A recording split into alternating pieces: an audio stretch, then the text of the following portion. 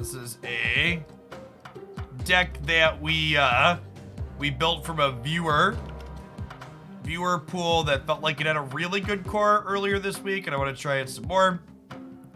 We unlocked the season pass Black Panther variant, and my shop graced me with this gas Magneto last night. I need 16 more boosters to split this Magneto variant, chat. So that's the goal for today. Wow, I actually have a lot of Arnim boosters. I wasn't expecting that. Once they finally moisturize our Arnim variant, we'll probably split this one, but while this is bugged, I'm not gonna put resources into it. So I got a little bit of a graphical issue. No, if you want to donate for next submission now to get at the front of the line for the day, that's fine. I'll take 4 or 5 things to start this morning, and then we'll start them up later.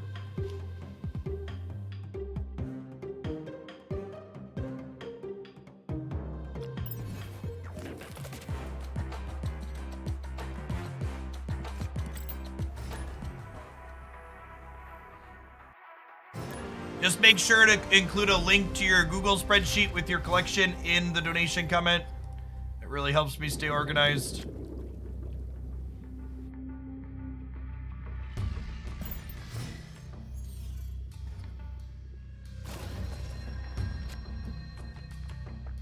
Particularly early plays here, but honestly, like, this is the curve we're looking to do. Storm into Jones, into Panther, into Zola. It's kind of like exactly what the doctor ordered. And we have Atlantis here. God bless America. All right, I guess we're doing this. We just talked about how my hand is great. Let's wipe this one off the face of the map, please. Wind, aid my hand. There could be some question of, against a Patriot deck, is 21 gonna be enough to win Atlantis? Because I plan to go Panther mid into Zola mid, split the Panther across the locations.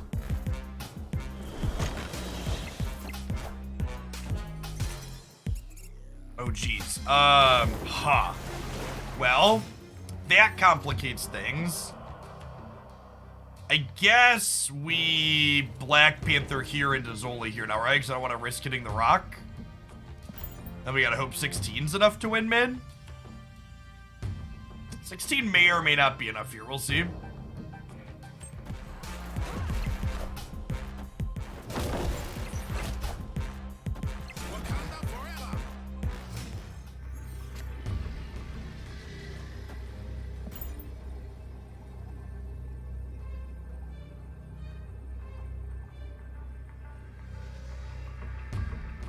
Variant looks so good. The cards that have purple backgrounds with the infinity border just look so superb. The hood variant we got the other day looks excellent like that too.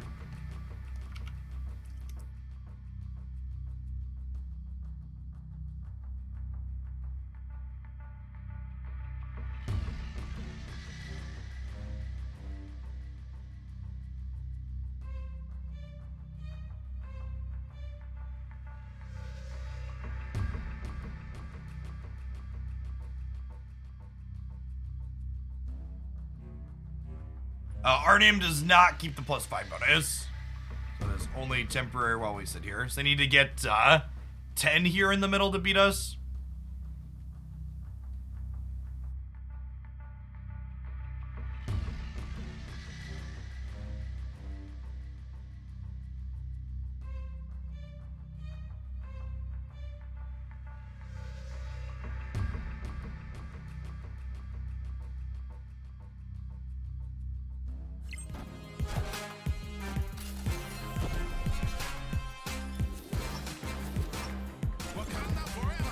Wakanda forever. I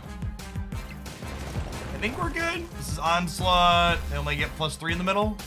Yeah, cool. Good stuff. Quality first game. Victory.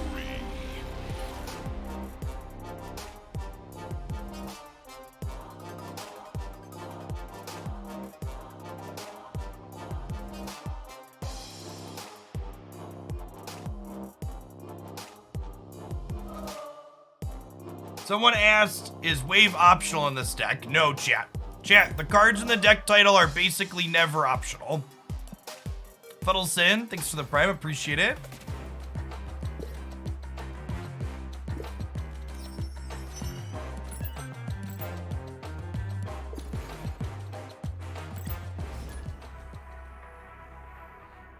Hey, I'm glad you're having fun with it, Fuddleson. I appreciate that support. Those prime subs are a big part of what let this be my job, so thanks for keeping me around. Is this a Nightcrawler post-Angela angle? I think it is. We go Angela into Widow Crawler here on 3.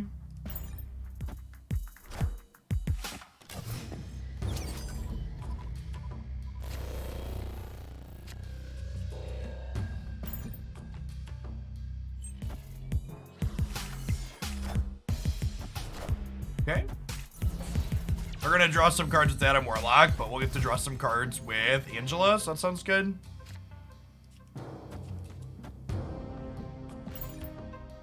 It's a little unfortunate.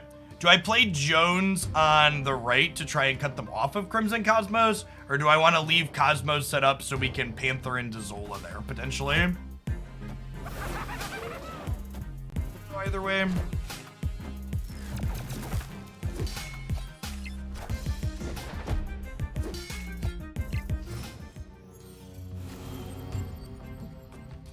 Okay, well, I was gonna say with the Zola draw, I definitely want to save that on the right side, but opponent snapped. Is it too crazy to just Gamba in the danger room? Staying for the snap, I think. I might take the double 25%er in the danger room and cut them off of these Hawkeye draws. These Warlock draws, I should say.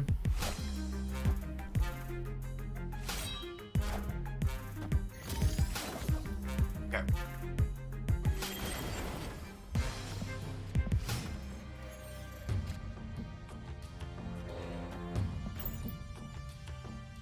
That's true. It is. It's actually only 125% of the danger room. Is a good shout. We need the warrior to survive. Zola can do whatever.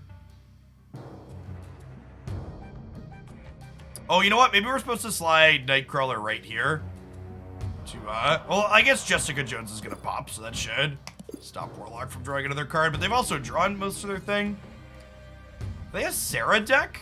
Colleen Wing and Armor. Colleen Wing especially is the one that's giving me pause on the cards they've played so far. Colleen makes me think maybe they're a Sarah deck looking to flood the board. She's just like a high power 2-drop that they can do that with.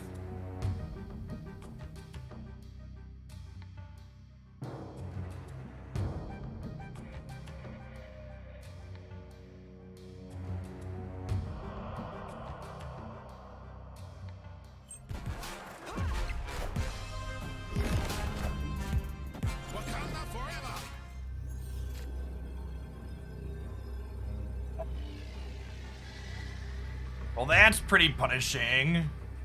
Are they just the Destroyer deck then? They're just the Destroyer deck and this is a coin flip? And I'm definitely here to flip coins for 2 cubes, right?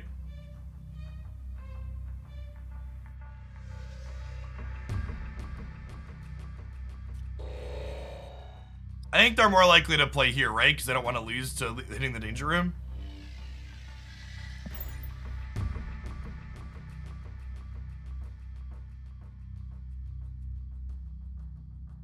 So obviously they could play here and then we could lose, but if they Destroyer here, we win. And if they Destroyer here, we're 25% to win. So the percentage play is definitely playing to Cosmos. The long tank so they can wait for the pre-roll ad to finish to know where to play. Hey, Raccoon, thanks for the brand new prime. Appreciate it.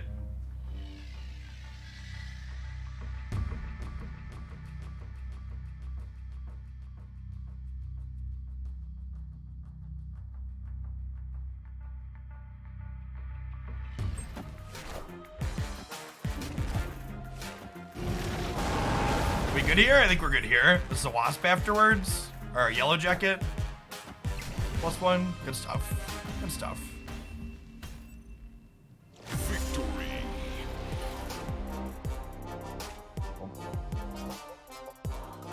Someone in chat asked if I plan to play the movement deck today. Yeah, I think I plan to try that a little bit. I think I want to try and get a highlight with this deck worth of content, and then I want to poke with that one. I like the core, what this deck is doing a lot.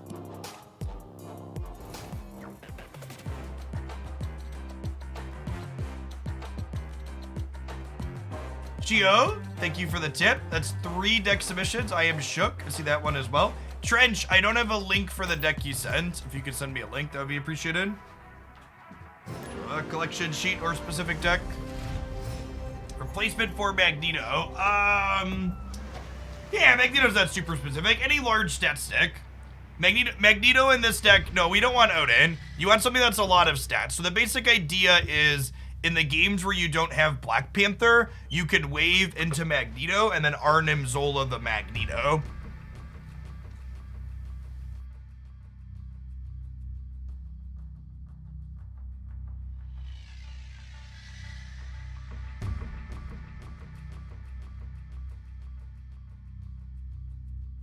For an optimal Beast Falcon deck, you need Hood or Torch, but they're all right on their own. Look up the Beast Bounce deck. Okay, so we have Lizard into Wave.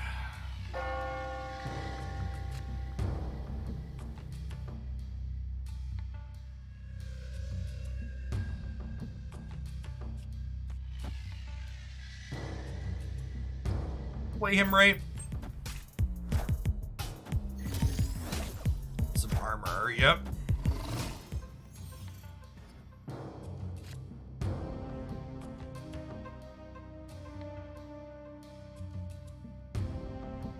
I think this is Storm into Jones here in the center, with the intention of cutting something across with Arnim Zola after the fact on a Warrior Falls.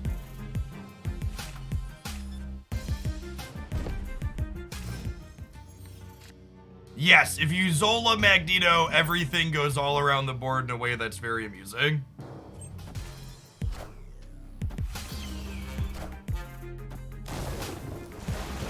Okay, so we're gonna have 10 in the middle, and more importantly, Magneto's gonna be able to jerk Warpath around. I think I'm actually supposed to play Vision to the left, just in case my opponent plays Professor X here. This means they can't Professor X either path. Yeah, get fucked, bud. Nice card.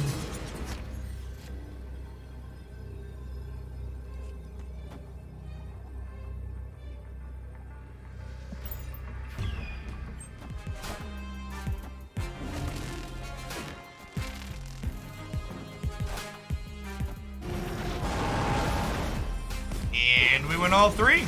Get out of here. Victory.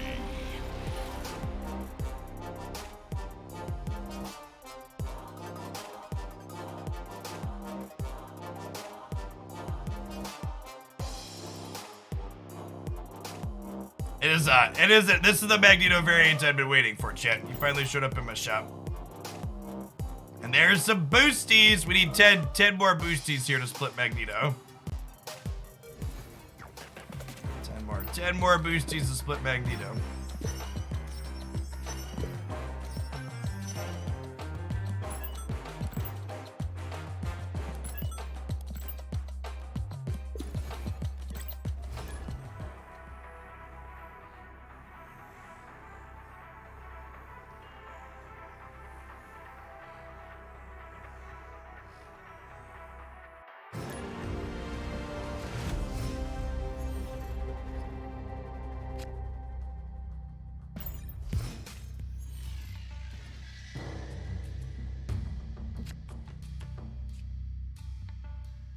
Okay, this could be a Zola Magneto game off of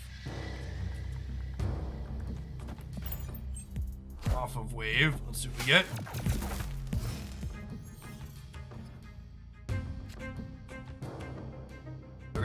makes that choice easy.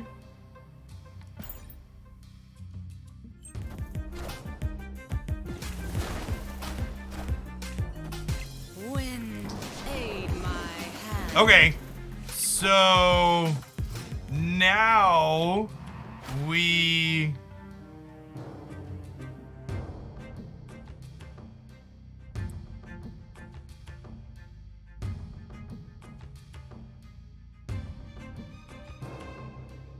Do we Magneto the storm out of the flooding? I think so, right?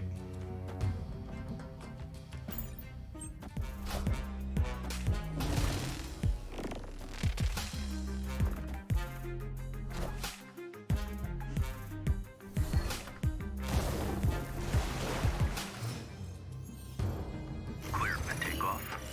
Opponent snapped. Okay, and I was gonna say, I think we pass here because I don't want to play a card I don't want to Zola, but with Black Panther, I'm happy Zolaing either card here. So we'll play that out, and then wherever we Zola is fine.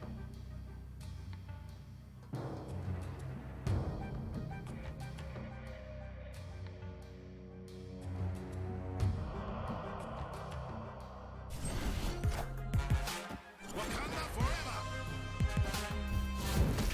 Okay, and this Shang-Chi just like actually doesn't matter. We have priority going in here. They need to. In fact, Shang-Chi means I don't have to worry about Shang-Chi on the final blow here. Yeah, so I get a 16 power cat here and a 16 power cat here.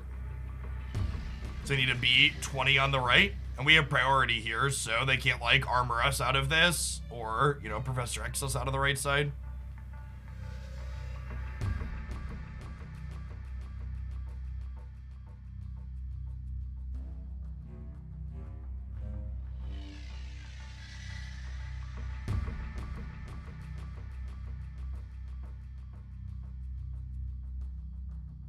They would retreat if I snap here. Possibly. I think the likelihood of me getting 4 cubes is, yeah, they're leaving without it even. Yeah. That was a solid game.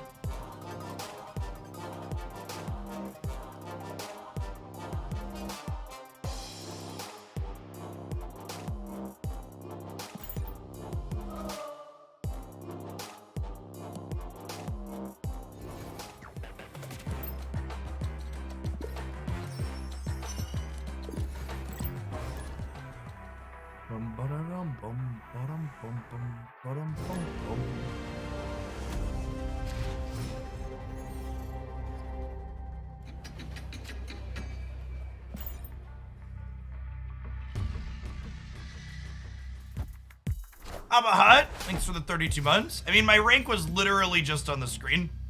You can see my rank at the end of every game. You can also type exclamation point rank in chat to get my current rank, but it appears on the screen as well.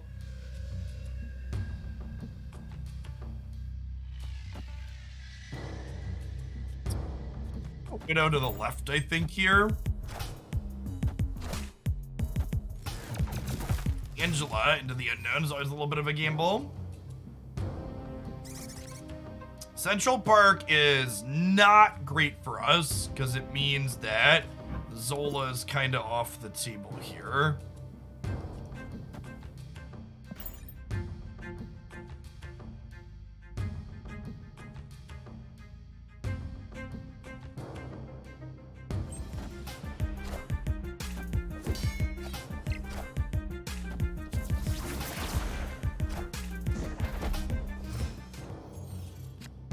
Off the table or is a risky 50-50. That's true.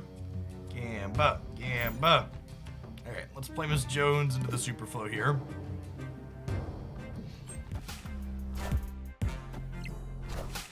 Okay, so they have a Magneto or a Zola. One of those is much better than the other for them, obviously.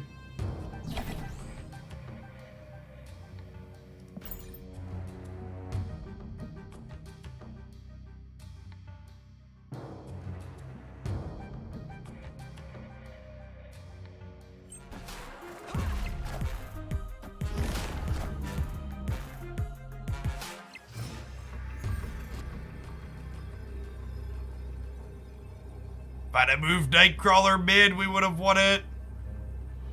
That's so sad. Well, we were bound to lose to the Destroyer eventually, right? Our opponent was not confident in this play at all. They did not snap. People are so weird about how they snap in this game, and by that I mean they just spew endlessly.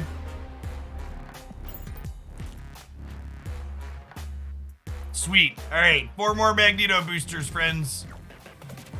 4 more Magneto boosters.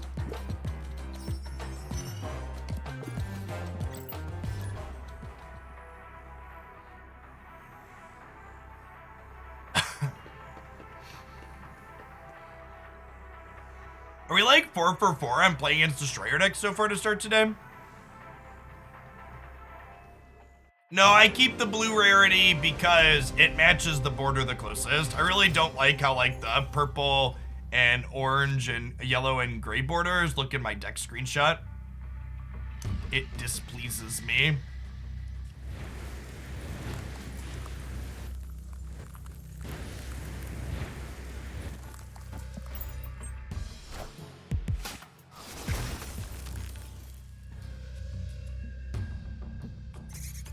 Man, flippin' Central Park, chat.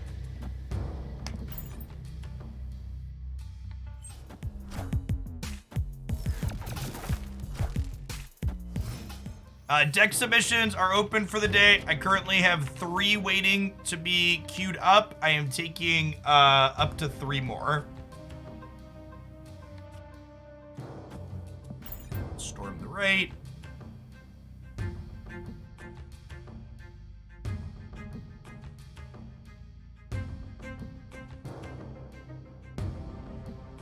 Our hand is really not great.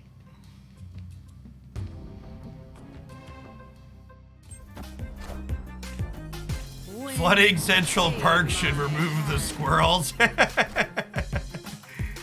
Oh, Cosmo, bad dog.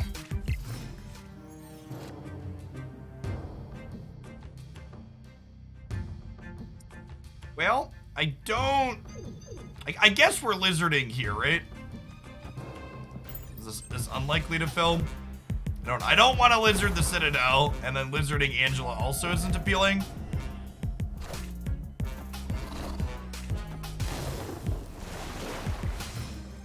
Vision. Panther. Panther's not terrible. So Panther lets me add 8, and then this adds 11. That was late. Again, moments like that, it just shouldn't snap. It just shouldn't snap in a spot like that. Once the animations are playing and I'm late, it needs to just not go.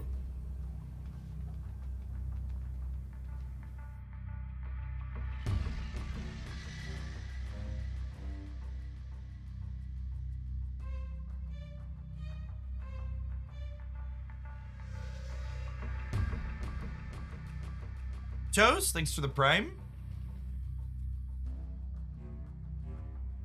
It's out here. Yep. I really like the core of this deck. It feels like we have the kind of busted Zola Panther thing. We also just like play this kind of organic, fair, kind of disruptive game in a really nice way that just like puts big numbers into play. Oh, Magneto split 2. Perfect, yeah, perfect. Let's crack this bad boy in half, huh?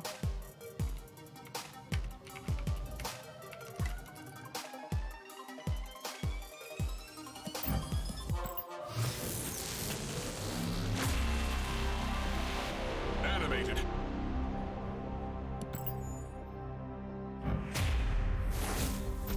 Boosters I actually want. Boosters I actually want. The thing, those are not boosters I actually want.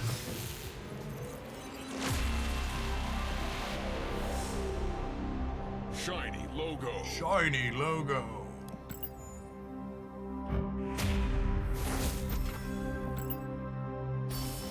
Credits, we take those.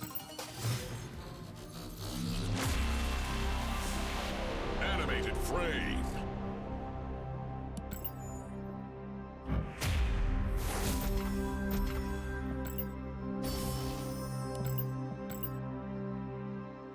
Devil Dino boosters, okay. Those are for a good card at least. I honestly don't mind getting boosters for cards I actually play.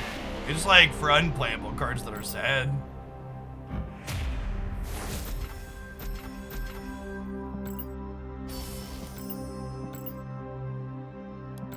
For boosters, okay. I do technically need a Deadpool variant. This is one of the better pixel variants.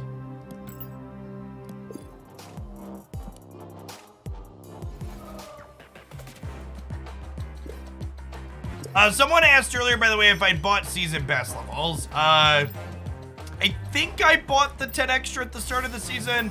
I honestly don't remember it. I have to go back and check my purchase history.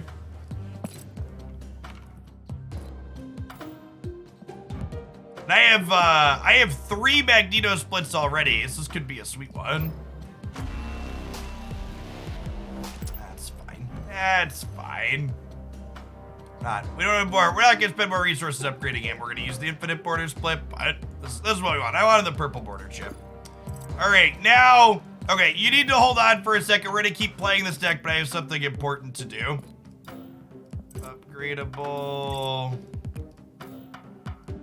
I need to upgrade, I need to upgrade 3 white bordered things, chat.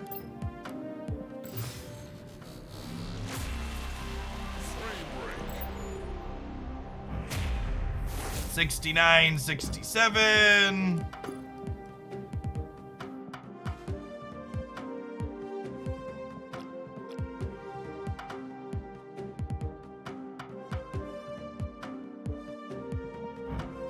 Oh, perfect. This will be 2 collection levels. Big Willie. Thank you for the brand new tier 1 sub. All right, there we go.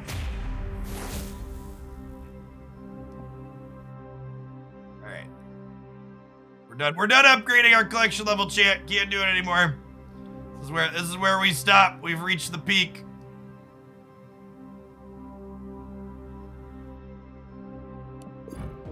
Get a screenshot for Twitter. Oh, we'll take the screenshot from here, actually, right?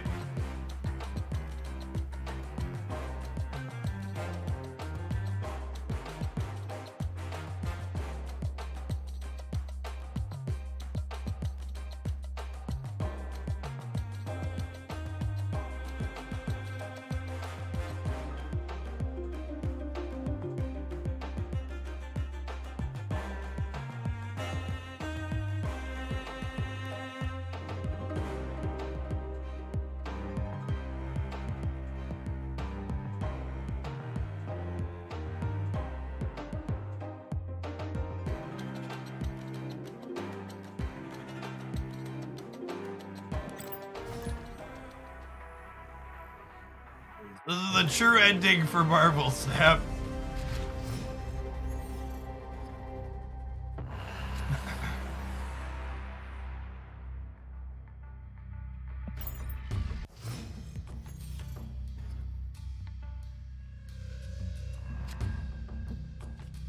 Wow. This board's about to get a little cramped. We do have Vision and Arnim Zola that potentially let us get into Death's Domain, which is nice.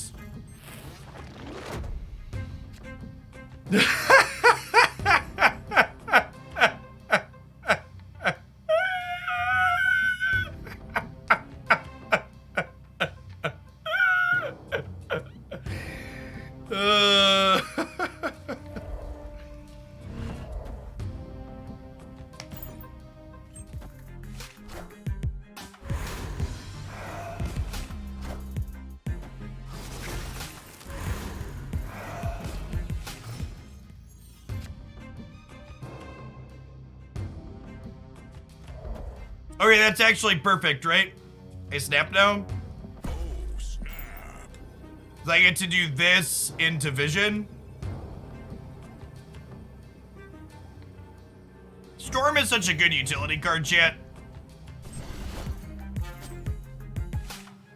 Okay.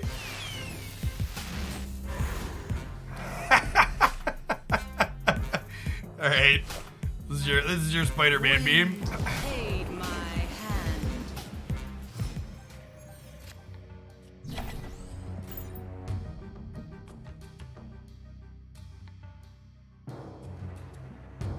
I don't know. I feel like one of the things a lot of people don't think about or talk about enough is that in spots where we have location variants like this, you have agency with the cards that you choose to put in your deck. You can control the outcomes. I'm probably gonna lose the tiebreaker, right?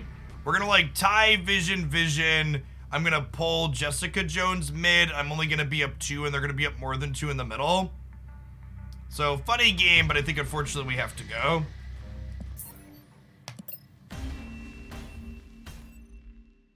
Escaped. Avogadro, thank you for the tip. You did not include a link to a collection with it though, so I do not know what we are building on. If you can pop up in chat and get me a link, I'd appreciate it. Make sure your name is in the document as well. Yeah, after Toast submission, I have room for 2 more build-around submissions today. We'll be starting with those in like an hour and a half to 2 hours. There was no link in your submission, Trench, if you could drop it in chat.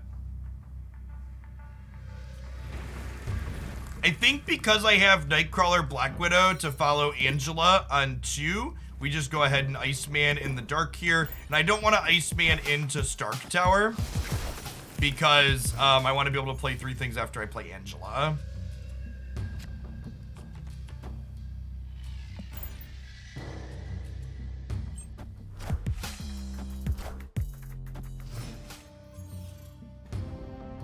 Thank you, Jelly Bean. Thank you, Trench. Go.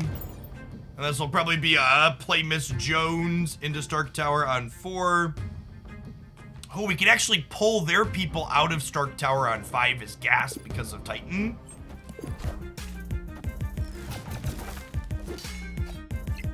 Don't storm me, friendo. Have a heart. Okay.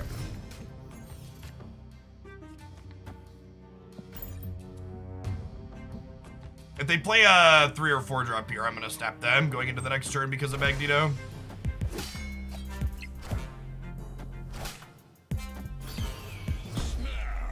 Yeah, I'm gonna snap here.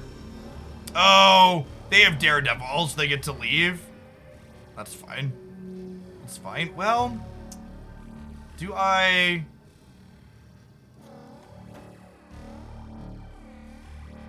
Yeah, I'm fine with this if they Professor X right? Yeah. Because we have priority here. Our name's highlighted in gold, so they can't Professor X here and stop me from taking Warpath. And if they Professor X here and then I take Warpath out of it, we win the left. So they can win the right here with that, but then Destroyer here or here both lose to what I have. Because Nightcrawler will be able to slide into the middle and be 16, and then we'll win the tiebreaker on the left.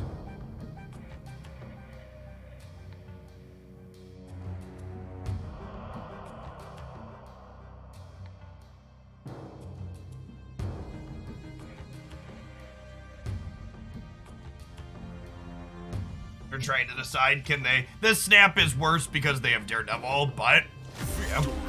No, they're probably leaving when they see the Magneto anyways. This card's so good into the Destroyer matchup. Because they're trying to play into specifically 2 paths and he just like messes that all up.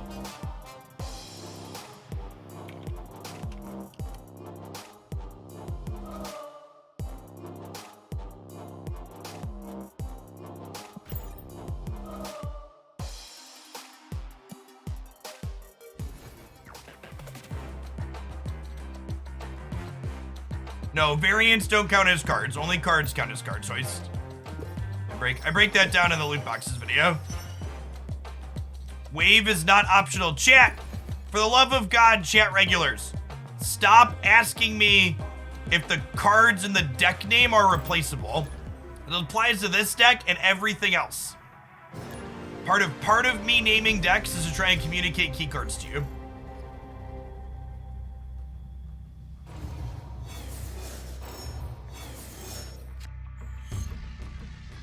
The three key cards in this deck are Wave, Cat, and Arnim Zola. I think like other things are replacement level and worth trying other things. Those are the three cards you can't replace.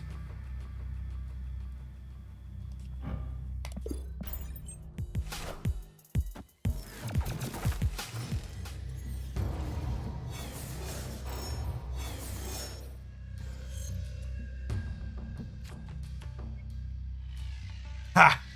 Mirror Dimension flooded, as always. Funny, awkward. There's a storm here, I think.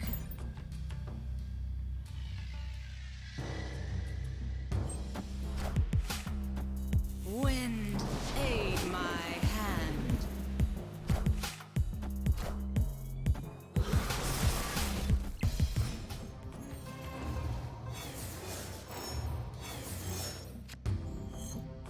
Through Miss Jones on curve. That's lovely.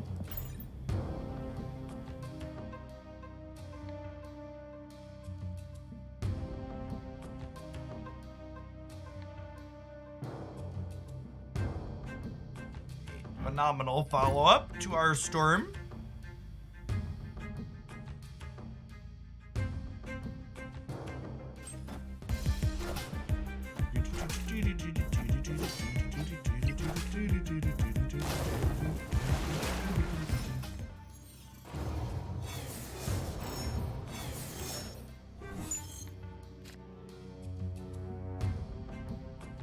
All right, no flow for anyone.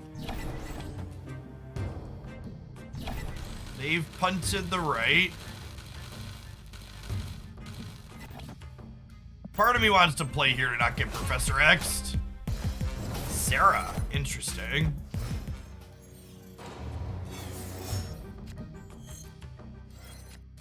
Okay, so they're decidedly not a Professor X deck then.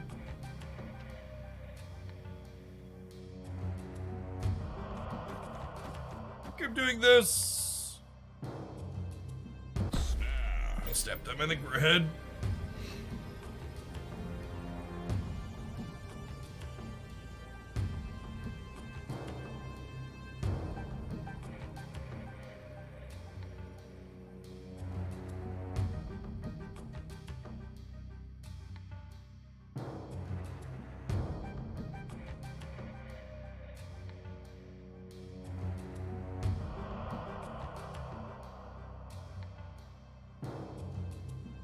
Why are people asking me if I'm moving vision? Why would I move vision here? What are we playing around by moving vision? Yeah, this is turn 5, chat. There's a super flow. We played him on 4. He's chilling. He's vibing. And Vision is he's close to my favorite 5-drop. It's hard to compete with Arrow because she's bae, but like, yeah, Vision's like close second at the moment.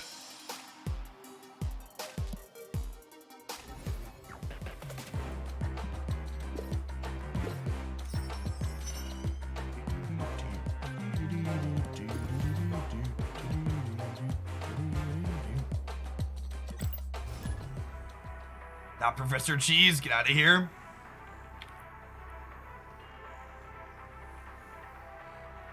These last couple ranks are so slow. You net decked your way to 100. I'm glad you had fun, Burgle. It's my 1-drop opponent. Game board? It wasn't my opponent, it was the game board.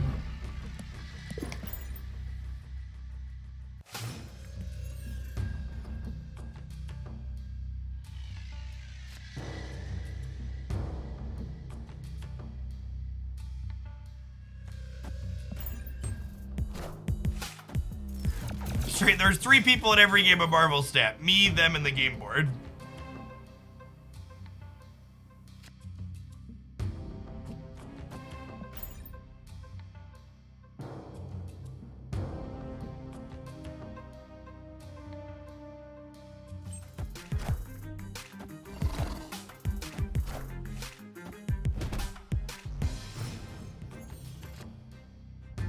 Lizard going into the Widow's Bite path. I guess Black Widow and Lizard are technically a little bit of an onbo, huh? I think Lizard's good just for curve / stats, but worth pointing out here for sure.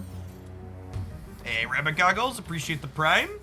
Also appreciate the Black Panther draw. Lovely.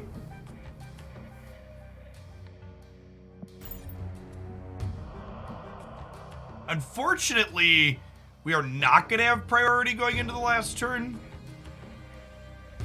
We could also see like Professor X come down right here because they know I'm unlikely to want to play the Strange Academy. Avengers, assemble. Wakanda forever.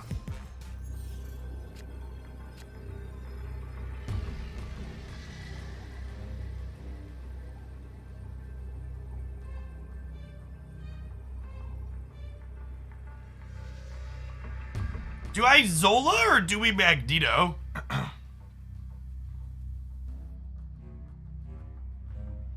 What if I Magneto?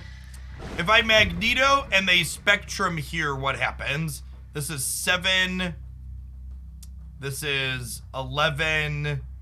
This is 16, 17, 18. You think Zola is safer? I don't know if that's true, right?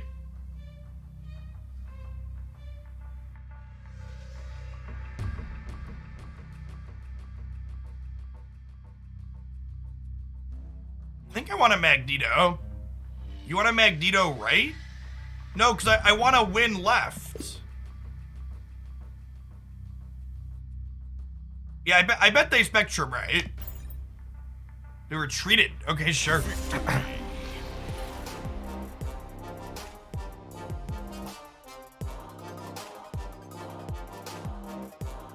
Oh, if I Magneto right, we pull Namor too. Yeah, but then we lose right? But I guess we probably win left and center. Yeah, I forgot we were pulling Namor too if we Magneto right. Yeah, that could be fine. I don't want to Arnim, I don't think, because what's the word I'm searching for? If they Professor X the right, Arnim loses, is the word I'm searching for. Because they have priority. So if I Arnim here and they Professor X, we lose left and right and win center. So I think because Magneto beats Professor X, right? Magneto on either side beats Professor X, right? Yeah.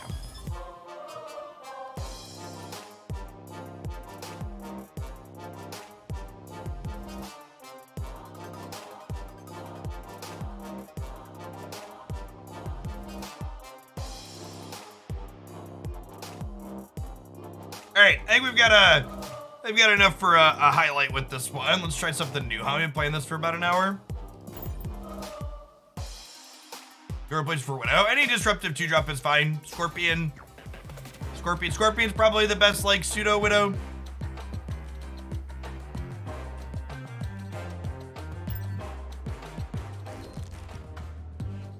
Hey, Echoplex, thank you for the 11 months. Welcome back.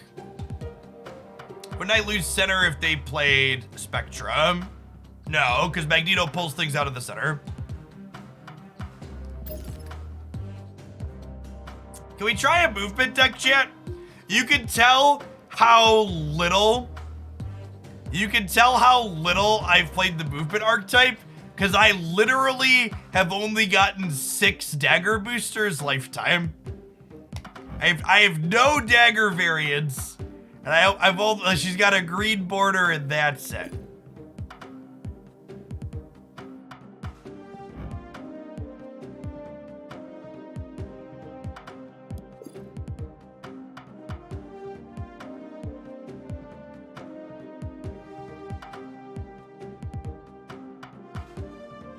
All right, we're at 98. Should we spew some cubes?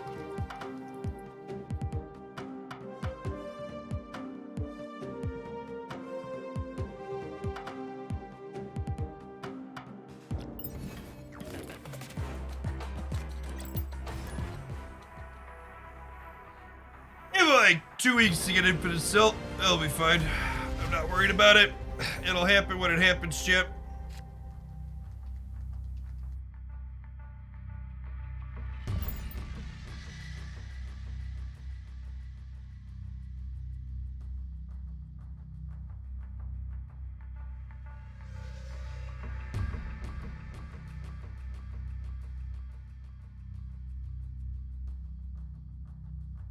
The fact that KM Best has the community calling Death Wave with Arrow Bay Arrow reminds me of when we used to name magic decks, after like things like bowls of cereal, because it's just completely not descriptive. It's not a Bay Arrow deck, it's a Death Wave deck. It's a Death Wave deck that happens to play Arrow as its 5-drop.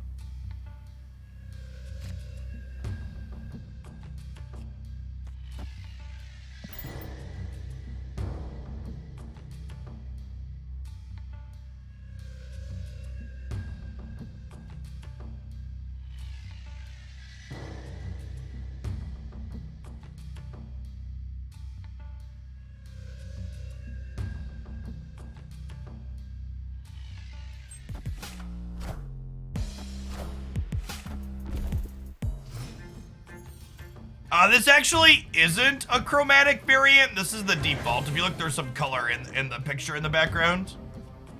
They have Odin.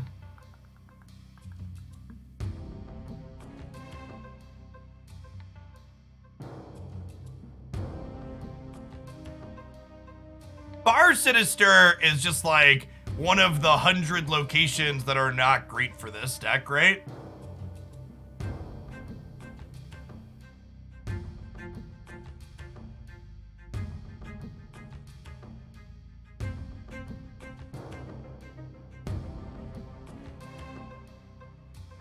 What are we doing here?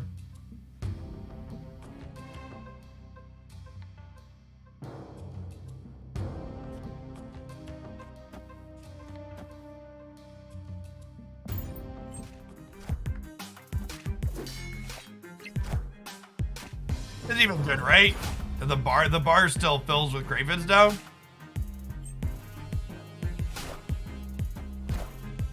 I think we're punting a cube to the location variance here.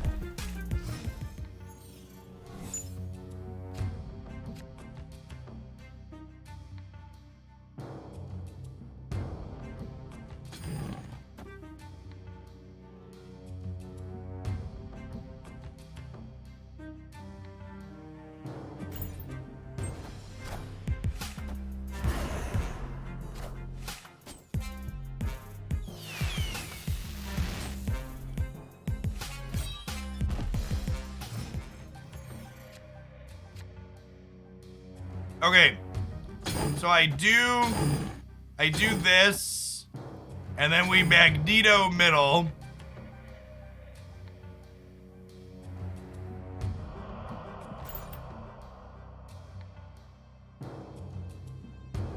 And then we're probably winning mid.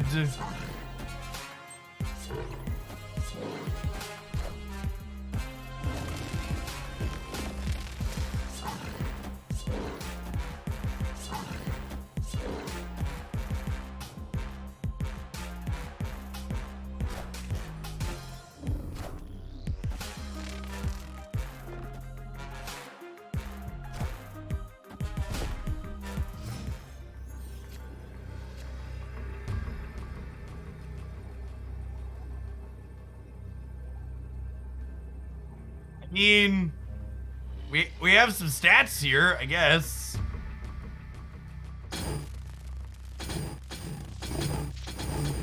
Why is Craven, chat? Why is Craven?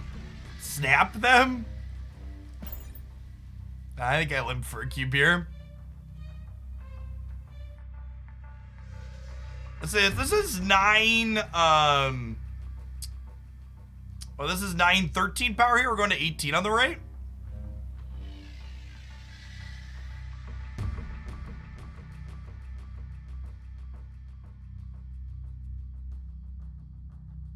We're winning left technically, right?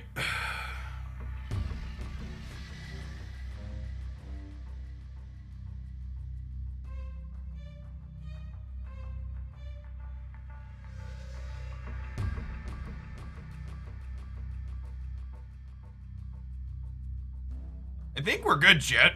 They did discard an infant off, but they're in the tank here, so I assume they don't have Hella. Victory. Yeah, take my cube. Thanks, bud.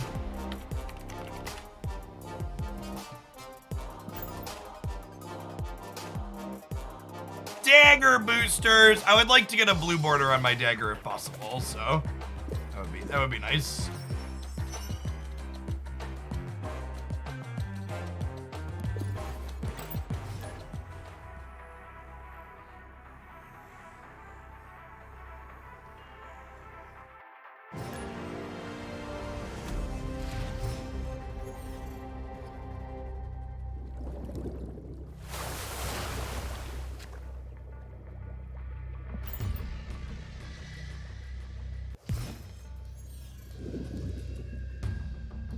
Can't level up though, but chat, our border's so ugly.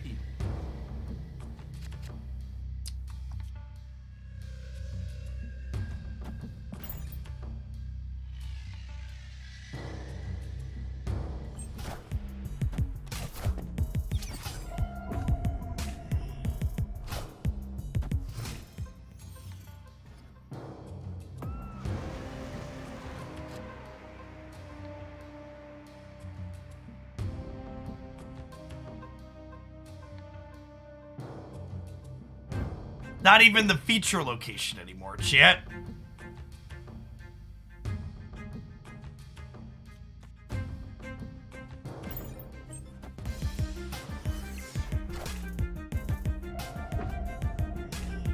Okay, our Gamba is paying off here so far. And now Mr. Strange gets to grab all of our highest power cards and pull them into the middle. So he'll grab Angela and Dagger. Dagger will go to 5, Angela will go to 3 off of Doctor Strange.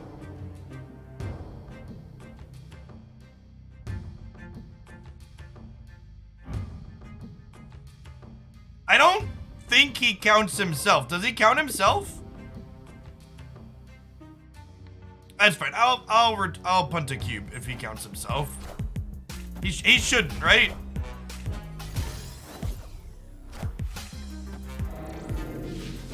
Yeah, okay. Good. That was my understanding of what was about to happen. Unless he does not count himself.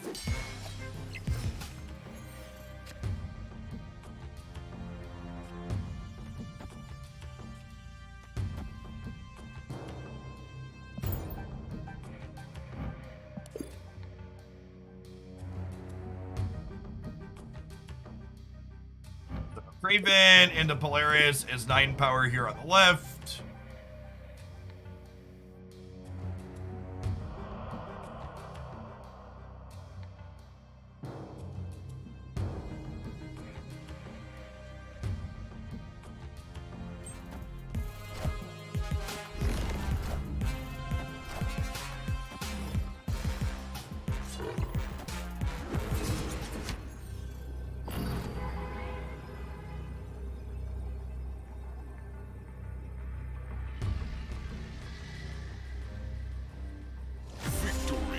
They just didn't draw their Destroyer?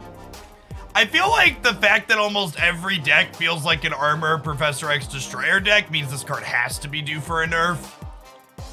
Cascade, thank you for the prime. Really appreciate the support. Welcome. That was Cerebro 3, was it? Okay, now I want to build Cerebro 3 with 1 copy of Destroyer. Can we do that? Okay, that's if I don't know that we're gonna. I want to play the movement deck. I'm writing that down though, because that sounds like a wonderful just like we do one thing or the other. I think that's accidentally a good idea. Like, no joke. Like, that sounds excellent. Yeah, I don't know about this movement archetype, chat. There's just all of these locations that like fill the board up like this are just so bad for us, right?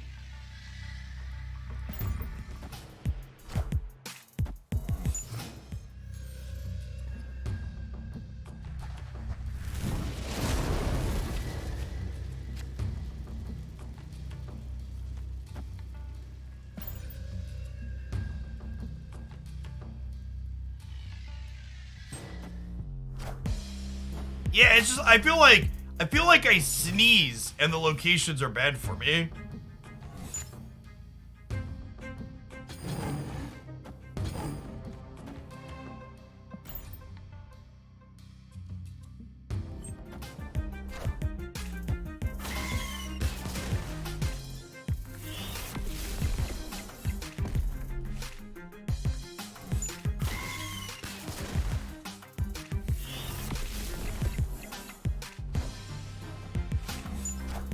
Yeah, I think there's a good chance we start that one in a second.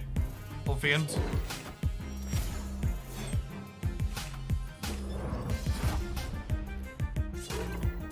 Yeah, there's a very high density of locations that fill the board. I don't know, maybe this is gonna be fine.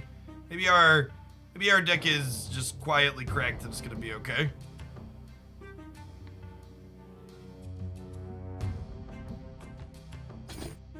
Like, what if I beast all of these back here?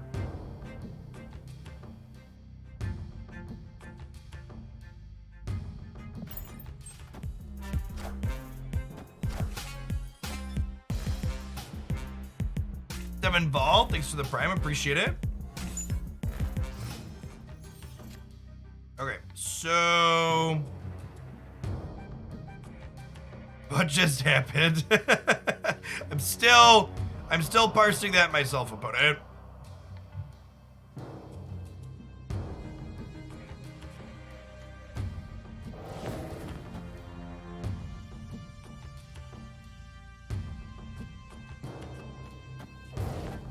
How about we do this, and then if this dagger goes mid, they move here, they get at least +2.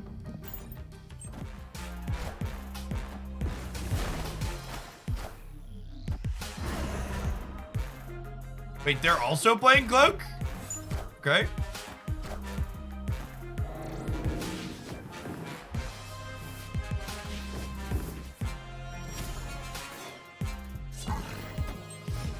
Heimdall.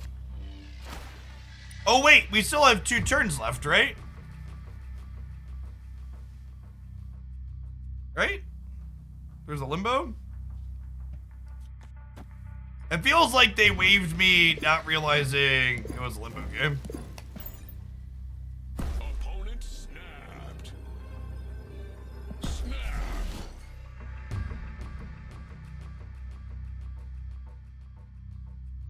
Okay, I think we lose this game most of the time if there's not a limbo, but there's a limbo, right?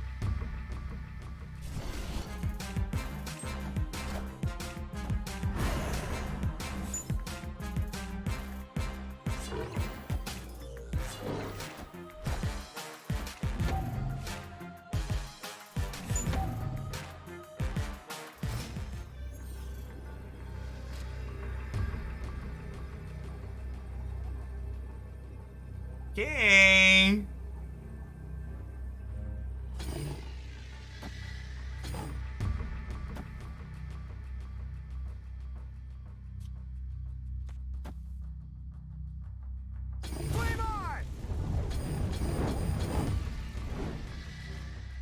Yeah, Kingpin's only turn 6 jet.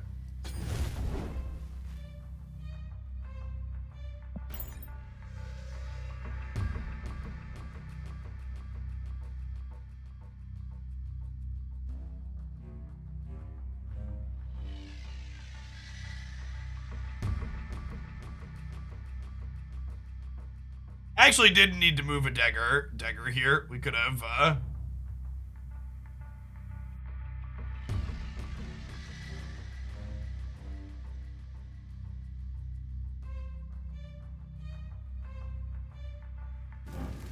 This is definitely big. I forgot about limbo energy.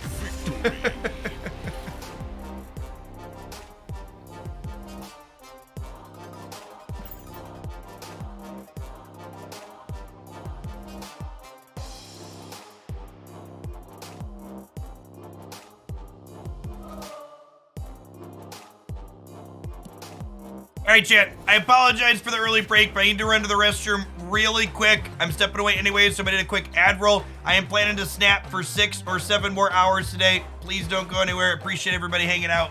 BRB.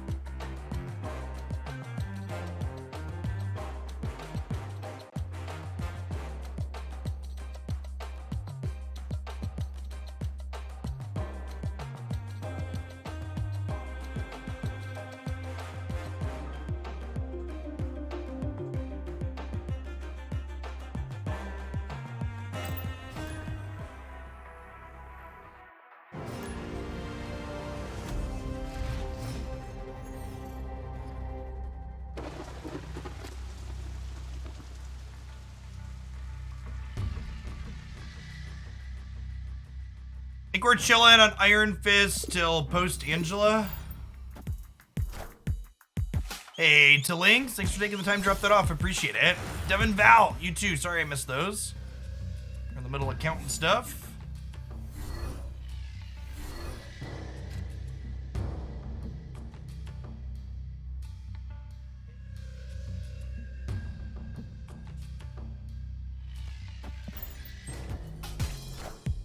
Yandu into Bucky's. We're playing against the Death Wave deck. Yandu killed Heimdall. Unfortunate.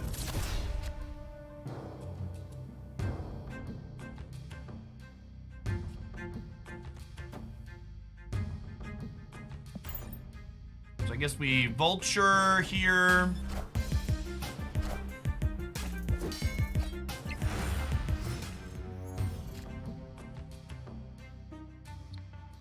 Okay, that's nice. So we go Iron Fist into Human Torch into Cloak. And honestly, I think I snapped them here.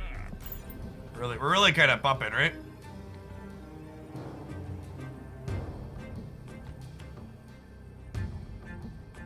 Or leaving. Okay, sure.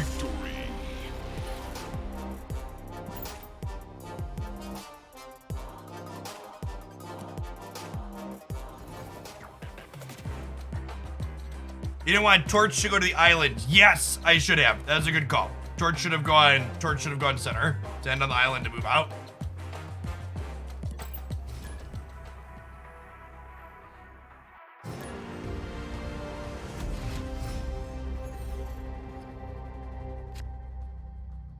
You know why Beast didn't recall your second fist? Yeah, because my hand was full.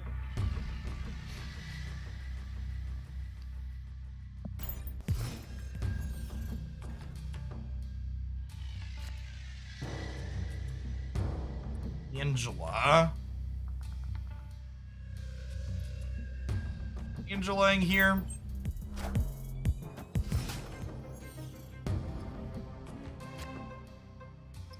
That's annoying. I wanted to play 2 cards this turn.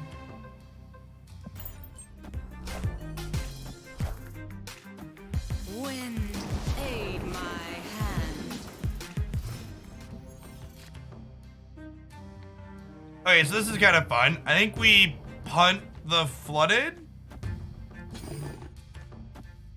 You go Iron Fist into Beast here?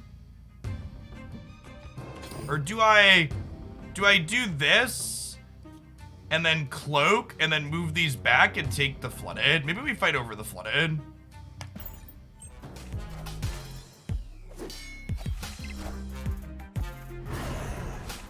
Hey, Wills. Glad you're enjoying the YouTube stuff. Thank you for the 28 months. Welcome back. All right, how big is Jubilee here?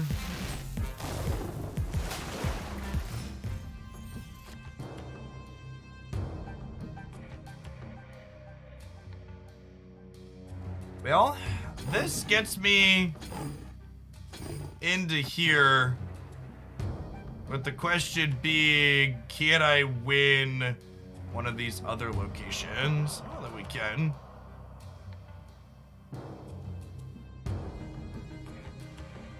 Other order, yeah.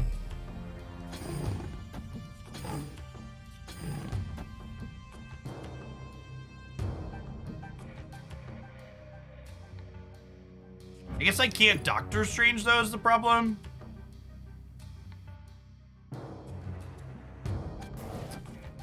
He just wants to do this. Let's just do this and see exactly how this ends up. I think. Guess I'll pull Craven over, which I guess isn't useful.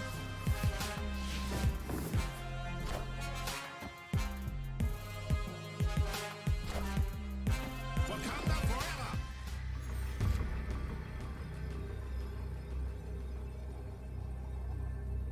I basically just did a whole lot of nothing there. Escaped.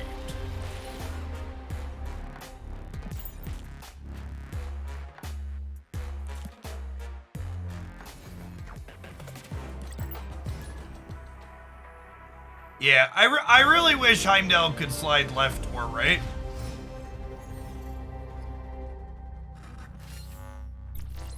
It would be nice.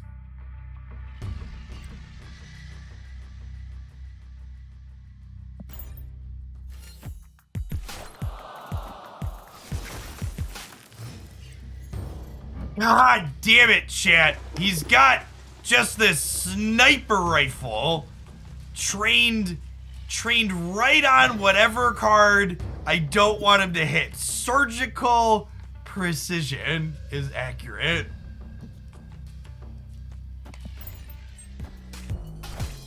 Sniper, no sniping.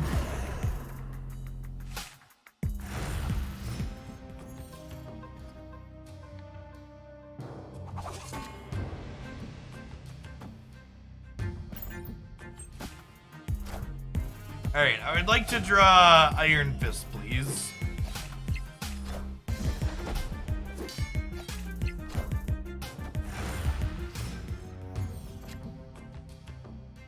This Twitch stream is pre-recorded in front of a live audience. Thanks everybody for hanging out today. This might be enough to get us in this game.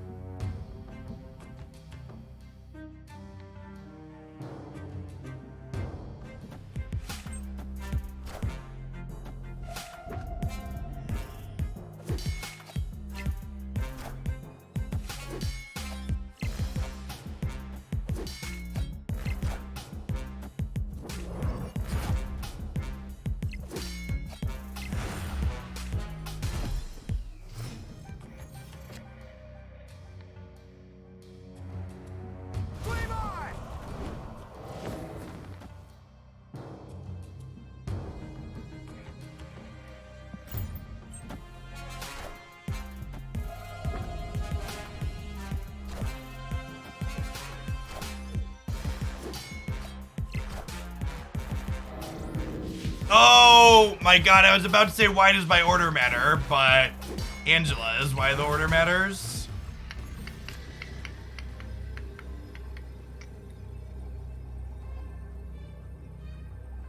Shoot. Well, actually, do we still win here? So it'll be 8-13. No, we're gonna lose here, right?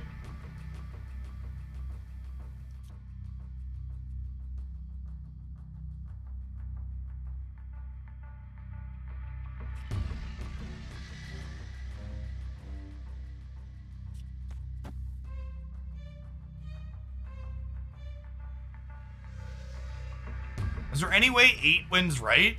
There's a small chance, right?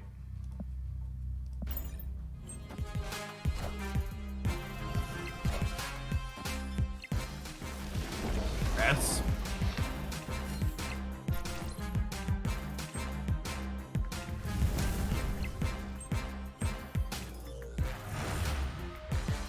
Yeah. We win this if I get the order right.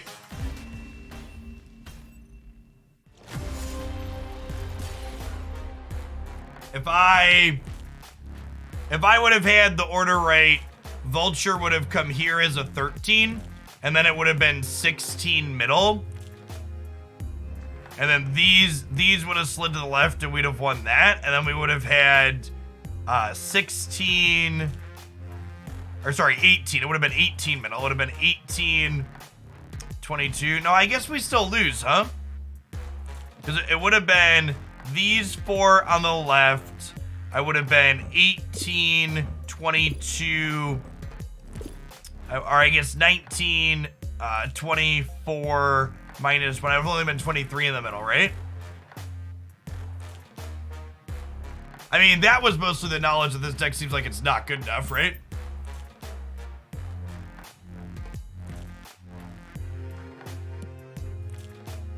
Yeah, we still would have been 10 short if the Vulture would have moved around.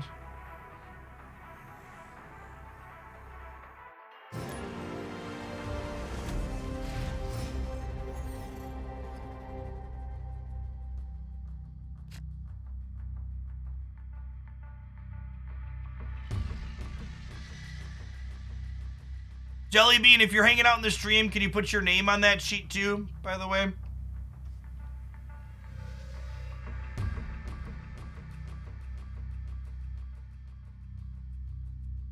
I think this is a Iron Fist after we Angela angle.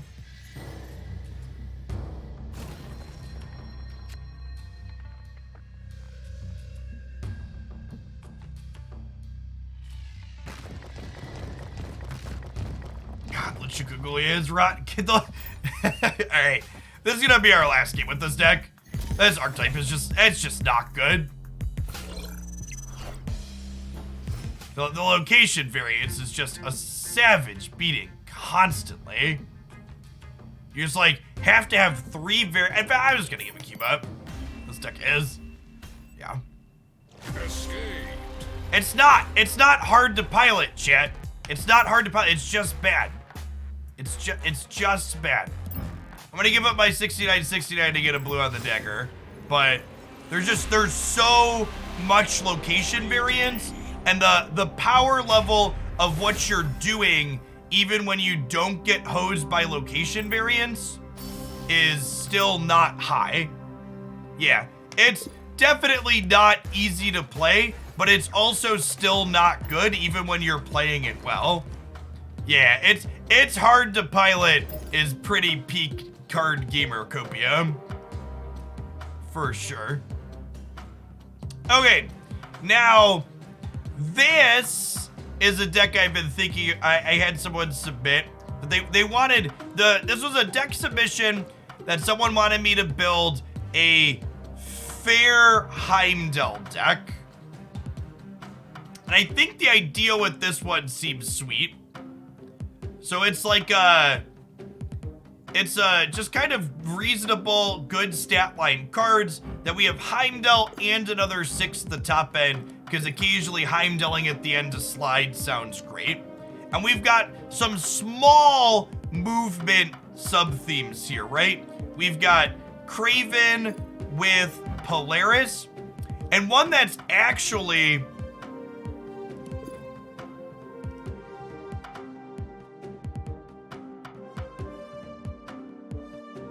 And one that's actually, can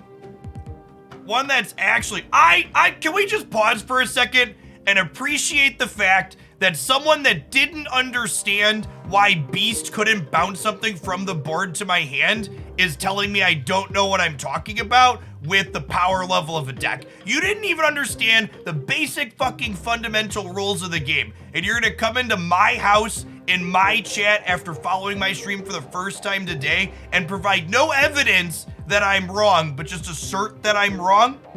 You wanna show that I'm wrong and assert that I'm wrong? Go fuck off and build the deck that you think is good and put it on the map.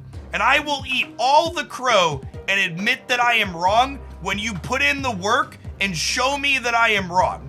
But until you've put in the work and shown me that I am wrong, do not come into my house and be obnoxious and tell me that I don't know what I'm talking about when you didn't understand a basic fucking rule of the game 20 minutes ago. So don't get me wrong, chat. When I ramble like this, people are like, Jeff hates being told he's wrong. I'm wrong all the time, chat. Ask my wife how often I am wrong. It's frequent how often I am wrong. But in order to tell me I'm wrong and have a discussion about it, you don't just get to come in and provide nothing, right? Like, I'm the subject matter expert here. I'm the one who's collection level 7,000, who's been playing this game for 6 fucking months. I've got degrees where I studied game theory and statistics, and I have decades of deck building experience. I've played lots of stuff. Like, I love to be shown I'm wrong, but don't come in here and appeal to authority, because your authority is less than mine in this instance. I have way more experience than you.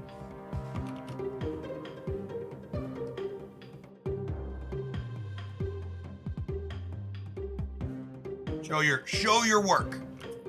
I would love to be proven I'm wrong and that the movement deck is good, but there's actual no evidence or numbers or metagame representation to show that. It's just, there's not. I think the movement deck is really sweet and it's a ton of fun, but it's not powerful. Like and it's not from a lack of people trying it, right? Like, there are a ton of people trying to make that deck work, and there's a reason why 9 times out of 10 when you play against it on the ladder, it's just like this awkward pile of stuff that doesn't put particularly big numbers into play.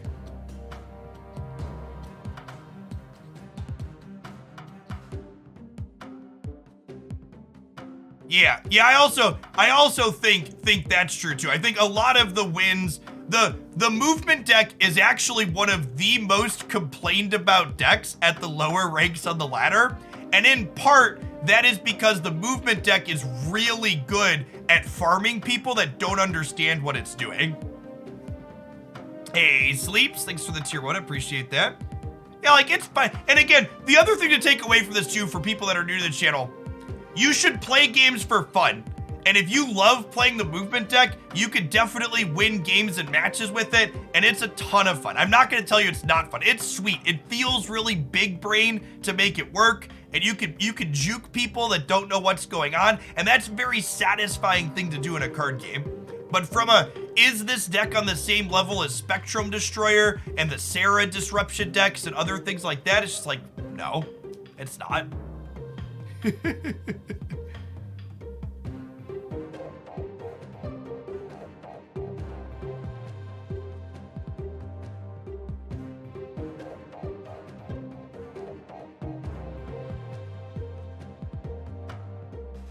All right, let's play some games, huh? We're done rambling. So this deck, mostly fair deck, just good on-rate cards with a little bit of disruptive elements in here. And we also have Heimdall at the top to play into not only Kraven potentially being useful, but Heimdall's another way to cheat power into the flooded location. And another thing that's kind of sweet, I've kind of fallen in love with Vision, chat. Vision is kind of gas with Angela and Kraven, right?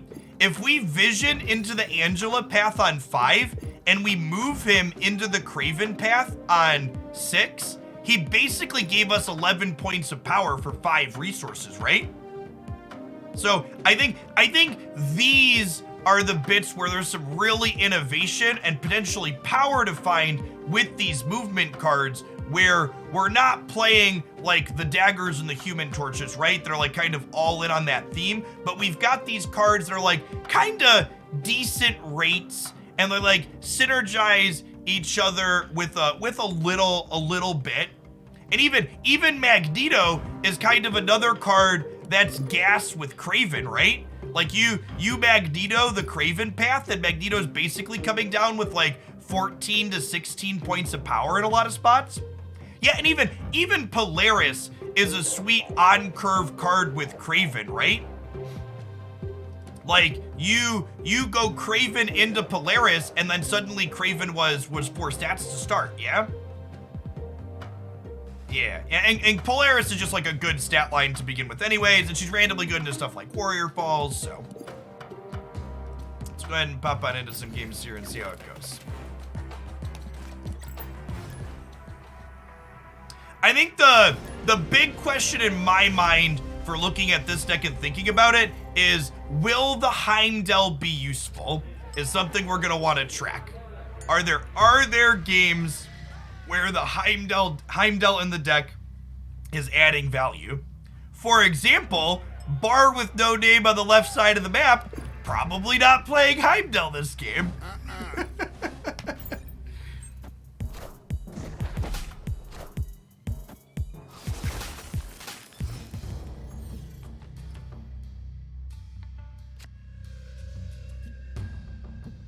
So, Widow into cloning bats is normally one of my favorite things to do in Marvel Snap, but it's actually less good into the Bar with no name, right? Because they already have 4 locations they can't play into. So like, we deny them card draws, but we're not like actually taking space away from their board by playing Black Widow here.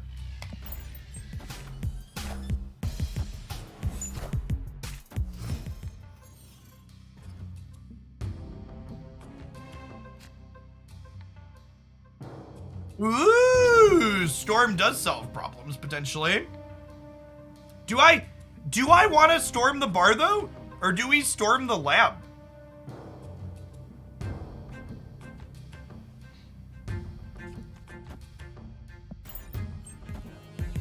think I'm going to storm the lab here. Wind, aid my hand.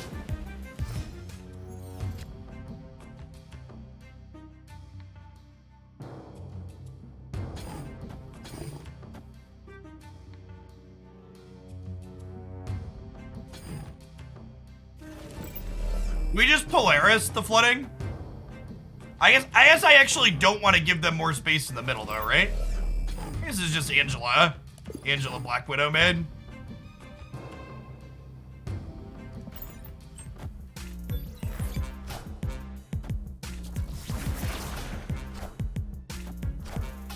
Okay, and now my Black Widow's actually super reasonable here because they've locked themselves out of the flooding.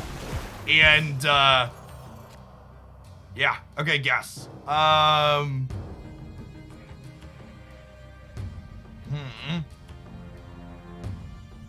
Vision's an interesting one. Do I want to Widow them again? I don't think so. I don't think so. I think we just Vision mid. You want to fill the vats? No, I think they're filling the vats this turn shit. Yeah. Wakanda forever.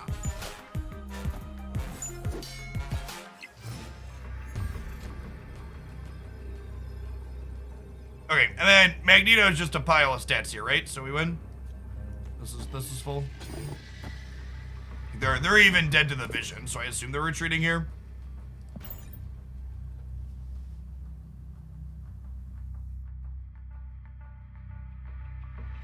Hopefully they retreat, because if they stay in, I have to PayPal them.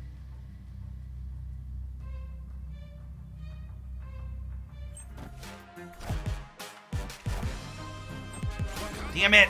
All right, hold on. Give me a second.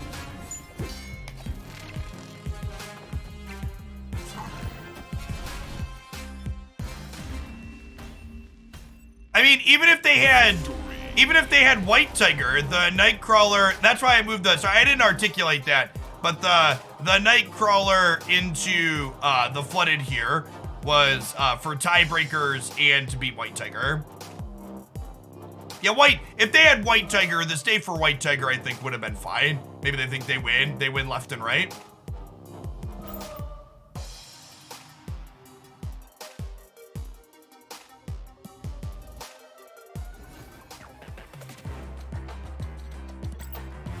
I do enjoy that Vision variant. I might be biased in my love of Vision because of that variant. It's hard to say though.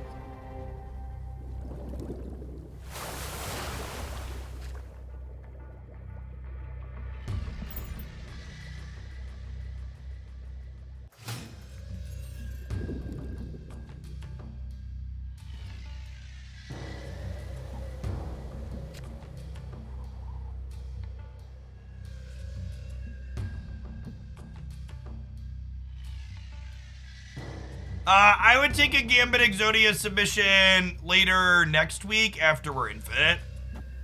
I'm not like gonna stress about getting Infinite early on here, but I'm not gonna play like explicitly bad decks while we're just right at the cusp.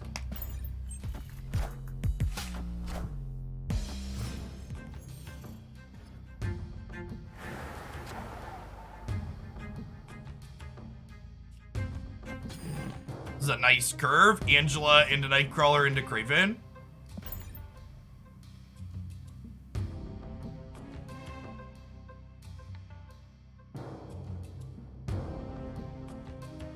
Snap.fan has card variants on each individual card page. Kraven and Kingpin together.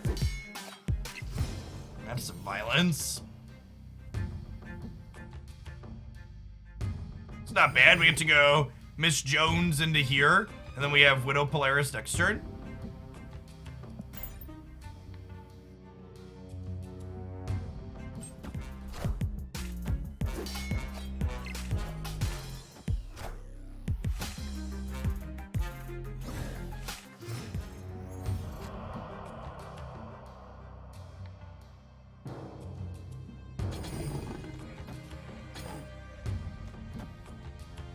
Fine with pulling one of their 2-power things into the middle here.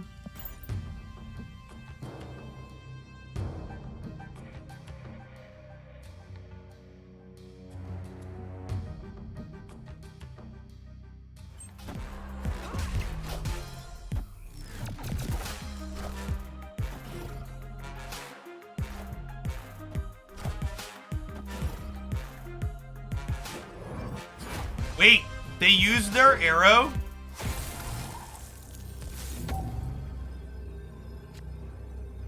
They used their arrow on turn 5? Really?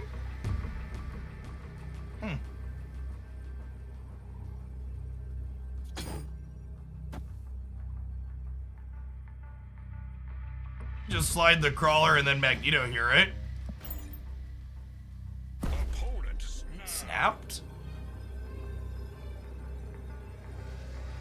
I'm staying in. Think I'm staying in?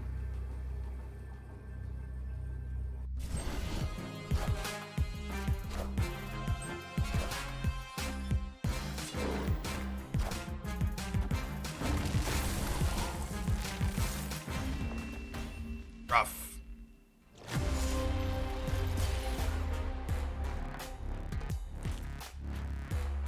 Red Skull's a big boy.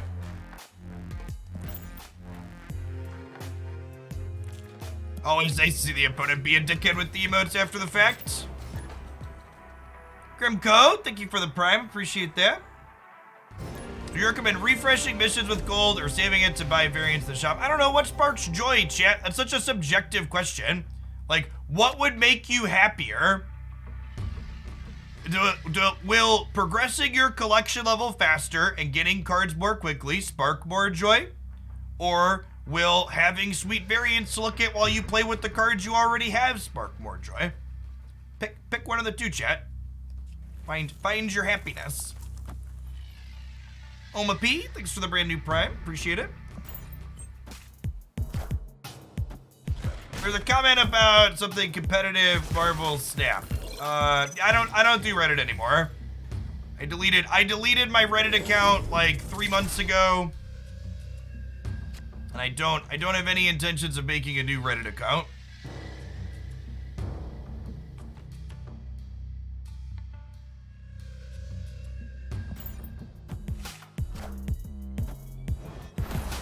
I am crossing my fingers every single day that Elon Musk fully kills Twitter. Because if he fully kills Twitter, I won't have to make any more social media accounts. I can't just delete my Twitter account because it's relevant for sponsored crap for my job. Yeah, man, link my videos away. I love. Wind aid my hand. Never gonna tell you no to promotion. Down for that. But yeah, so I can't justify deleting my Twitter account, but I would be happy if it was gone and I didn't have to do it anymore.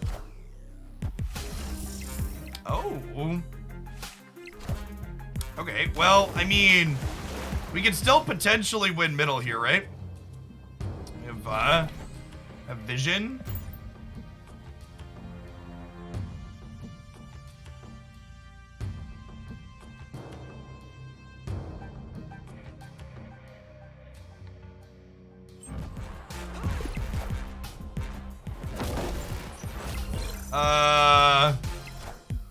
Friendo.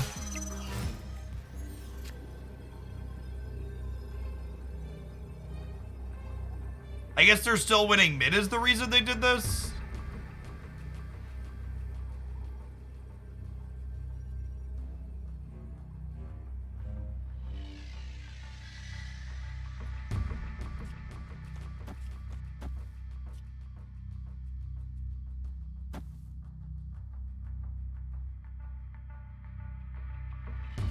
They could. I probably need to vision mid, right? In case of Mystique. I know that I can win right with only 6 though. If they Mystique, we tie. Or an onslaught, yeah. I'm punting a cube here to old Greg. Well, they don't have onslaught. They're a Cerebro deck. Mystique is what they could have.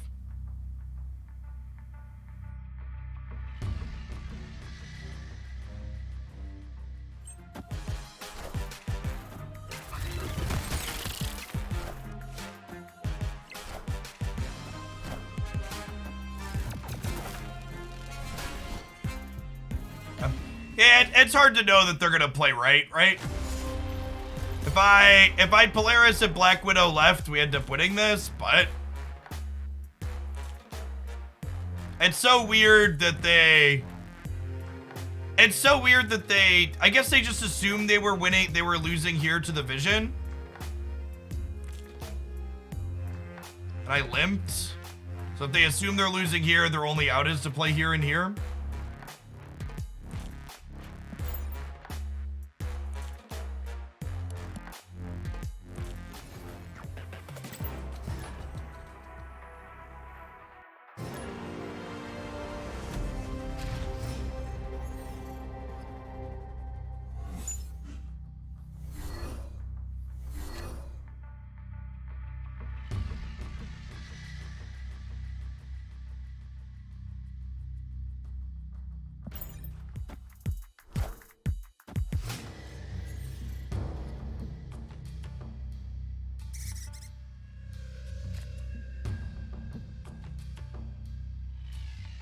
It's a Cerebro buff mid if they play left. They literally had already played left and had already lost the buff mid. Stop it. Get some help.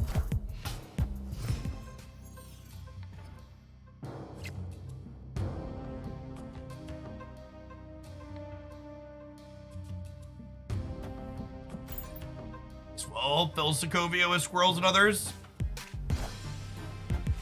Wind, aid my hand.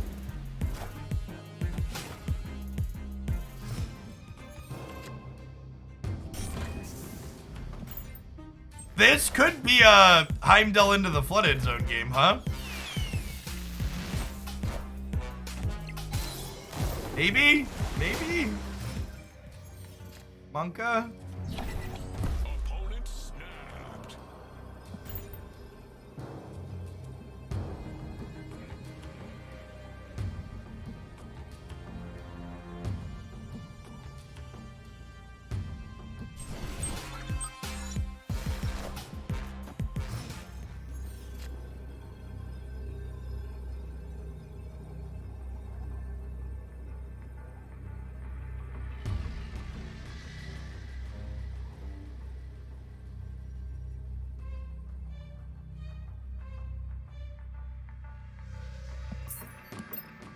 Alright, so far Heimdall hasn't done anything.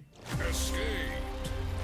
So far Heimdall's done a whole lot of nutting. The Kraven Polaris part seems fine. Chat, they have Infinite. We die. Chat, they have Infinite. We couldn't win middle, and we couldn't win whatever location they played Infinite at. Wouldn't playing the good card be better than Heimdall? Yeah, probably. That's what we're trying to find out, chat. You gotta crack a few cosmic cubes to make an omelet sometimes.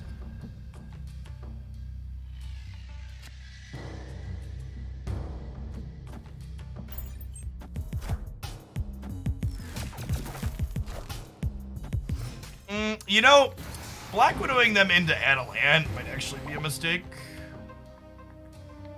Okay, I think we storm them now. I think I want to storm them now. Or storm Adelant now, since we cut them off a card draw. Wind, aid my hand.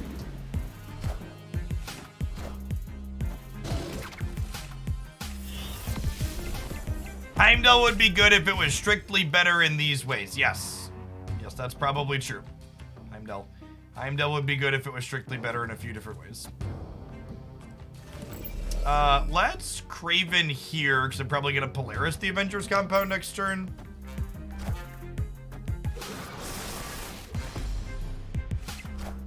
This Black Widow Breeze is just a good uncurved disruptive card. Clear for takeoff.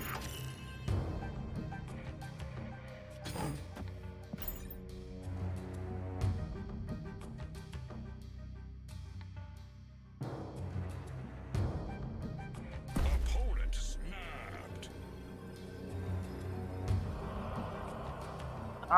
Heimdall into the Flooded might win us this game.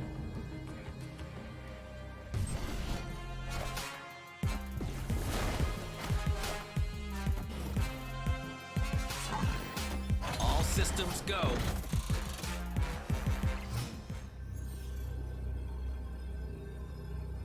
Oh, Heimdall into Stark Tower to win the Flooded.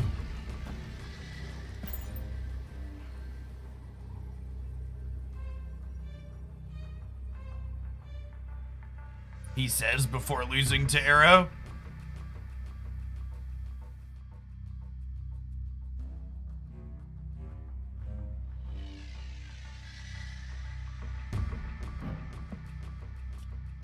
Arrow is not real. She can't hurt me if I don't believe in her, chat.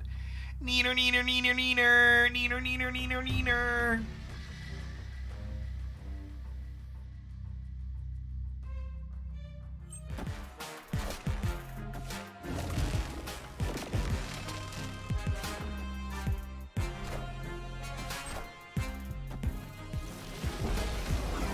Magneto, also a better finisher than Heimdall.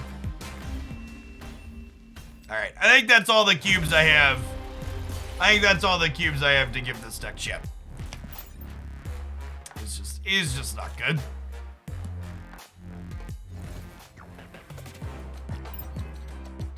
Good idea. And honestly, the Kraven Polaris Vision package, this might be a 1, 2, 3 that's worth exploring in another deck. Like that seems reasonable.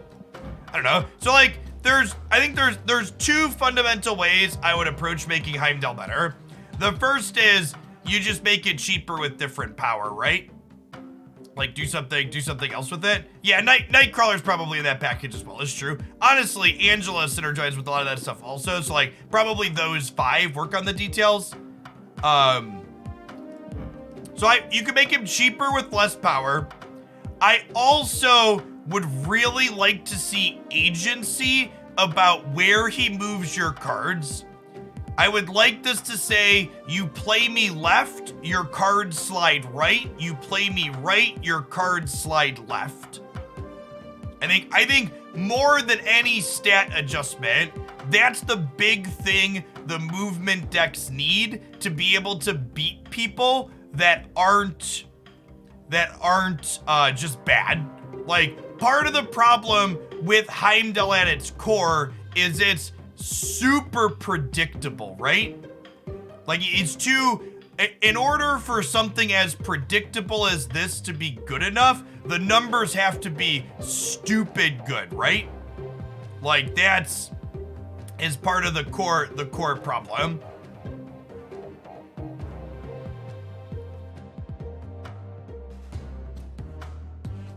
Yeah. So, yeah. Or poor Heimdall. All right. Let's do our first pool build of the day, huh? Trench, are you hanging out? Let's take a look. That's fine. They left me some notes. If they're not here, I can know what we're looking at. This is Trench Canary's card list. We've got Hood. We've got Arrow. We've got Max. We've got Rescue. We've got Taskmaster.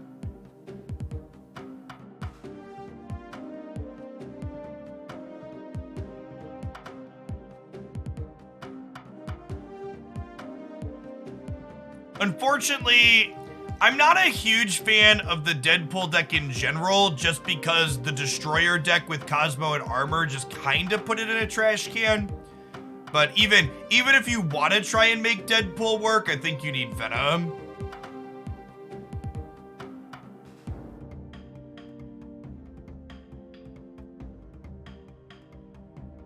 I think you want Venom with him. Yeah, they have a note here that they'd like to use Max or Taskmaster. I think we could use Max inside of the kind of fair disruptive deck is fine. I don't think we have the cards in this pool to make Taskmaster work, unfortunately. So, in order for Taskmaster to be good with Panther, you need Wong. Because Taskmaster copying an 8-power Panther is just not good enough, right? That's below rate.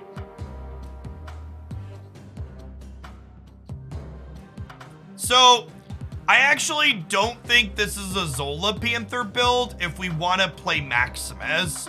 Maximus is a card that really shines when being played in the end turns when your opponent can't use the cards he's giving them. So I think an ideal disruptive deck with Maximus wants to be set up in a way where we're not playing a big 6-drop on the end turn.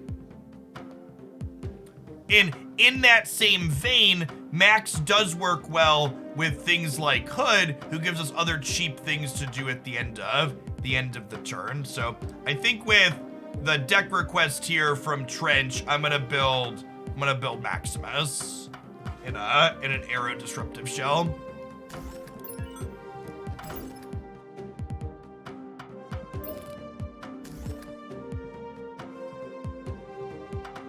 Does that sound good, Max? Or Trench?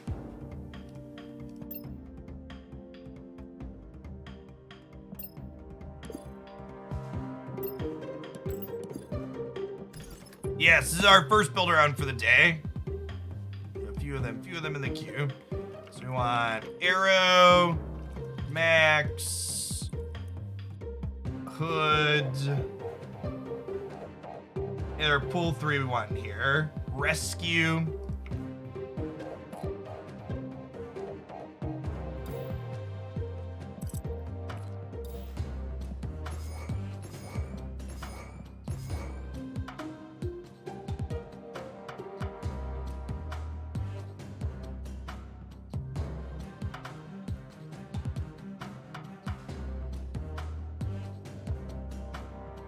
Okay, and then people that see me do this, you kind of know the drill a little bit at this point, especially with Hood.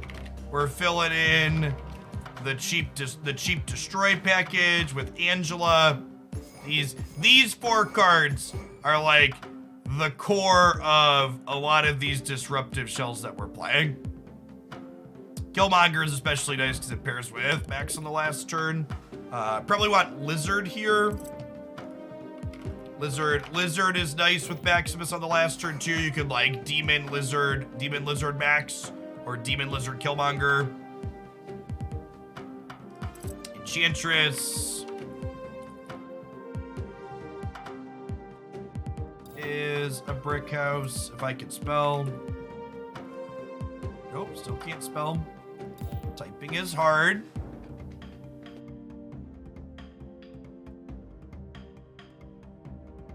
They need to nerf the destruction package. It's boring seeing it every single deck every game. So, if you watch me build with deeper card pools, I could not disagree with your statement more. The Destroy package is simply the best group of cheap cards in Pool 1 and Pool 2 that are competitive into Pool 3. If they nerfed this Nova Carnage Killmonger package, all you would be doing is kicking the legs out from everyone that doesn't have deep Pool 3s. So there are a variety of different bottom ends you can play that aren't this Destroy package, but they typically involve cards like Black Widow and Mysterio and Daredevil, cards that people need bigger collections or specific cards in Pool 3 to have. So the reason why you see me build with this so often is because most of the pool builds we're doing here on stream are people that don't have cards, right? Like they're people that are new and they're building early decks. And it's important that there be strong things like this Destroy package and like Moon Girl Devil Dino that are competitive into the full card pool. The reason why the Marvel Snap pull system is really smart and why it works is because the earlier cards aren't just worse than the late cards, they're different. I think I want to play Cosmo, not only for his obvious disruptive options, but Cosmo into Maximus is also reasonable. If you're looking for Pool 2 decks, check out my playlist here. I want my last slot to be here. Could be Vision. Vision plays off of Rescue nicely. Could also be another cheap card.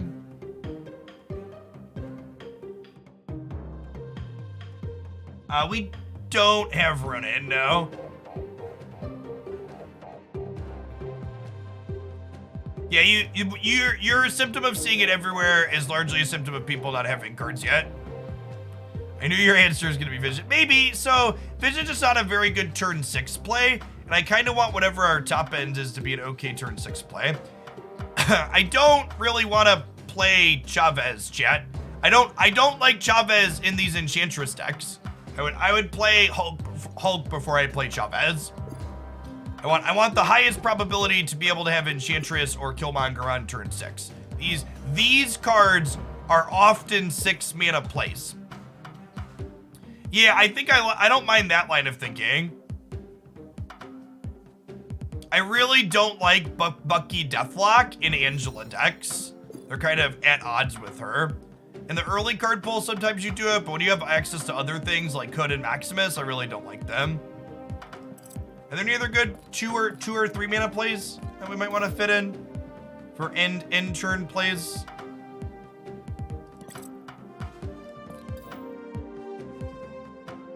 I don't have any jumping out at me. We don't have Mysterio.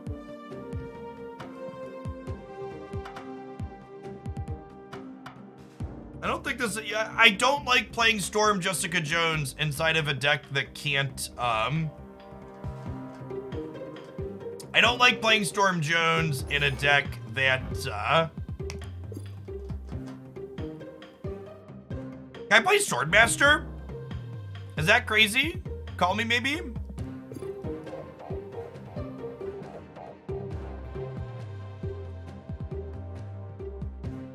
We have like Cosmo here. Like if our turn 6 is like Swordmaster Maximus, that's like 13 stats, right? Let's try that. We might sub Swordmaster out, but I kind of like the idea of like Swordmaster Max. And like if we have Cosmo, we can play Swordmaster on curve for no detriment. Yeah, let's start Swordmaster, and that slot might be something we flex as we play.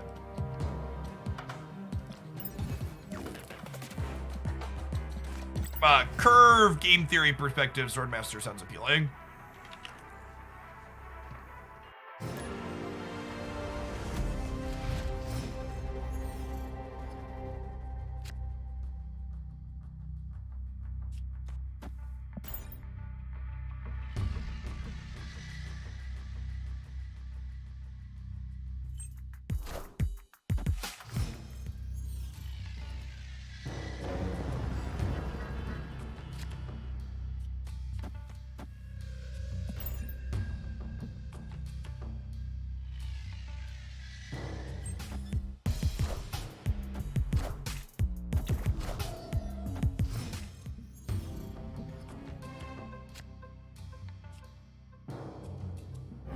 Well, that's awkward. If we guess right with this Cosmo, we can cite the negative. Damn.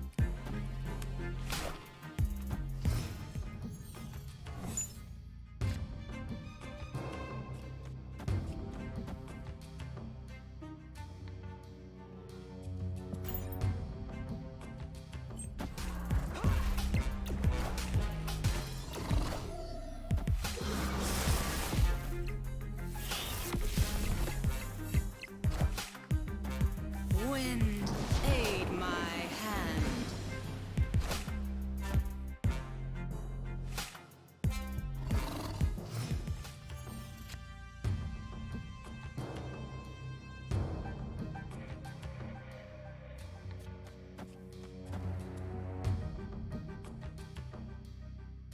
Yeah, this looks good. I'm gonna snap them. Go ahead. They conclude we're ahead.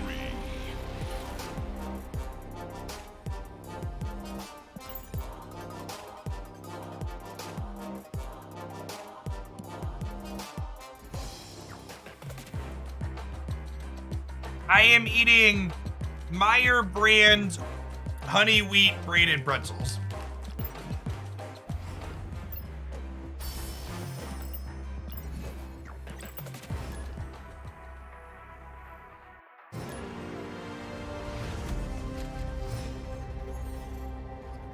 Was that a bad snap?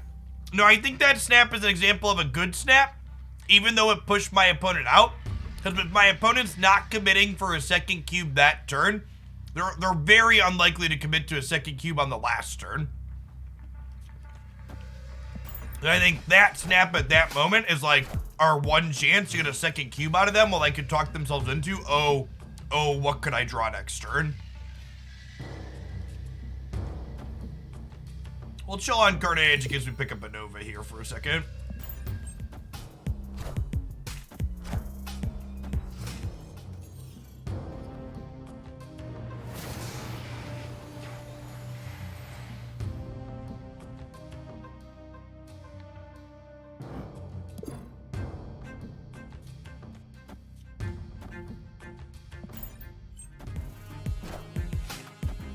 Wind, aid my hand.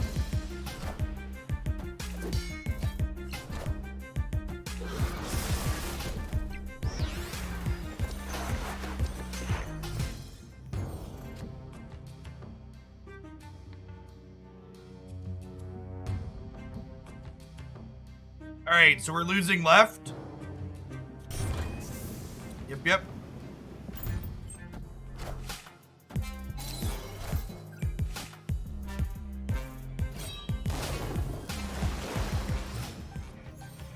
Yeah, I refresh missions on occasionally.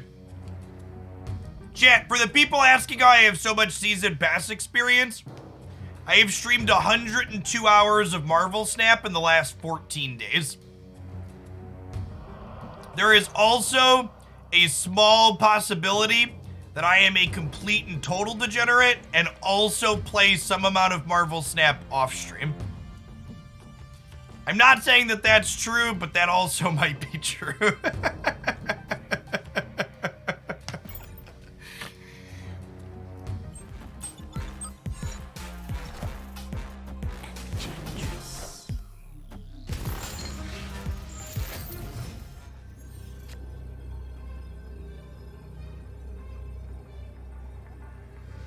All right, are we done here?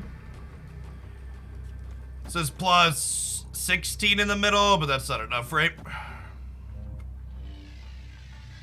Only gonna put us to 25. Just play anything. Escaped.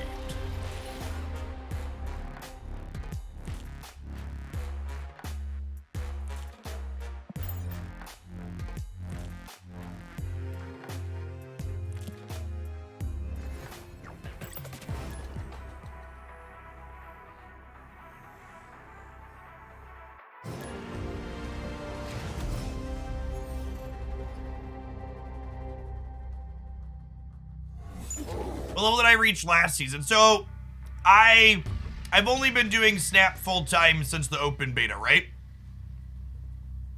So this month's season pass will be the first season pass that I was streaming the entirety of full time for.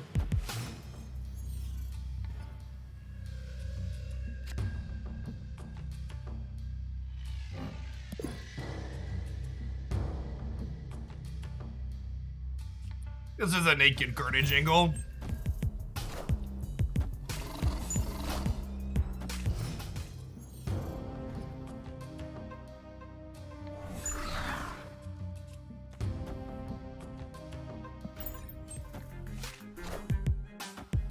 Wind, aid my hand.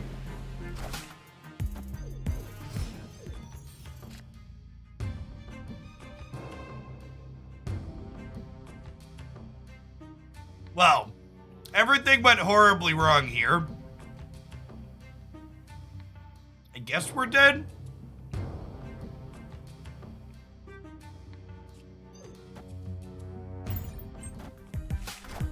We're definitely losing mid.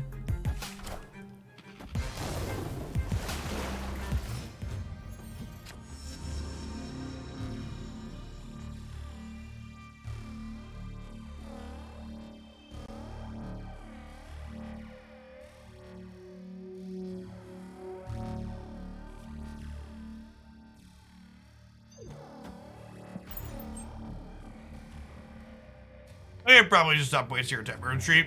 Arrow doesn't even work here because of Cosmo, but I just don't have a, I don't have a big stat line to play over here in this deck. Our deck is like centered around playing out a lot of little things on the last turn. So Flooded Zone in conjunction with not one, but two locations that gum things up was just pretty bad for us.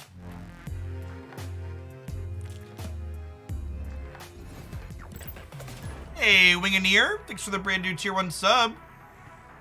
This is my full-time gig and folks like you make that possible. Thanks for the support. Ooh, I would love to put a demon in the cloning match. Thank you for asking.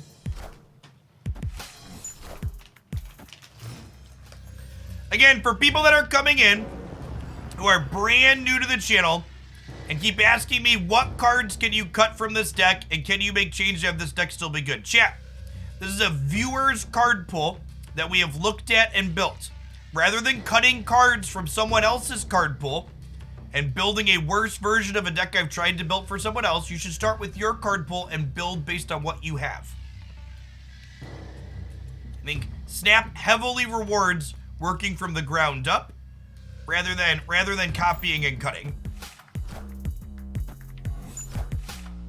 More so than any other card game I've ever played, and I've played a lot of card games, chat, over the last couple of decades. Marvel's net decking and Marvel Snap is not great. You are much, much better off building things from the start.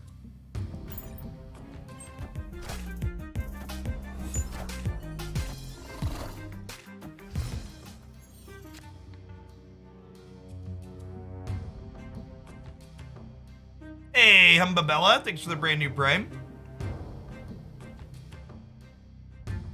Man, no Killmonger or Carnage, and 7 cards is rough.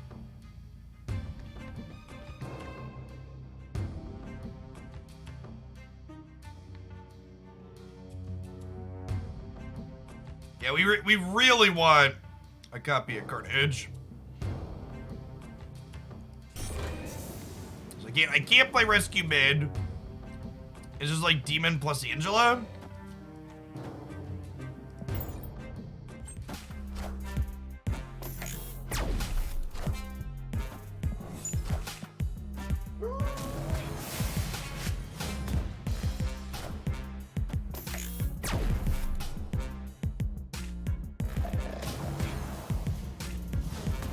Face the might of Asgard.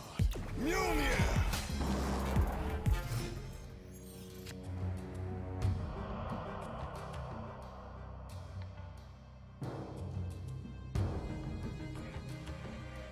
Yeah, no destroy cards.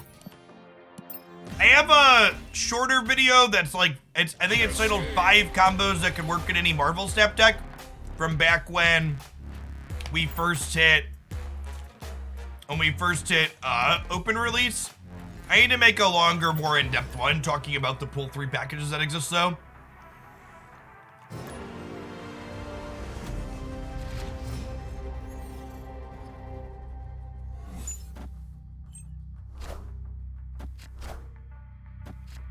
Oh my gosh. Was Blue White Thopter Spy Network 7 years ago? That's so long ago. How would you come in here and hurt me like that this morning?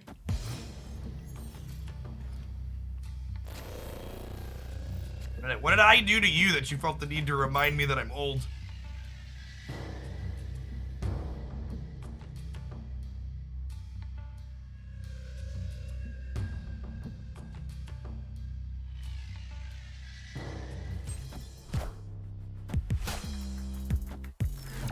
Yeah, the 90s was 10 years ago, Chip.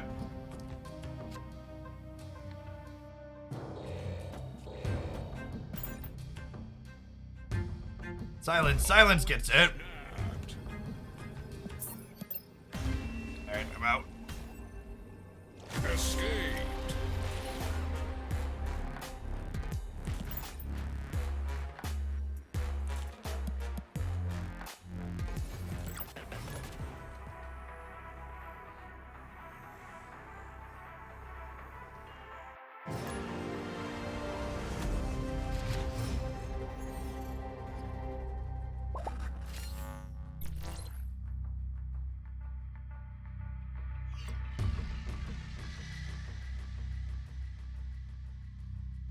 I surrendered to my opponent snapping a powerful location flipping up because it gives the implication they have cards in their hand that will give them an advantage on the powerful location Sinister London.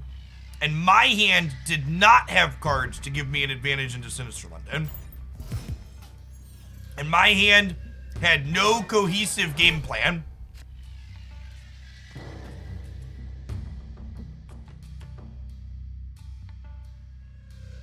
Carnage, Nova, Killmonger, and Hood. We actually just talked about this earlier, Taylor. They're one of the best card packages in the early card pool. And a lot of the decks you see me building for people here on stream are people that don't have many cards. Do you think it's bad manners to waste people's time and be a dick? Yes, I do, Nick Danger. I think it is bad manners to waste people's time and be a dick.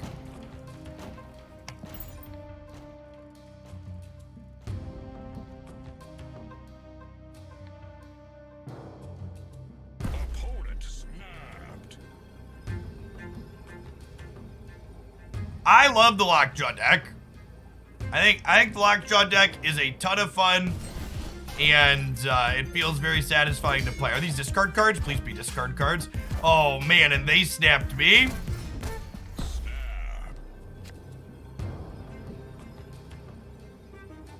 Cheerio, mate.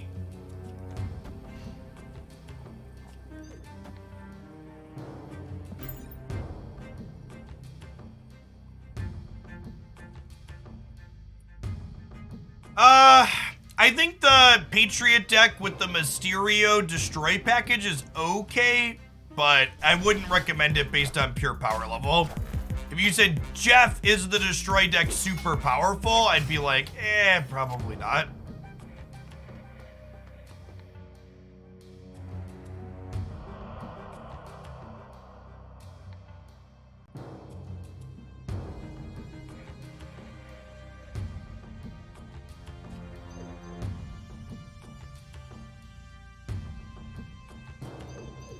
Go Swordmaster Carnage.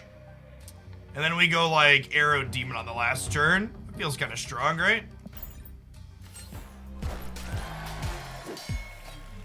And they notably didn't play into Mojo Worlds here. Okay, we also don't have into Mojo World. Oh, but wait, this is fine though, because I can Demon into Mojo World, right? So we're winning here. We'll be winning here regardless of Dracula because we have a fourth card for Mojo World. And then Arrow pulls right. Yeah, seems good. Hey, Regal. Thank you for the brand new tier 1 sub. And Hobby, thanks for the brand new prime. Happy Friday, folks. Hope your weekend's off to a good start. Arrow Demon is a very strong 1-2 punch. Is there any counter to Arrow messing up your day? She's just very good into the meta decks. Arrow is not great against decks that... Arrow's not great against decks that fill the board. My camera has been lagging bad today. I feel like if someone else... I feel like if that was the case, someone else would have said it. Looks fine here. Do you mean like it's auto-focusing weird or something? Your audio is 5 to 10 seconds later. That sounds like a problem on your end, Gindy. Refresh your stream. Clear your browser cache.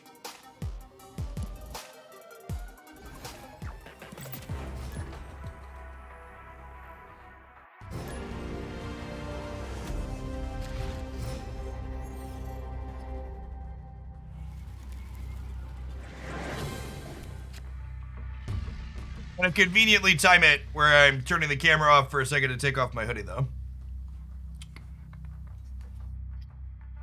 Anything playable is Cerebro and pull 1 and pull 2 cards? No.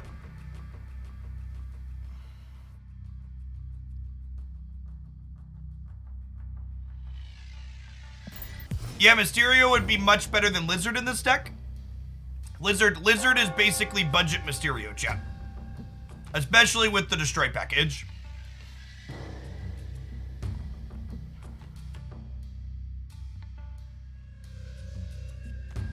You need, at a minimum, you need Mystique for Patriot and Cerebro to work.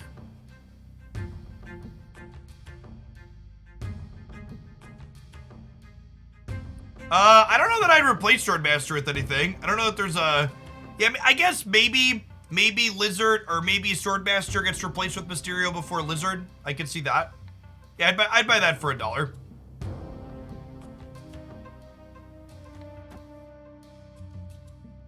It's so awkward here. Just giving them 2 cards? I might just be giving them 2 cards. Their hand's at 7. Alright, yeah, we only gave them 1 card with Max. This is fine. And actually, we technically didn't give them anything, right? Because they missed their card draw for the turn.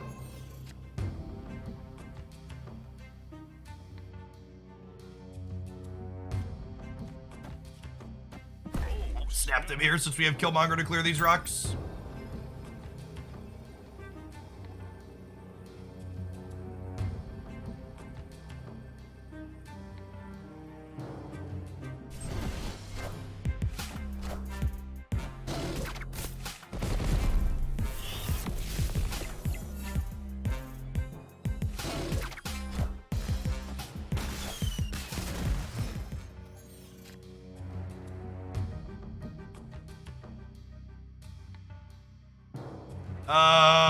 Okay, so...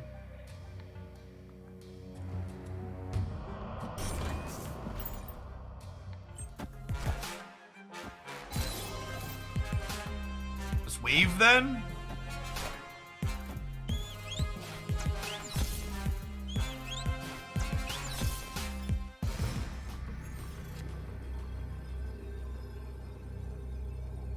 So we go Arrow here. Hood was actually probably the best draw in our deck. Would it snap me back? Yeah, I mean, I think we just go Hood here and then Arrow here, right? They could play a bunch of cards here and get us in trouble, but I think this is good. The Hood's gonna add +10 to the rescue here. Okay, perfect. Come here, friends.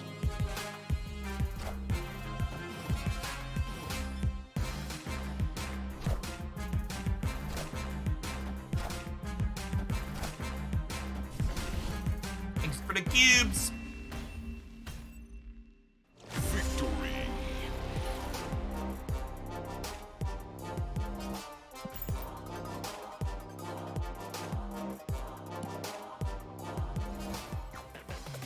All right, that seems like a solid one to blow out on that one. We play this one for about half an hour. Let's kick along to our next pool build around.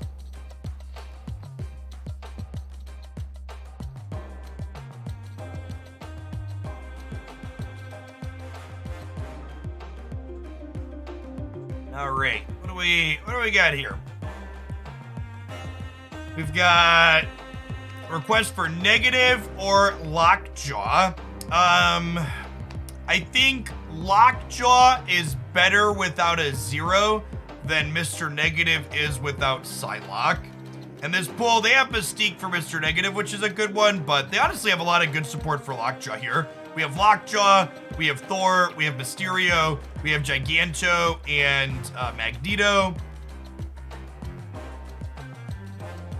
Really strong core for that. So let's do that. This pool's actually pretty good, right? Because on top of like the Mr. Negative with Mystique and then like the Lockjaw cards I just played out, they have Deathwave and they have Panther Zola as well. This honestly might be the best pool I've seen that's this sparse. They're still missing a lot of cards. Yeah, very strong pull. Zatochi, thank you for the prime. Appreciate that.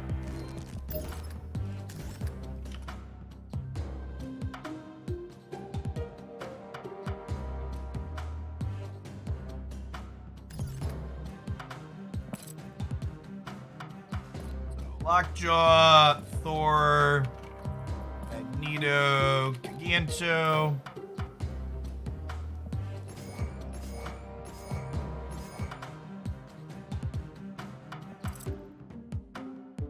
Sunspot, Mysterio, Iceman, Vision,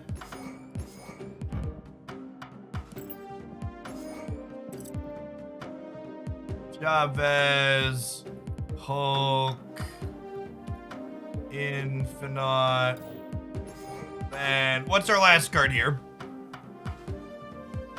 Sorry, what's our last one? Probably, yeah, Jubilee. 10 out of 10 Jubilee.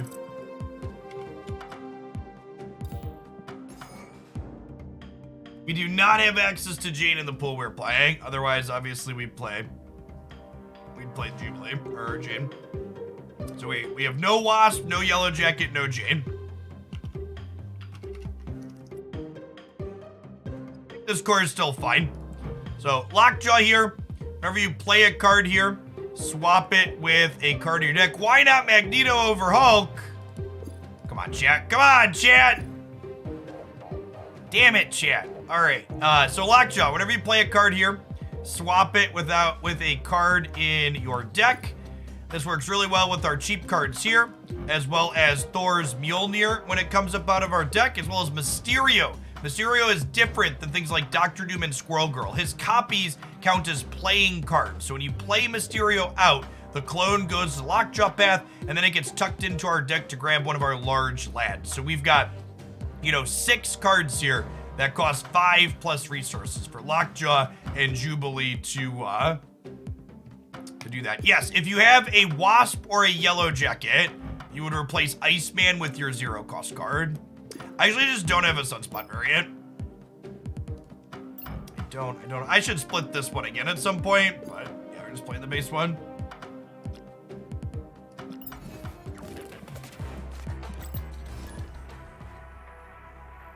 It's definitely not bad manners to snap at the start of a match. I think always snapping at the start of the match is a bad statistical play. However, I also think there are a number of hands that it makes sense to snap on turn 1 in certain decks. Like, for example, anytime I see a hand with Psylocke and Mr. Negative in it, I snap on turn 1 usually. So there are certain decks where permutations of cards in my opener go, I want this to be a 2-cube game right away, and then I snap.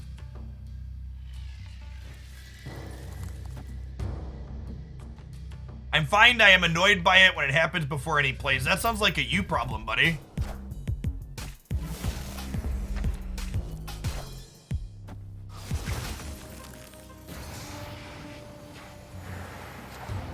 The Mr. Negative flip cap does not stop at 6, no.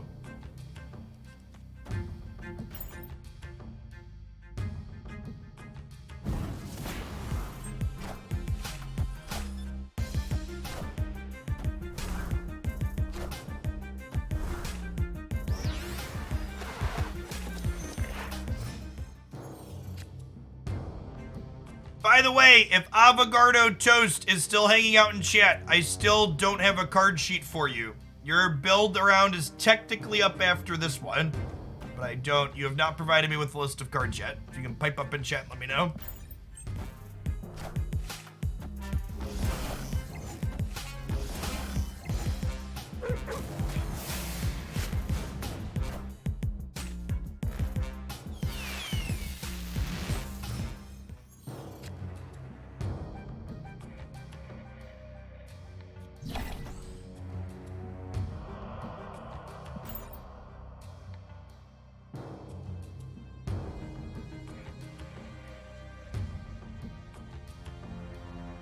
They did steal our good boy.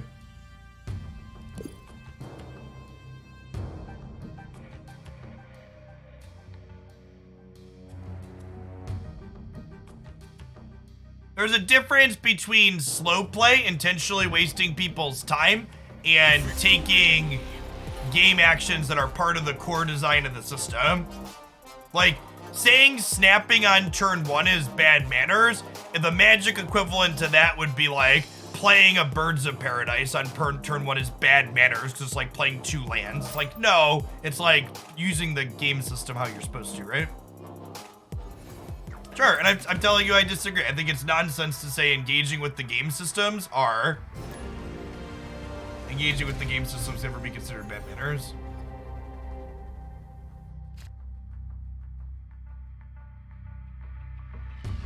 Playing a Tron land on turn 1 is BM. Okay, you know what? I agree. Playing a Tron land on turn 1 is BM. Accurate.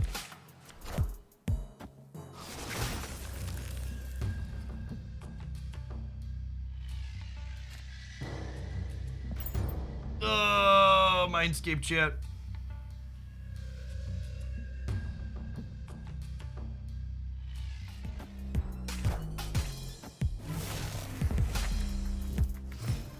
Ooh, they've drawn 2 cards off my deck, though. Okay, so we'll get to play some of my cards in the last turn, which is fun.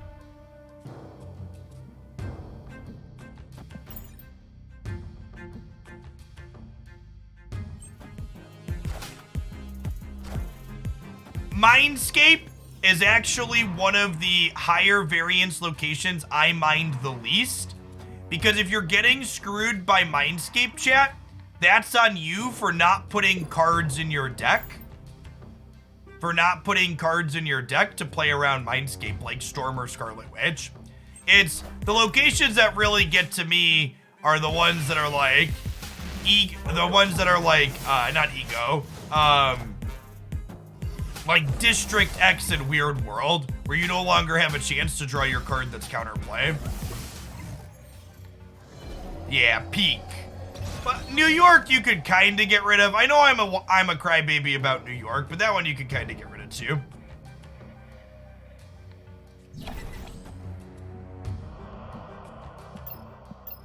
There's 1 card in my deck, chat. It could be Infinite. They could also be handing us our Infinite back here. Oh my god, it's Jubilee. We knew it was Jubilee too, didn't we?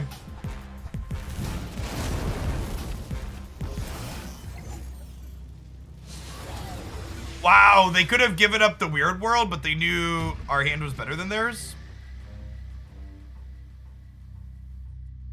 Strange game.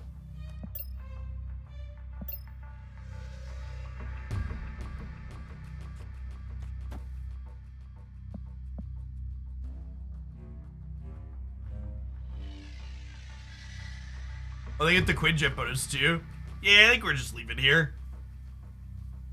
We guaranteed draw Mjolnir next turn, but I can't play into Killed, right?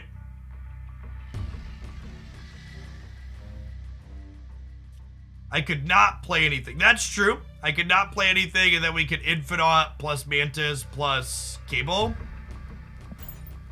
I guess that's actually optimal, huh? We're losing the right, we're losing the center, right?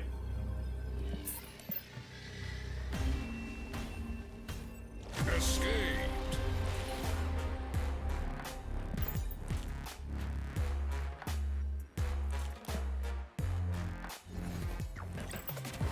Allergic to Mindscape, chat. Alright, chat, this is your reminder that if you're an old man like me, you've probably been sitting for too long as well. Let's stand up together.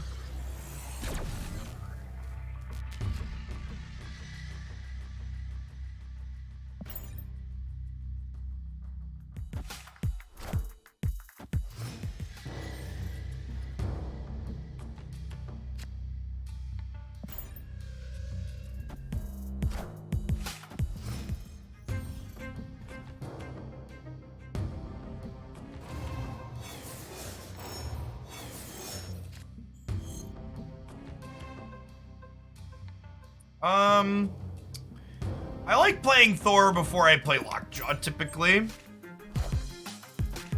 Wind, aid my hand. Face the might of Asgard. Mjolnir. There's a reason I don't upgrade my cards. Yeah, I have a full collection, and you have a very limited amount of credits. So I only upgrade cards that are cards that I'm looking to get specific borders or backgrounds on.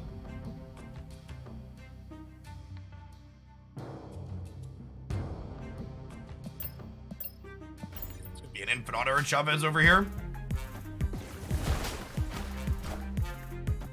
And we get to pull Wave and Storm out of there next turn. Okay. Alright, so we snap them before we Magneto them now, right?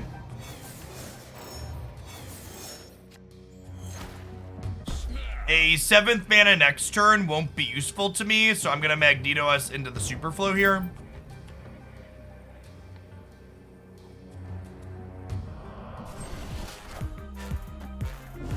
Hey, Voice in the Grimdark. Thanks for the quarter of a year. Welcome back.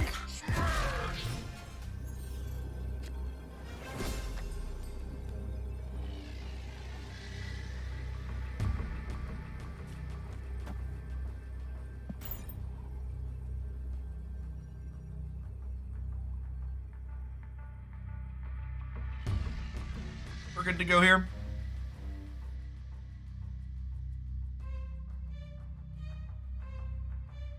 I assume we're just getting 2 cubes and they're leaving, but maybe they fish and give us extra. We even beat Shang-Chi here, which is nice. Dr. Doom means they only have 22 power on the right and 4 in the middle, so they lose left and they win center and right. We are beating Dr. Doom. We're beating Dr. Doom, we're beating White Tiger, we're beating Claw. We're beating Leader, we're beating Arrow. No, my preferred version of Lockjaw is... I did a Lockjaw deep dive, pseudo-pally, and it's in my top 5 decks video. If you want to deep dive on all things Lockjaw, including budget lists, check the Lockjaw deep dive. If you want just what my preferred list is quickly, the top 5 decks.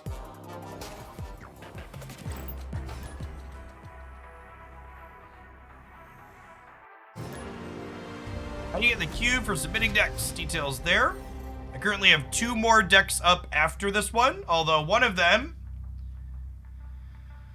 Avocado Toast. This is like my third, this is my last time I am shouting out for Avocado Toast. Otherwise, I'm just not doing your submission.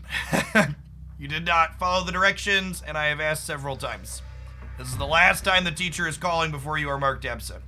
I think with Lockjaw in my opener, I'd chill on Iceman to play after Lockjaw. They posted it earlier, I missed it. And it's not my fault if I miss it in chat because you missed attaching it to the thing. So post it again. Again, holding Sunspot. Thank you. Got it?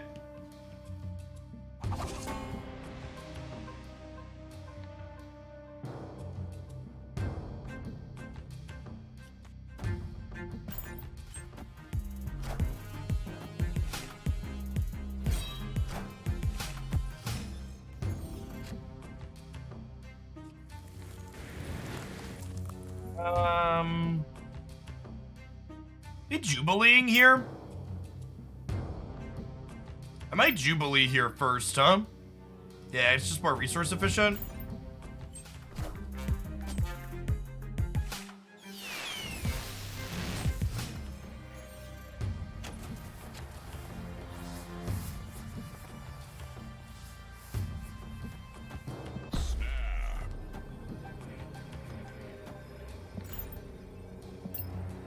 Our deck is Vision, Chavez, Mysterio.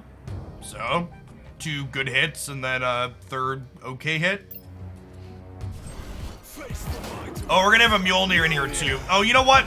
I should probably play my Lockjaw cards before I Thor, huh? Sequencing mistake here.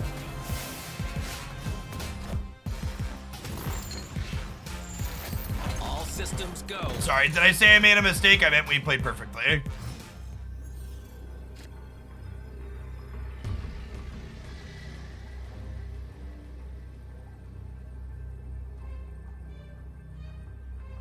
When you Ghost Rider back Infinite, but it wasn't enough. I think we just Magneto mid and ship it, right? That pulls these. If I Magneto mid, they need to put 4 here, and they need to put 6 here, which seems unlikely.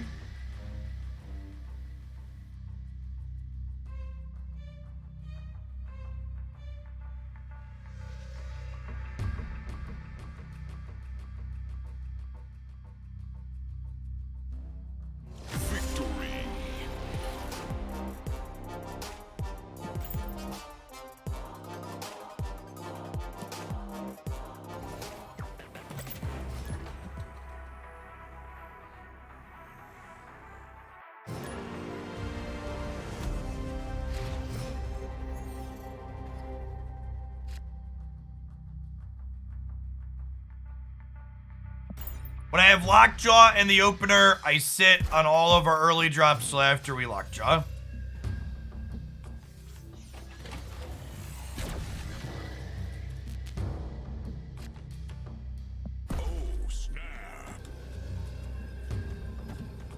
sequencing thing here. You want to make sure you play your card first that you don't mind getting back here. Victory. Could just play Infinite. Yeah, I guess that's probably better. I don't know. This is fine too.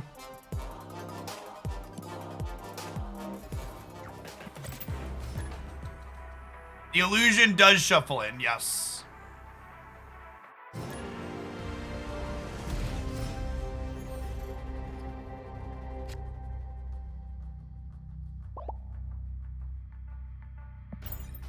When Sinister London copies Mysterio, it gives you a 0 power Mysterio even if you played the real one there, as an FYI.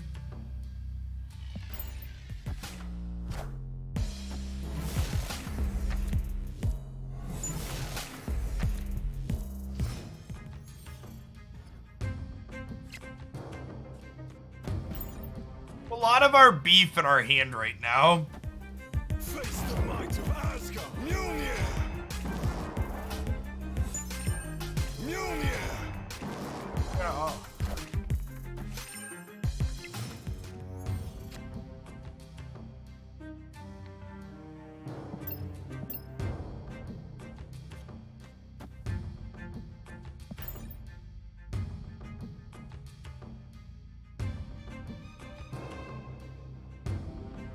Oh, I guess we could have double Lockjawed, huh? Yeah, there's aren't that many cards left in my deck either at this point, though, is the problem, because they double cabled us. I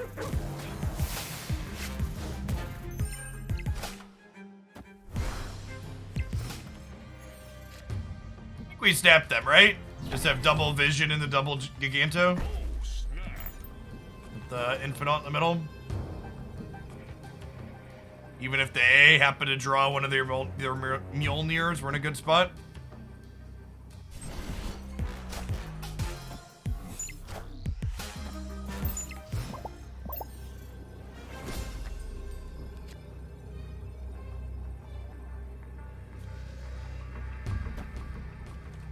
I think I do this and force Giganto, right? Hey, Ziffy, thanks for the Prime. Appreciate the support. This gives us 19 left, and then gives us plus 13, right?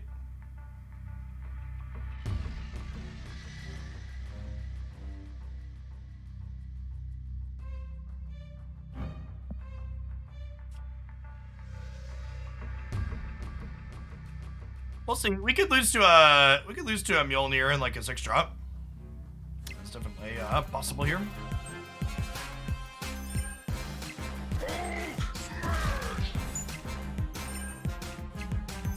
Okay, we're good to go because we win left. We're gonna win all 3. Win-win time. So. And I repeat this every time we play Lockjaw, because people love suggesting cute cards for this deck. The problem with putting bad cards like Crystal in your deck, because they're cute when you have Lockjaw in play, is that you have to flip into those cards when you don't draw them and you have Lockjaw in play.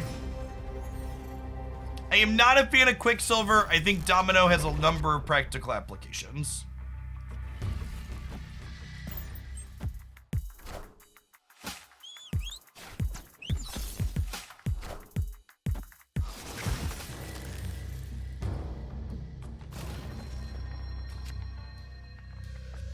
Okay, and now we will chill on Sunspot. A nice main here. What rank are you, Bazooka? I'm curious how deep it went.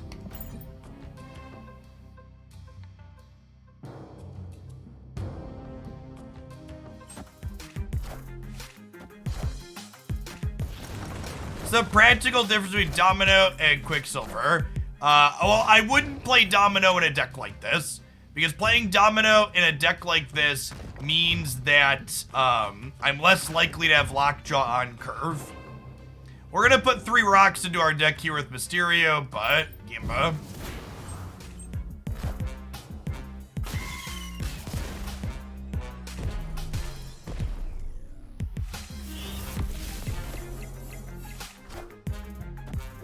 People play Death in the Hela deck because Death is more expensive than any other card, so Lady Sif will hit Death instead of hitting your Hela. Good old Rockjaw. Such a good boy, chat.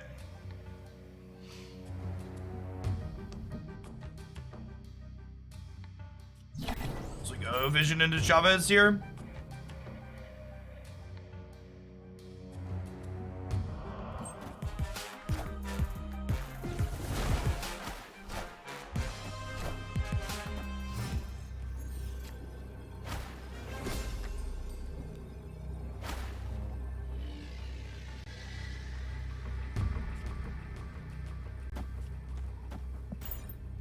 I'm staying in for one more cube here. Depending on where the real Mysterio is, we're winning all three.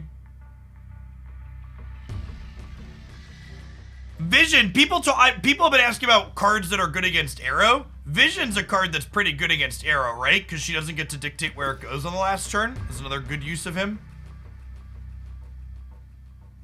There's definitely permutations of this game playing out where we lose, but there's also permutations where we win, so...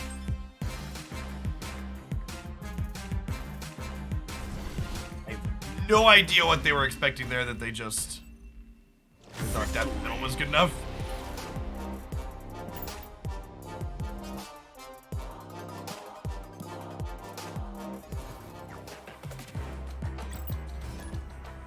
Listen, chat, we are 5 cubes from infinite. If they wanted to donate a cube, you let them donate a cube and you don't say anything about it, okay? We are a charity.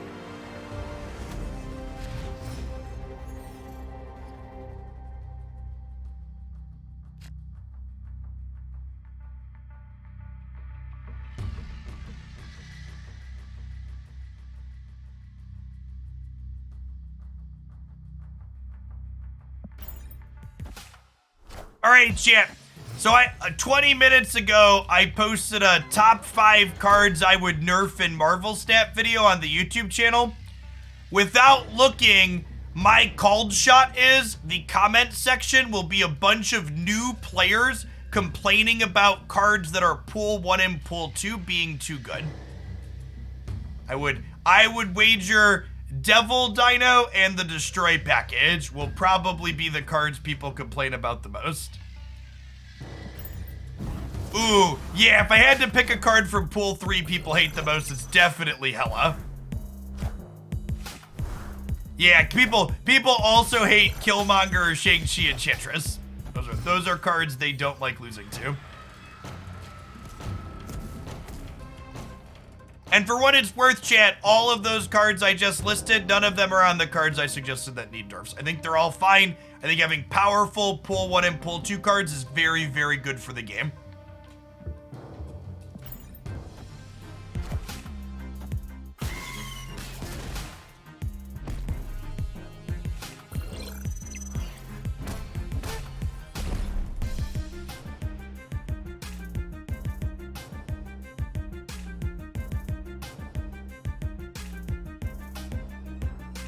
I also, to preview the video a touch more, I also don't think any of the nerfs I suggest in that video make any of the cards I suggested nerfing unplayable. I think they're all playable, good cards even with the changes I suggested.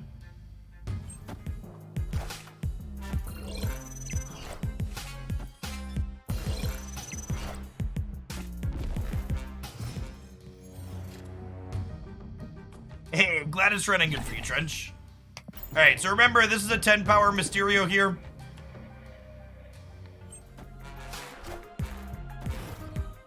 Well, that's rude, Arrow. So their real Mysterio is probably right. Does plus 28 win left? Plus 28 on the left is only 38.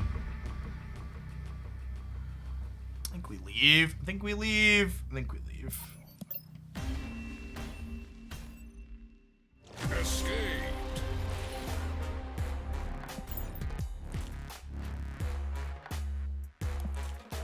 Best nerf would be Professor X can't be included in your deck.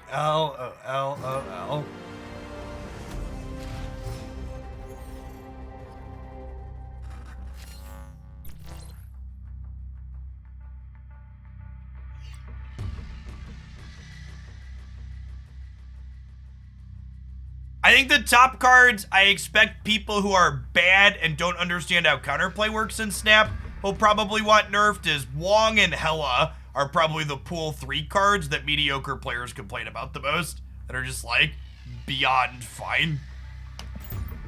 Hela is a high variance casino machine, so you just remember when she high rolls you. And Wong just has so much counterplay. Or just like, wait, like you sneeze in Wong's general direction. He's like, nope, I'm out, peace.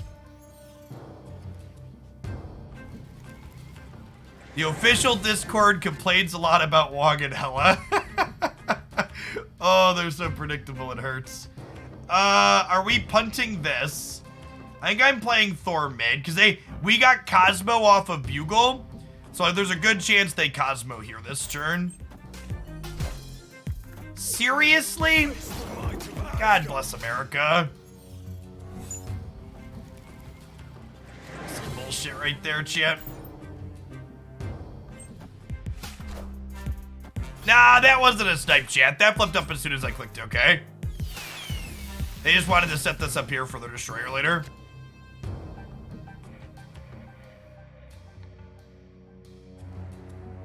We're probably dead here.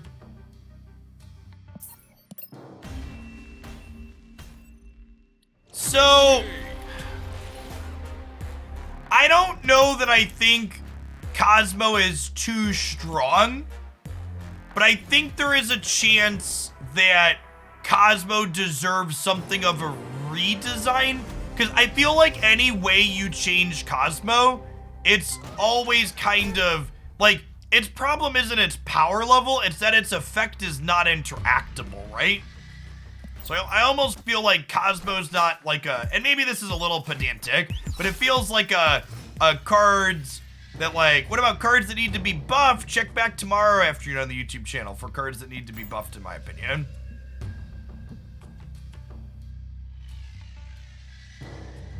What percentage of games do you win with these top 5 decks? So, your very question itself shows you have a fundamental misunderstanding of what's important in Marvel Snap. One, you should really never worry about your win rate. That's like a nonsense metric. But your sample size as well. But 2, Marvel Snap's not about win rate. Marvel Snap's about cube rate, chat. How many cubes are you getting with the things that you are doing?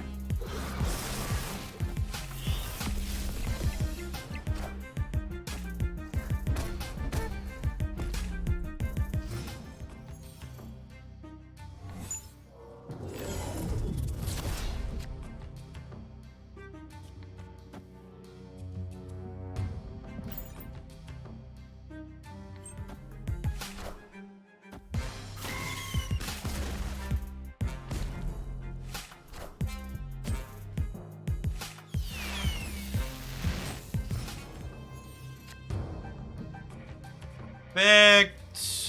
Actually, just like the best draw in my deck there, I think. I want to do this in the other order, though. We want a Sunspot before you Mysterio, so that way the Mysterio clone can get Sunspot back out, not the Sunspot get the Mysterio clone back out.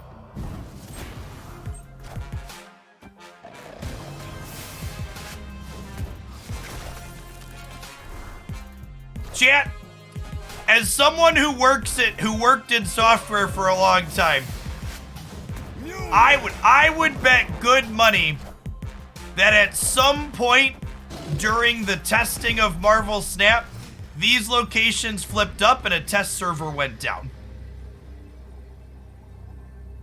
I would bet dollary dues that that is something that probably happened. Knowing how the average programmer works. This happened and the server crashed. It never happened in public test, but I would bet when they beta tested that one, that probably happened at some point.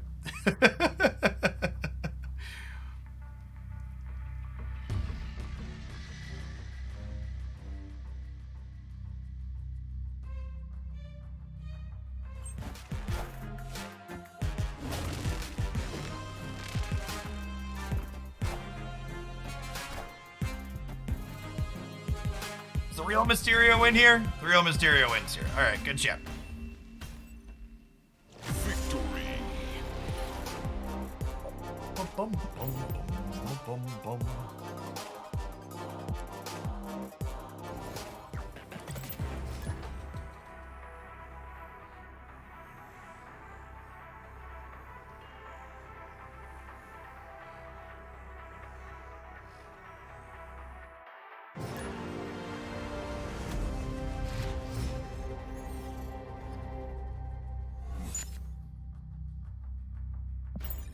Well, that's a lot of cards that don't have a Lockjaw.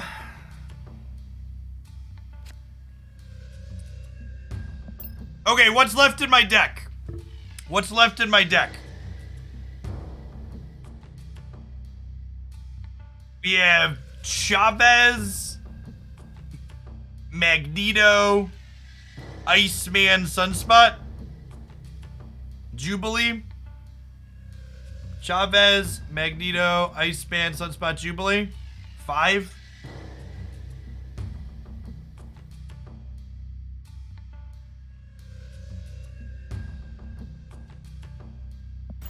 I think I'm ending. I think we're lockjawing.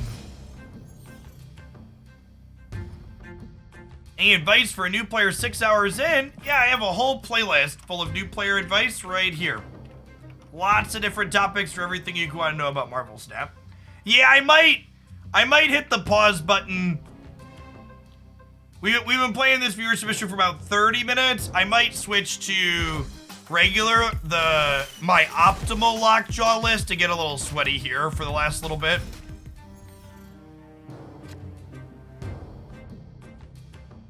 Might be time to sweat a little, Chip. And pull ourselves across the finish line.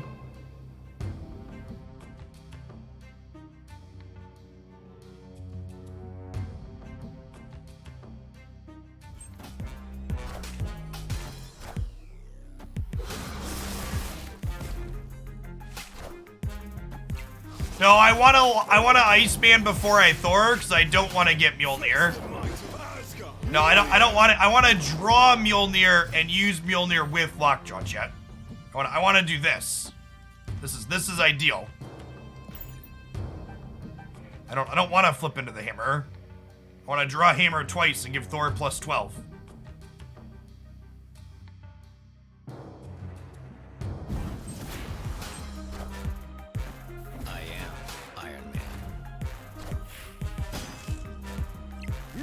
No Jane drawing hammer is rare. I mean, it was 20%.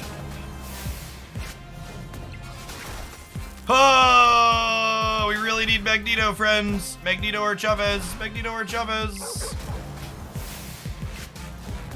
We're dead.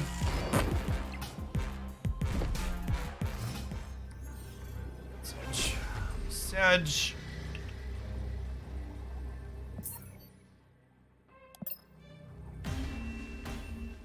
I assume they're staying in. Escaped.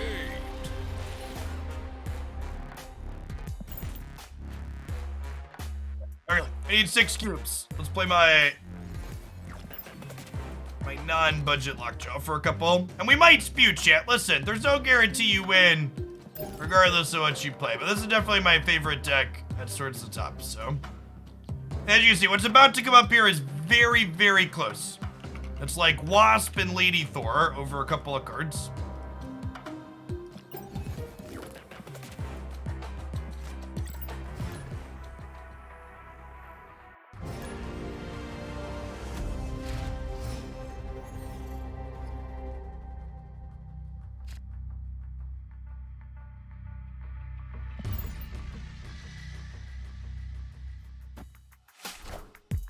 I want to run this deck, but I don't have Giganto, Mysterio, Lockjaw, Thor, or the game installed any replacements. It's a tough one. Let me stew on it for a second.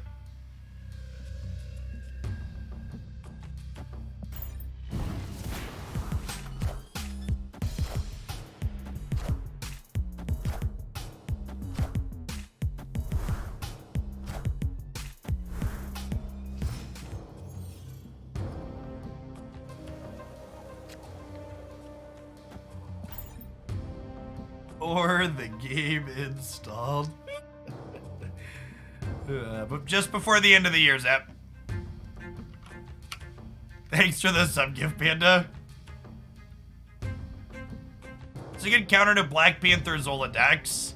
Armor, Cosmo, Shang-Chi, filling their other paths up with crap. Spider-Man, Professor X. It's not literally anything, but there's a pretty long list.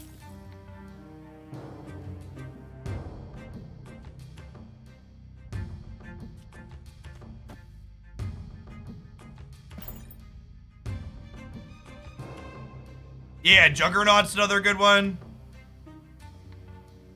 Juggernaut's a good shout, for sure. It's Juggernaut's definitely the funniest. Arrow is another one. Oh my god, we sunspotted the turn they flipped up Killmonger. Rip. That was our last chance to play Sunspot, so like, you know, it is what it is, but still sedge. Oh, I'm supposed to play Wasp this turn because we're gonna get waived. We're actually probably retreating here. I'm too committed on the left side. I should have played Vision and not Giganto here. Oh, they don't have wave. I still should have played Vision and not Giganto. I needed to spread out my power. All systems go.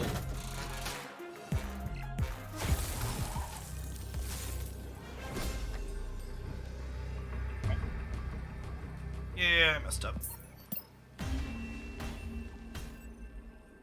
Escaped.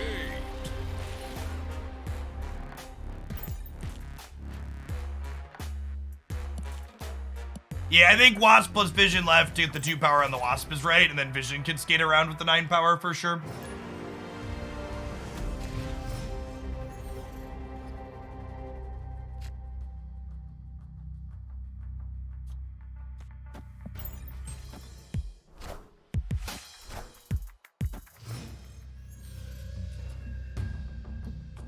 Chat, if you are playing Marvel Snap and you haven't logged in with your Google account, you need to log in with your Google account. If you don't have a Google account, it's 2022. Make a Google account.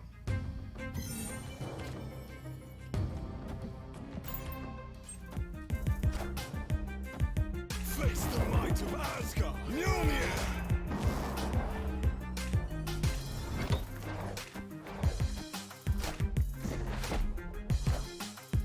Mjolnir.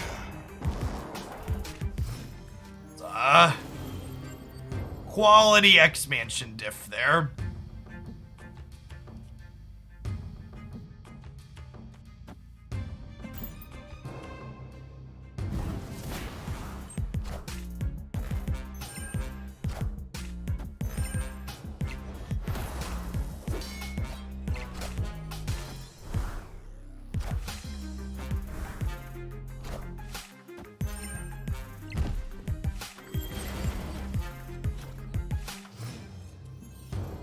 Your Google login on Marvel Snap is cross-platform, chat. Is the benefit to using the Google account.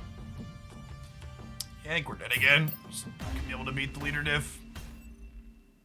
Escaped.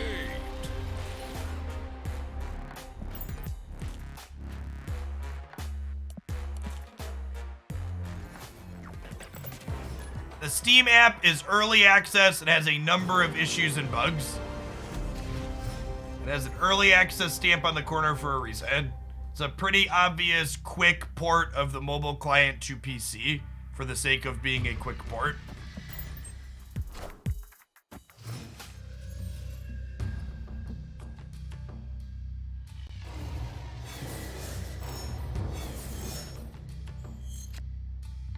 The real UI for the Steam client is coming in the summer of 23. Is their timeline link we've in.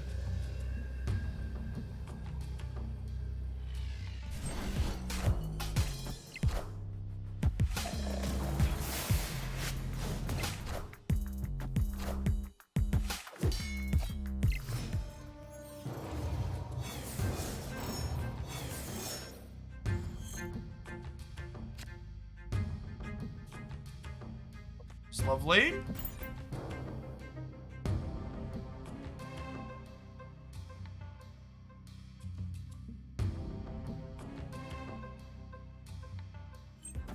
Face the might of Asgard. Mjolnir. It's clobbering time. The game will die without a real PC version. PC gamers might be the most ignorant chuds of anyone I ever interact with on this platform. Imagine living in 2022 and not understanding that the mobile gaming market dwarfs the PC gaming market to an absurd fucking degree. That's why the PC client's on the back burner, chat. The "don't you all have phones" comment is like,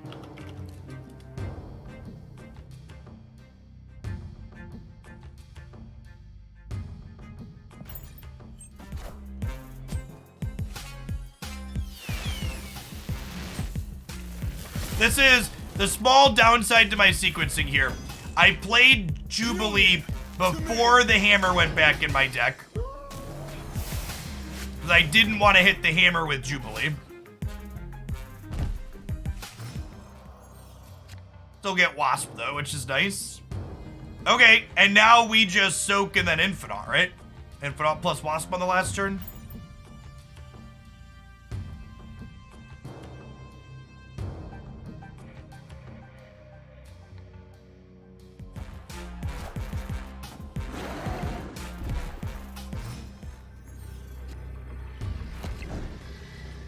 Opponent snapped.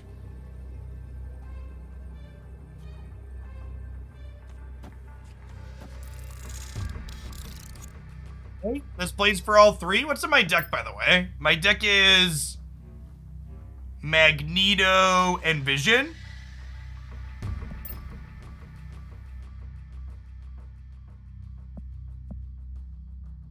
I'll play for all three paths here. Mjolnir, to me.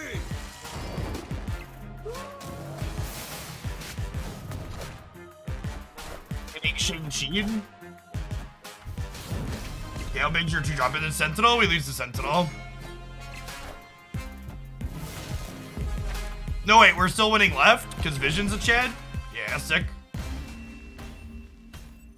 That put us 1 cube off of Infinite, or is that it exactly? I think that puts us 1 cube off, right? No, it hit it! Solid. One of the things I love about this deck is the amount of end games where you beat Shang-Chi because you just have 3 absolutely Chad-sized paths is very good. You're just like, what if all 3 paths had massive targets for Shang-Chi at them?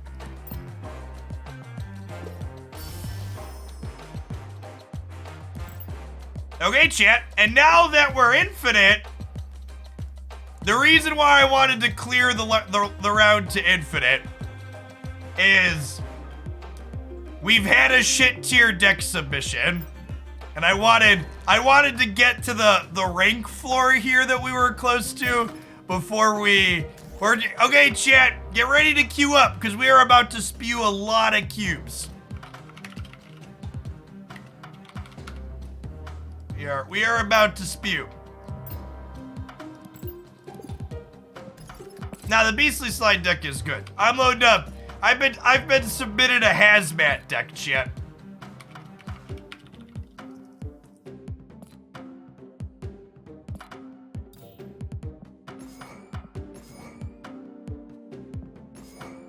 All Hazmat wrong? Got the Z.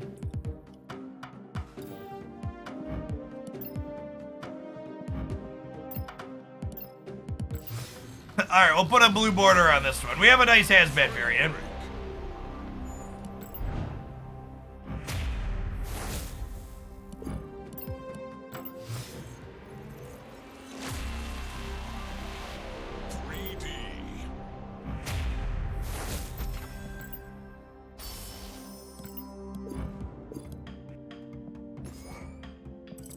Alright. Armor. Colossus, Viper, Green Goblin.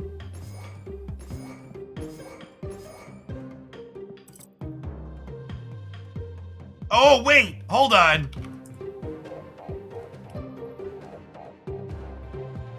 Chat, there were good cards hiding at the top of this deck. Maybe this isn't a meme. Is Destroyer busted enough? Is Destroyer busted enough to carry Hazmat? Is Destroyer busted enough to carry Hazmat?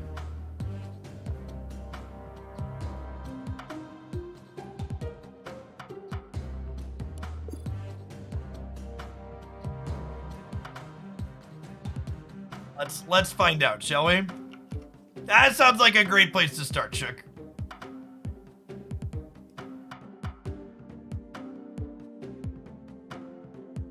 I'm leaving the deck name what it is. Alright, this deck's a little toxic, chat. And by that I mean look at Hazmat. She's got a mask on. Listen, chat. Be like Hazmat. If you are spewing toxic fumes and you're coughing and you're going out, put on a fucking mask, okay? Keep your germs to yourself. If she wasn't wearing this mask, chat, she'd give every card -12. There's still a little bit creeping out here, but it keeps a lot of it in, okay? So the basic idea is we're gonna give our opponents stuff like Widow's Bites and Green Goblins, and then Viper them stuff, and then we'll like Hazmat off of Wong, maybe. So like we go Wong into Mystique Wong, Hazmat, give everything -4, and then we Destroyer to clean it all out. Sure, I think this is adorable. Okay, I would like the record to reflect, I don't think I can limbo under this bar, but this looks like the best Hazmat deck I've seen. This is the most innovative version of this archetype I've seen. This is a really neat take on trying to make Hazmat work. You demand Debris. Huh. Is Debris good? Is Debris better than Deathlock? Debris might be better. Debris's funnier than Deathlock. Because if we don't, okay, all right, yeah, Debris sounds gas, right?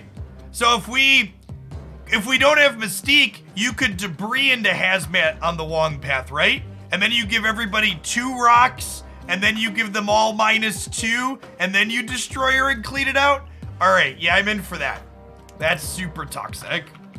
And my Debris variant is Gasoline. So, yeah. Yeah, let's Carnage do some work too. All right, I'm in. This is a glorious pile of digital cards.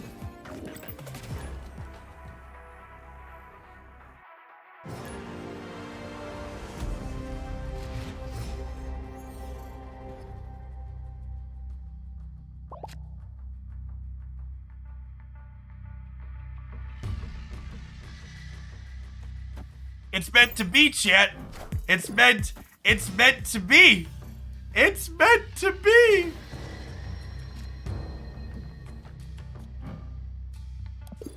Okay. Okay.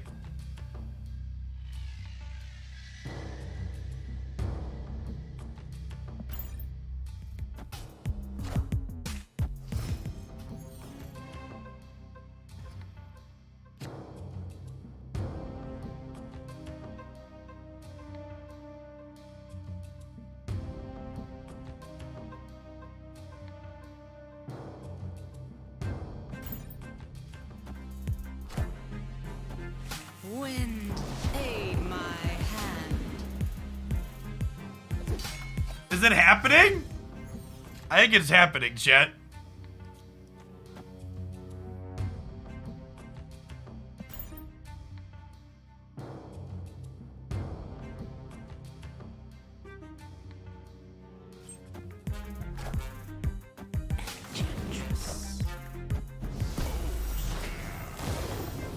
The Enchantress is used, chat! The Enchantress has been used! I repeat, this is not a drill! The Wong is down and the Enchantress has been used! Don't Cosmo me! Don't Cosmo me! Don't Cosmo me! Don't Cosmo me! Have a heart! Bad dog! No Cosmo! Come on. Come on. Daddy needs some rocks. All right. All right. All right. All right.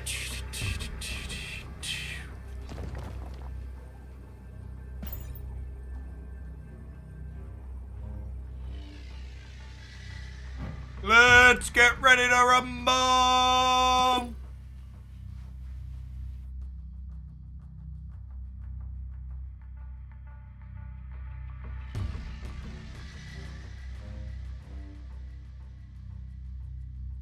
Don't Cosmo me middle. Don't Cosmo me middle. Don't do it.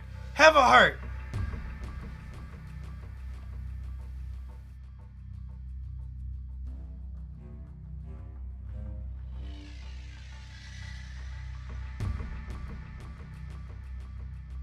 Opponent snapped.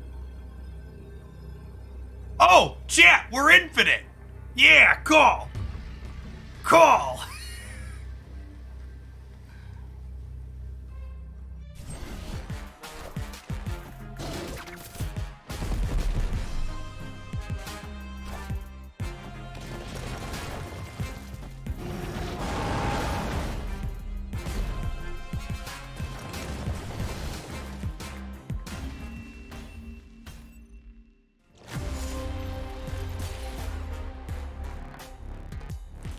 I'm not salty, you're salty, chat.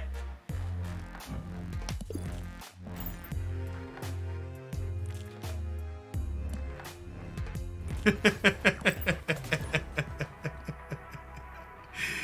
a good time. Listen, chat, we're not here for a long time. We're here for a good time, okay?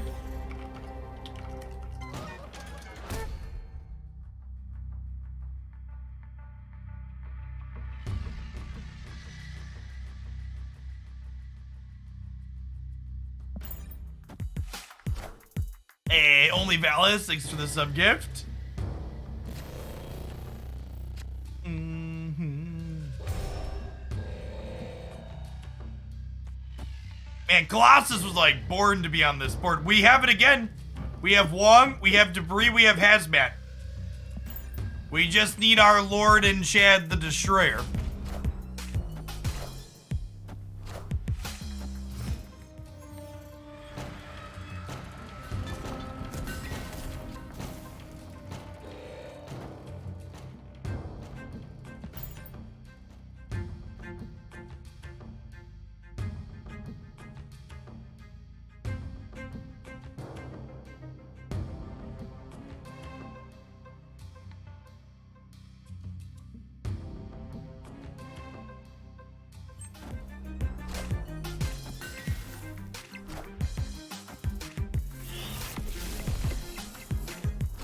Okay, so this is the real Mysterio, obviously.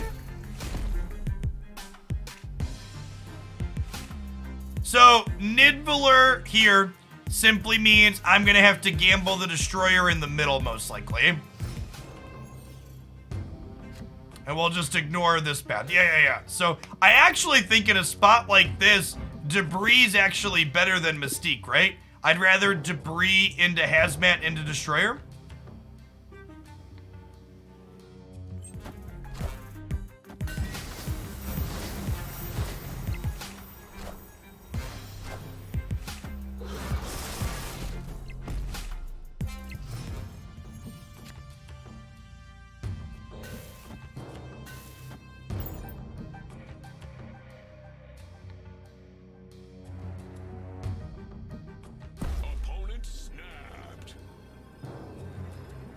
Come and get him. We're giving out cubes. Listen, chat, we didn't name this deck like lightly, okay? We knew what we were doing. No!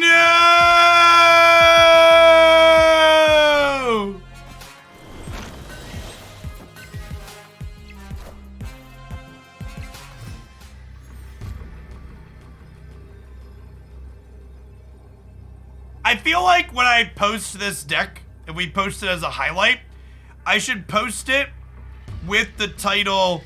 I should post it with the title, Please Nerf Wong, because it's just gonna be a clinic on how awkward Walk is. Escape. It seems like this game is blowing up.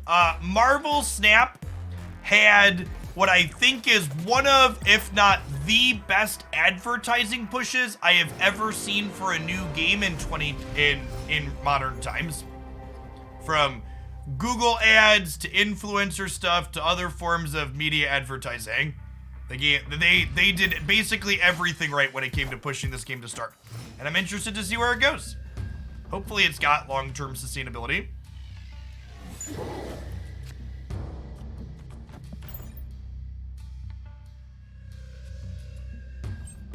Yeah, we had a Samuel Jackson commercial.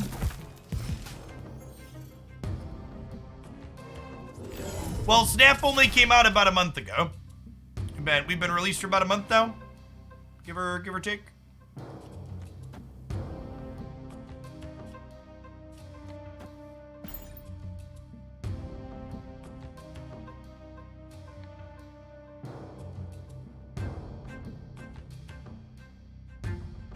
Yes, the game is very good. I think it's hard pressed to find people that play this game a bunch that won't like it. But Marvel Snap is genuinely the best new card game I have played in a very, very long time. And I try basically every card game.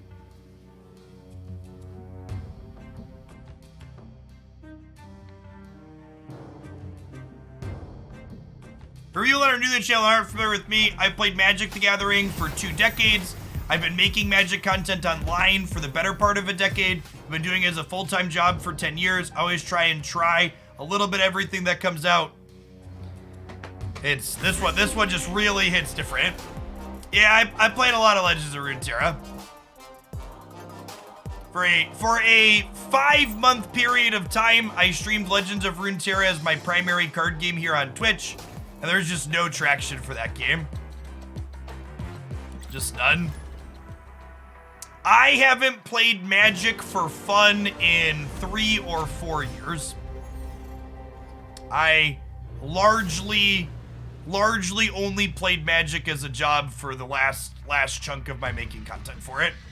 This is my full-time gig. It feeds my kids. It puts a roof over our heads.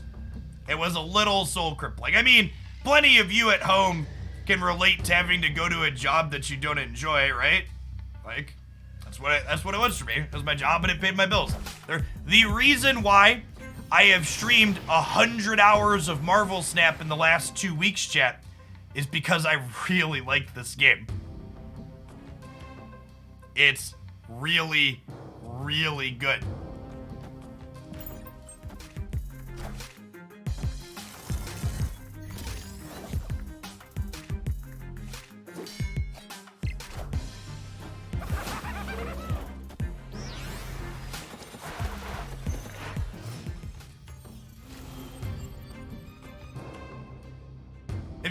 If you go on the twitch.tv stats page, you'll see that my average number of hours streamed per month for like the last year or more was like 100 to 120 or so. We've been live like 200 hours in the last month. It's been, Snap's great. Veeyay, thanks for the brand new tier 1 sub, appreciate it. You know what's not good, chat? Our hand. Our hand is super awkward.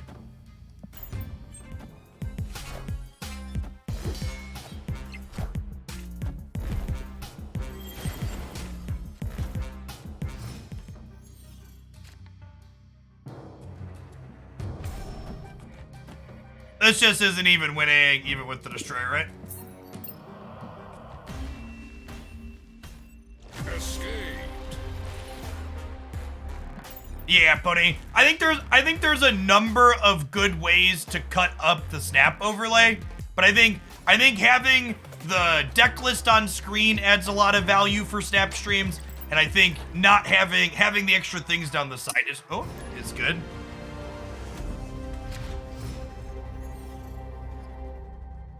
How long is the line for deck submissions today? I have... How many do I have after this? think I might be close to full for the day. I believe I have 3 more after this. 1, 2, I have 3 more. It's 130, 120, math. I can take 1 more. I can take 1 more submission day, but I have 3 more after this. Do I have an opinion on Keyforge? So, I played a bunch of Keyforge the year it was demoed at Gen Con. And I thought Keyforge's gameplay was really good and novel and neat in a lot of ways. However, Keyforge's card distribution method is what happens when you ask yourself if you can rather than ask yourself if you should. Okay, so we get to go Wong into Mystique into Debris. And if you're not familiar with what I mean when I say that, you should look up how Keyforge decks worked. It was a decision, to say the least. Alrighty then. We've been expansion diffed. Got it? Got it, good. Okay. Escaped.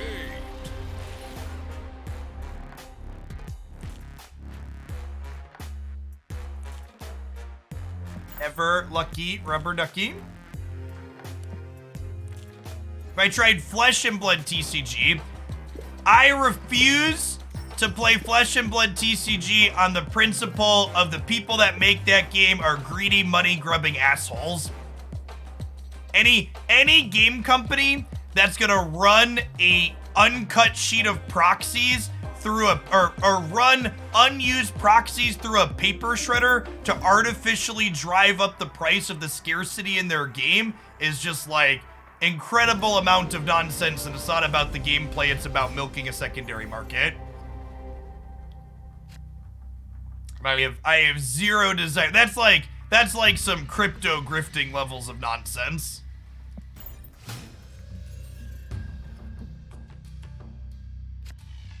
It's very NFT and paper form energy, for sure.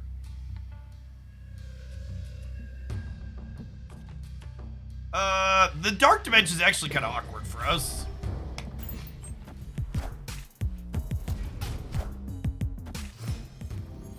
I'm having a good afternoon, Patreon. We're having a wonderful time with Snap. Are we just debrising? I think we might just be debrising. I don't have...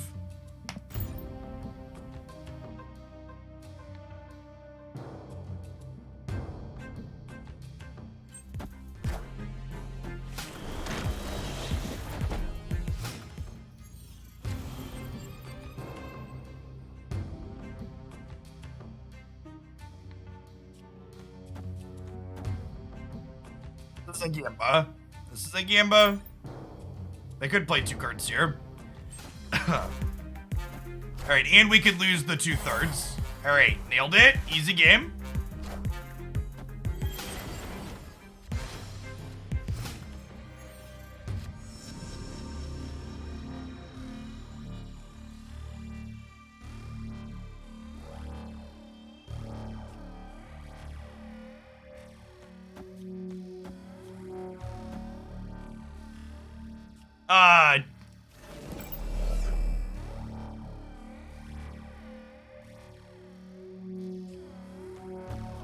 What if we do this? I think I'm into it? I think I'm into it.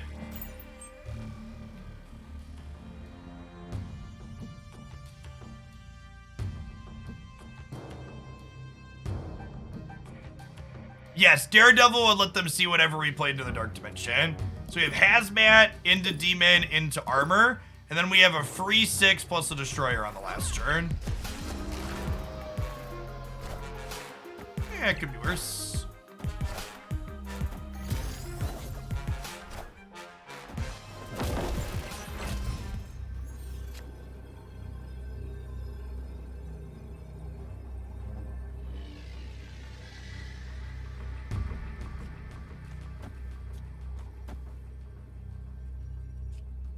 He's the Destroyer left, right?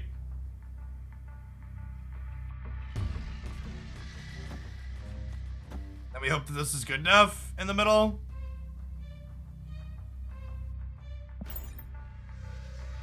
I think Destroyer mid should be fine. I don't know. They feel like an Onslaught deck or another way to pump stuff on the left.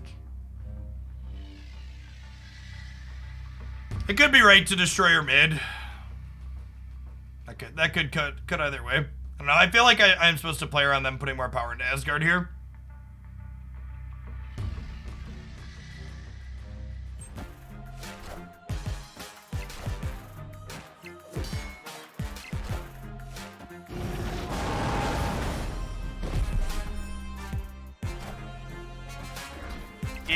Yeah, we don't want it. That's close. Their deck's playing such a weird collection of things, right? I don't really know what the range of outputs that we're supposed to be playing around is here. Like, Ebony Maw, Daredevil, like, just have not a clue. Yeah, playing weird cards gets you games like this. Opponent played well and their deck's sweet. That was a close game. If I bet slightly different, we win.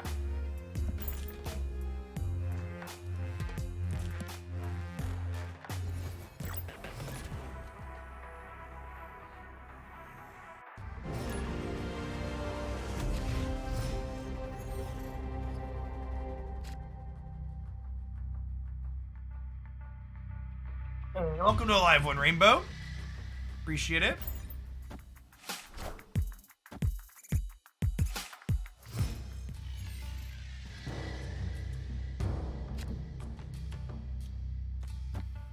Squirrel Girl's actually a little unfortunate because it means that my opponent's playing Death Wave.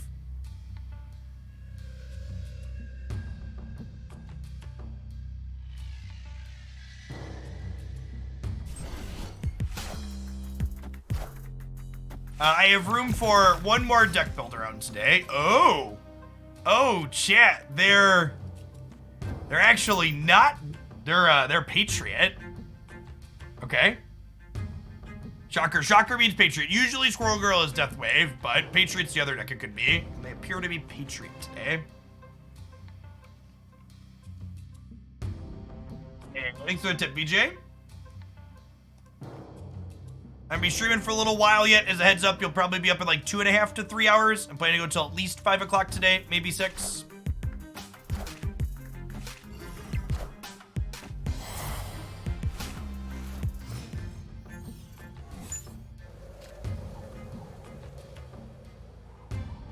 Okay.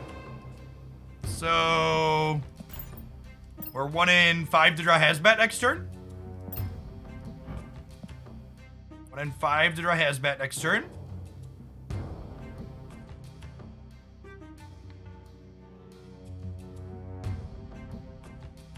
Hey, Fresh. Good afternoon. Appreciate the support.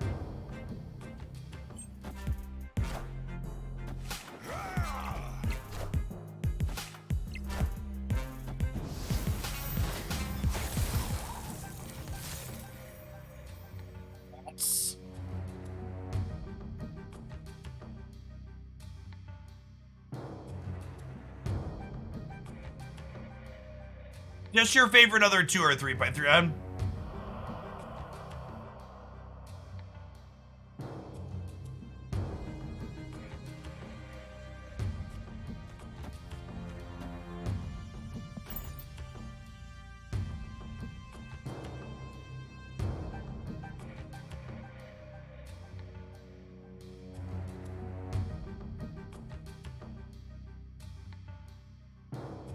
Yeah, bits work just as fine, Colin. Just put your deck link in the cheer message.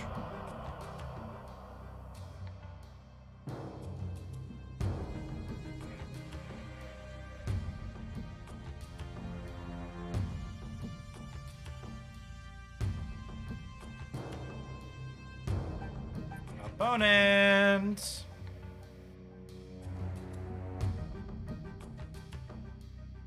I clicked the end button, right?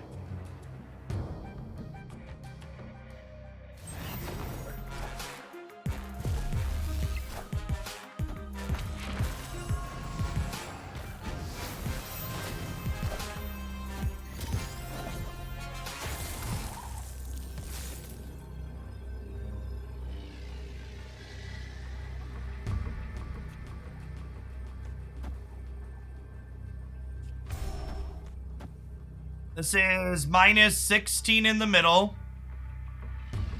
It's minus 8 over here. And then we have 4 in the middle. Plus Colossus on the right. Sure.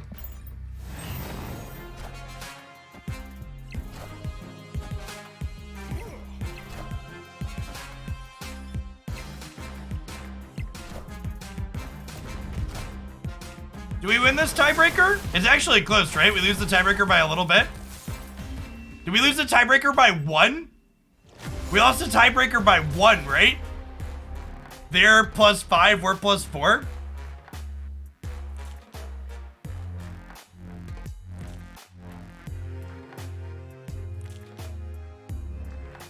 Close game. Close game.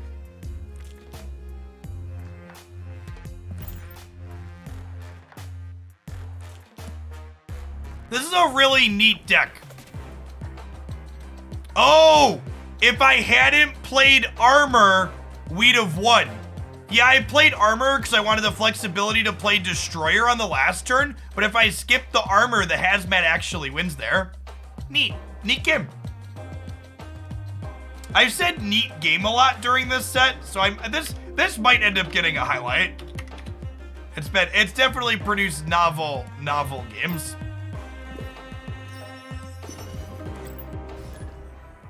The title's appropriate, though. Deck has earned its name.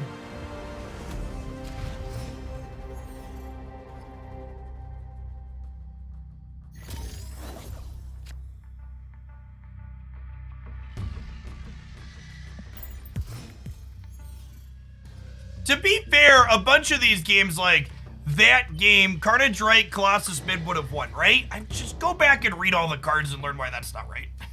Stop it.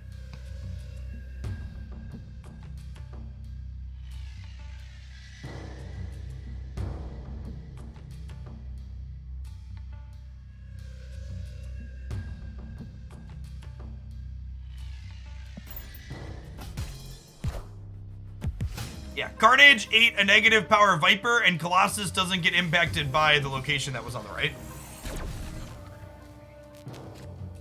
That was not the Wong I wanted for Christmas.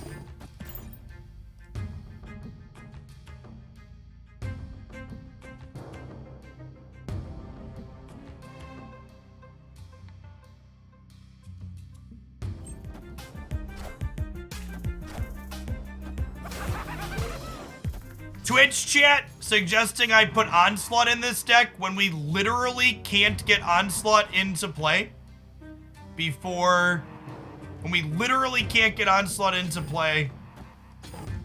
before anything else happens is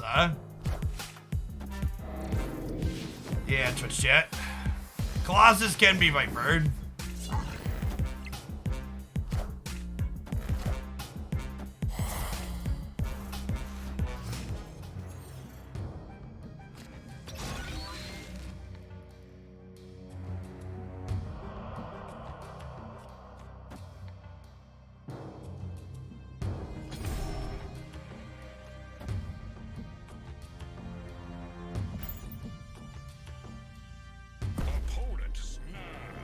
Yeah, take my cubes. It's the Cube Spew 3000, PK. They're yours. Come and get them.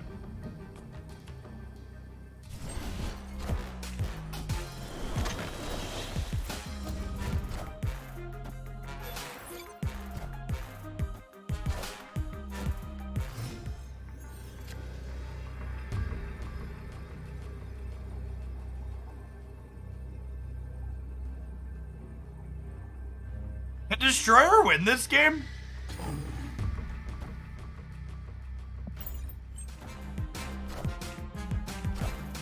Damn.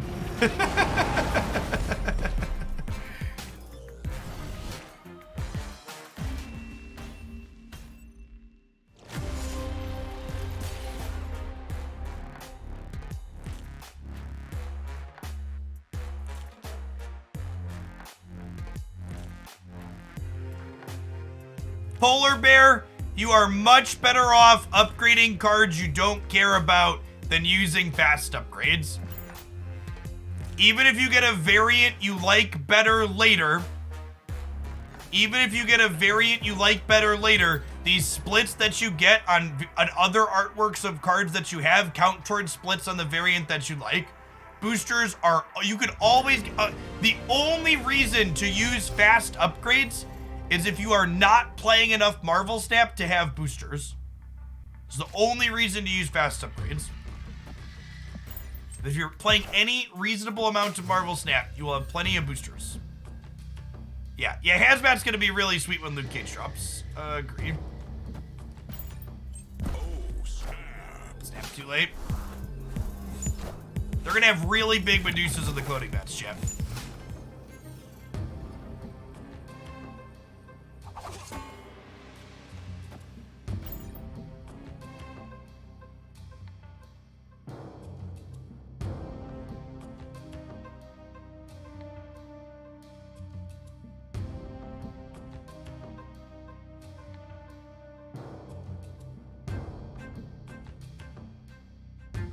Honestly, cutting armor might make sense. I could see cutting armor being good. I don't know that we're ever winning a path with armor in this deck. I kinda don't hate that suggestion. But if I do this and I push a Black Widow over, oh, they might play 2 things here in the middle though, right? 0 things in the middle.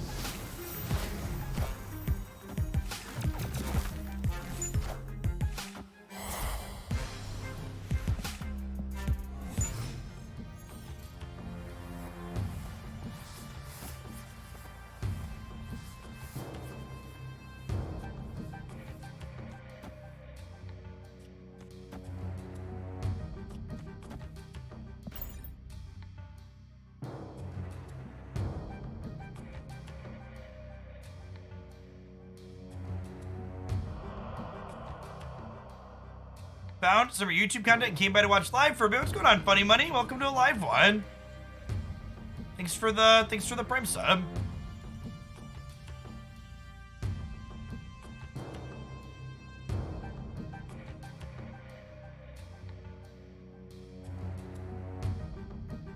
Yeah, I think the idea of trying beasts in here sounds fun.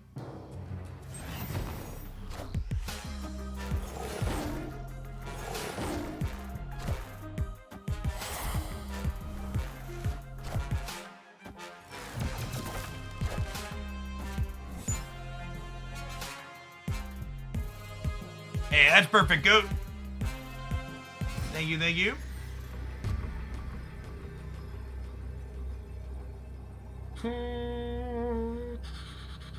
All right, chat. Opponent snapped. I give him. We're at the ring floor. I'm gonna give him 8 free cubes. Have fun, opponent.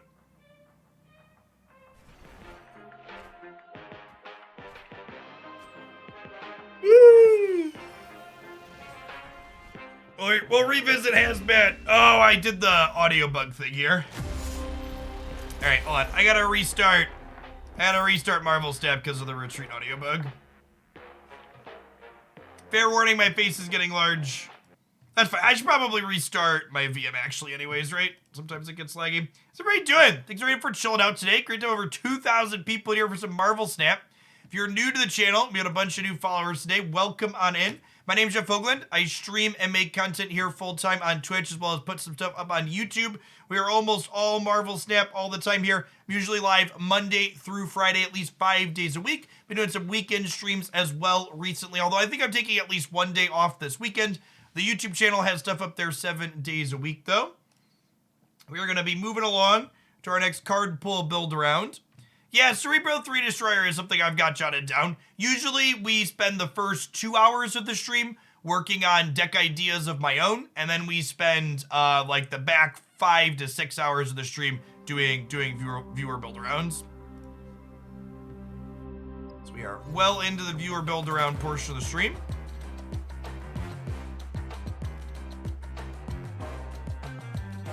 I want to play a deck that doesn't feel the same as early pull decks. All right. Toast, if you're still here, have you played the Destroyer deck? The Destroyer deck is very, very good. You have unlocked, this is the how to cheat with your early pull 3 chat. Roll Destroyer is currently the pull 3 easy button. It has some parallels to the ongoing deck because you play it in the ongoing package, but that's the big one. You haven't played Destroyer yet. All right, let's showcase some Destroyer. You literally only need Destroyer. You have like a 99% optimal pull 3 deck with just Destroyer.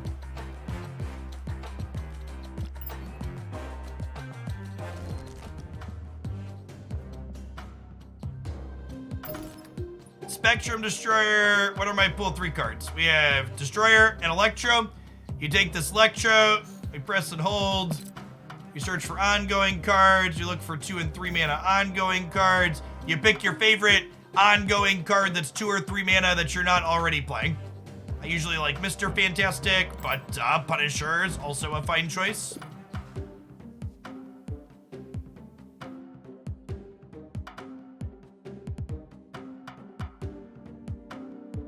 This is my pick for best deck in Marvel Snap right now.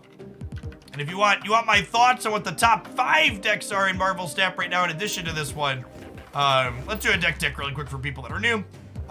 You can find that on the YouTubes. So, Destroyer, really powerful busted card. On reveal, destroy all your other cards. We mitigate this downside with a couple other key cards. Armor here protects a path. Professor X locks down a path, including protecting it. And Cosmo, the goodest of boys, can suppress that on-reveal effect. Omega Red over Warpath is nonsense. The way this deck tends to play out is you play 4 ongoing cards to 1 location, and those ongoing cards include either Armor or Professor X, and then 3 others depending on your hand. And then you win that location with 4 ongoing effects. And then you win another with Destroyer. I've been underwhelmed with Iron Man this list. Can you elaborate that choice over a more on-curve card? Yeah, sometimes you need a lot of stats in your path. The games where you don't draw Warpath, you need this to be able to have a big number. Because remember, you need to win 1 path with 4 ongoing cards. Iron Man is also pretty good in your Spectrum games where you win with Spectrum. Because you'll have like 3 ongoing cards in 1 path, and then Iron Man plus Spectrum in another is 14 in another path. So Iron Man's is exceptionally important in the games where you have Destruction. How do you play around Enchantress? There's a red button in the lower left-hand corner of your screen that you play around Enchantress with. Chat, there are counters for basically everything in Marvel Snap.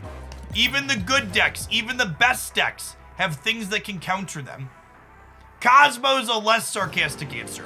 You can put Cosmo in your ongoing path is another answer. In the games where you don't have Cosmo and they have Enchantress, you press the red button, you get out for 1 cube, you move on with your lettering. Marvel Snap isn't like other card games. Retreating for 1 cube isn't a loss. Retreating is tactical. Retreating in Marvel Snap is like folding a bad poker hand. It's a perfectly reasonable and fine thing to do.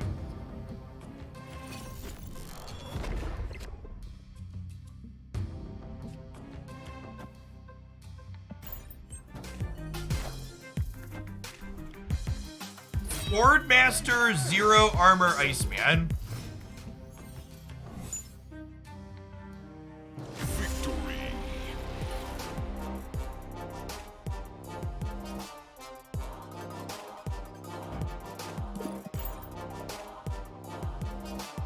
They were going to change how horrible it is to get cards. Collector tokens will be coming later this year to give you some agency on how you get cards in this game. However, note, you will never be able to just swipe your credit card and buy cards in Marvel Snapchat. If you want to be someone who uses... your credit card to buy all the cards, go play something else.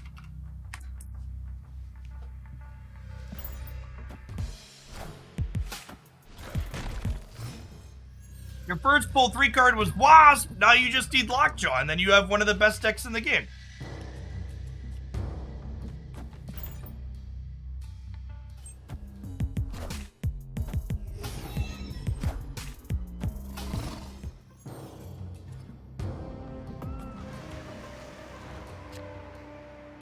You just want to beat people that have played since the beta.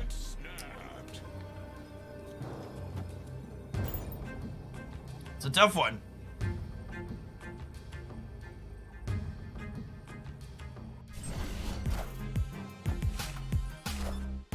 Chat, the reason why you're gonna struggle to beat people that have played since the beta is not because their cards are better than yours. It's because they're better at the game than you because they've been practicing longer and they know the format better than you.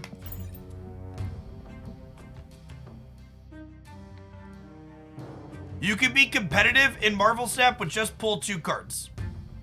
The purpose of the card pulls in Marvel Snap are to design things so you win. You have tools to be competitive with just the first 2 card pulls.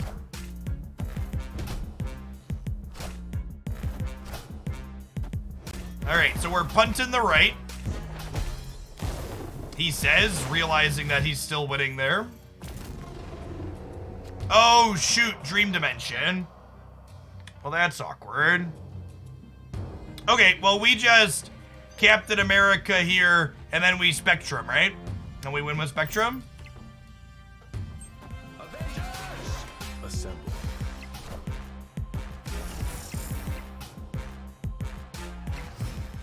Believe we have died. Yeah, we lost because of Dream Dimension here.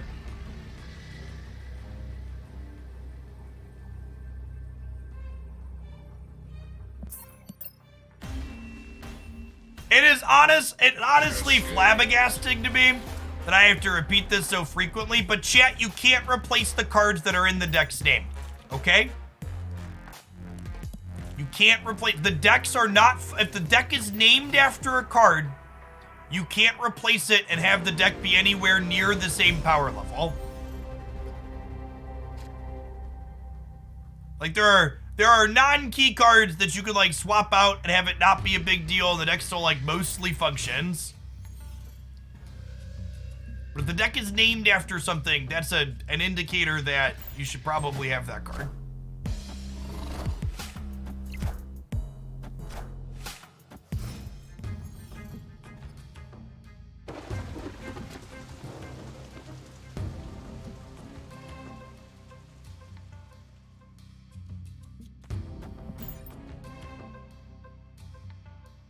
Swapped out a reading of the deck. I mean, building a different deck with the cards you have is a great suggestion.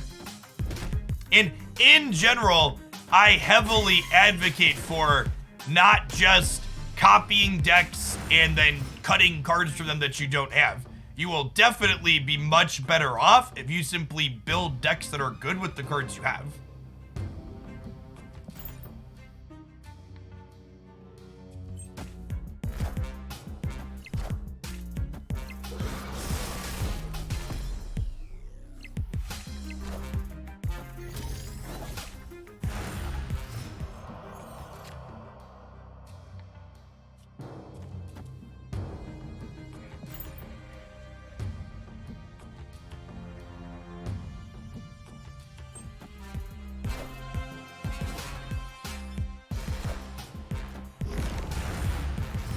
Hoisted, chat. Hoisted.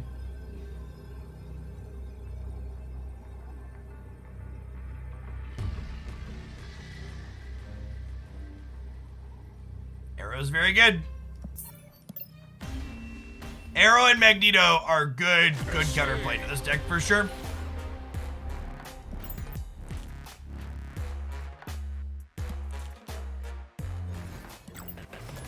There is a deep dive on budget Lockjaw decks up on the YouTube channel, Mighty Tortoise.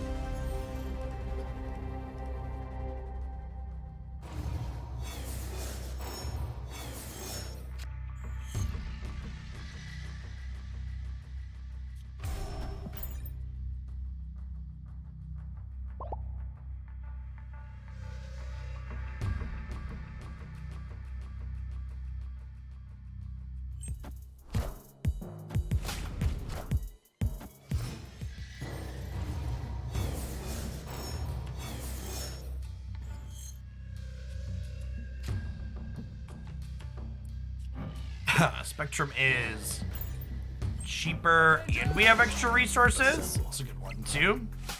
That's a good point, Cosmo.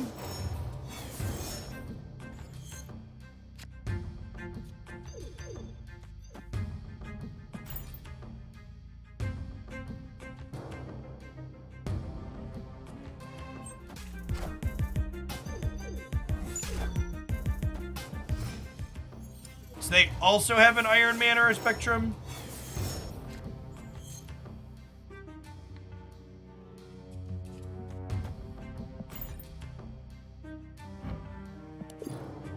Master Xing the Super Flow is my king, chat.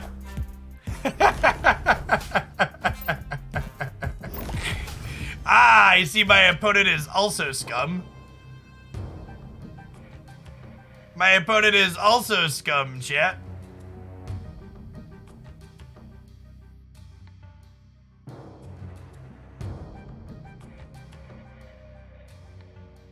Okay, do we Destroyer into Spectrum? Or do we Iron Man into Spectrum? If I Iron Man here, it's 6 currently, and then we'll get another 8. So that's 14 total, so Destroyer's more.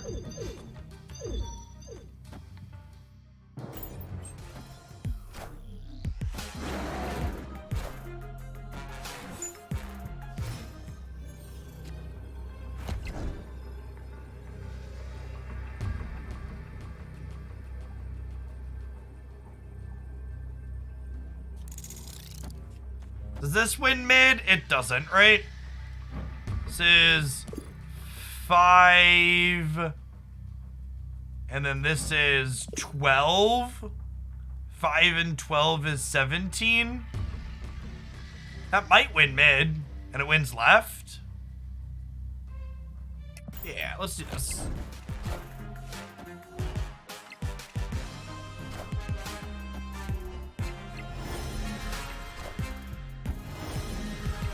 Okay, and then Tai win. Tai win. Good chat, good chat. Ant-Man was a great drop.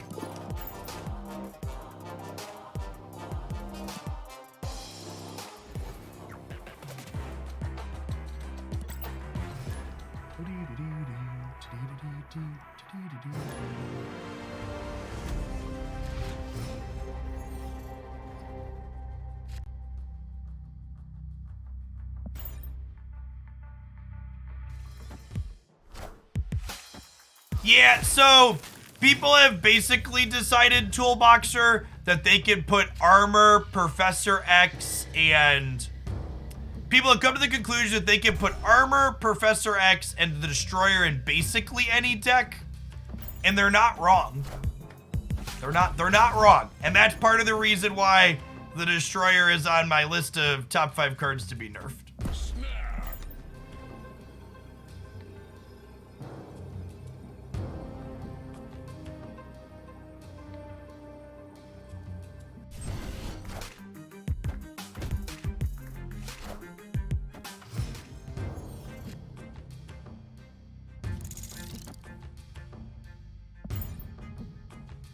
This is gonna be a Ant-Man into Warpath right, into Spectrum left.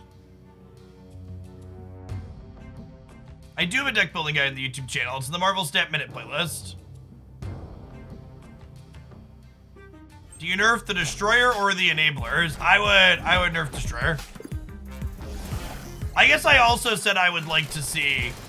I did also say I would like to see what's his name nerfed, Professor X. I hate Professor X though, so I'm probably a little biased.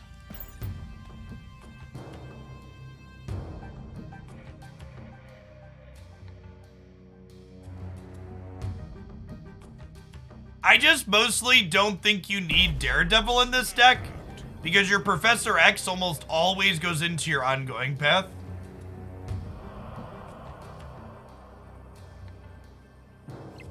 Like the TLDR.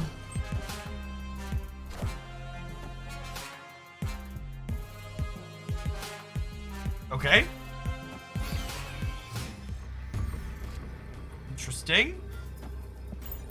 I don't know if my body's ready to get Enchantress here, but here we go.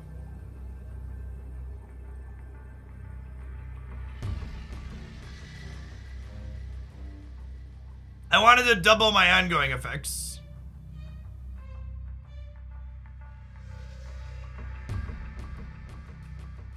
Victory.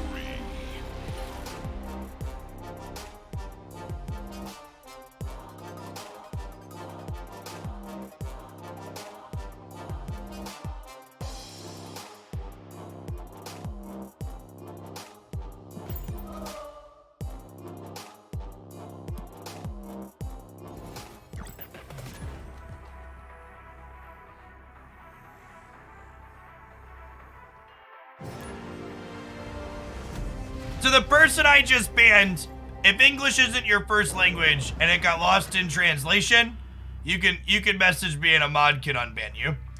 But I didn't say you can't be competitive with Pool 3 decks, or there aren't decks in Pool 3 that are competitive and take you to Infinite. What I said was Pool 1 and Pool 2 gives you all of the answers and tools that you need to get to Infinite as well. So there's a bunch of sweet decks in Pool 3 that are powerful and competitive, but there's also a bunch of decks and cards in Pool 1 and Pool 2 that are also powerful and competitive. Those two things aren't mutually exclusive. Both those statements can exist simultaneously. Yeah, and at the end of the day, the thing that's most important of all isn't even the deck that you're playing if your goal is to get to Infinite. The most important part about getting to Infinite is making sure that you snap appropriately and retreat correctly when you're behind. That's the most key thing about getting to Infinite. Isn't Mojo better than Lizard? I actually like Lizard more than Mojo in a lot of spots.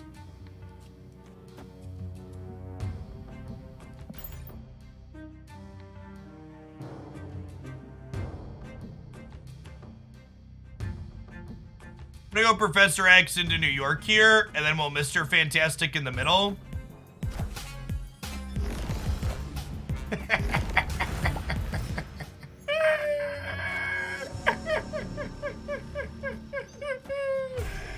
Oh, that's great.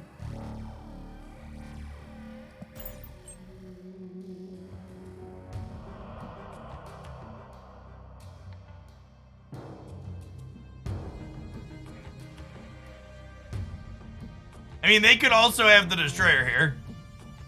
You want me to snap them into the Daredevil? Nah, they could also have the Destroyer. And they see that we have Mr. Fantastic to win New York, so they know that it's all about the center path. It's all about the center path, baby. That's fine. We're at the rank floor. We're probably dead here.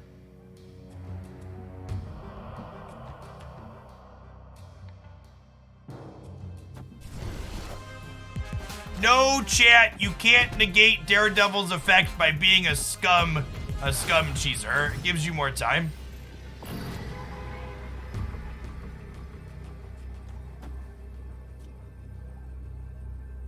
Is this more? Is this more? This is 13. This is more power, right? Than the Destroyer? The Destroyer puts us to 29. This puts us to 26, but then it doubles. This is one more power. This is 34. This is 34 versus 33. We still lose to their Destroyer either way. I am Iron. Oh my god, is that a full tie? I think that's a, no, because they go 4 as well. Damn. Yeah, it doubles the very bonus. So Destroyer was 33, this was 34.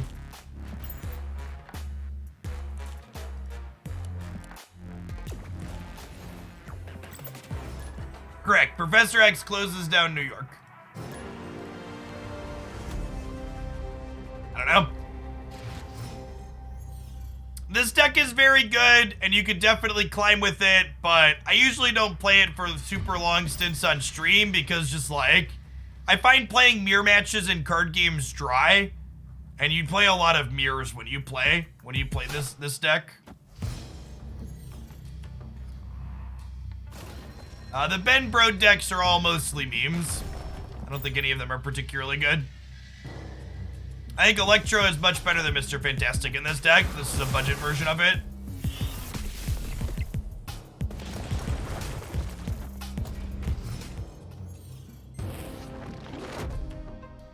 You want to play less mirrors, we can go back to Hazmat. That's just the facts right there. Cold, hard facts.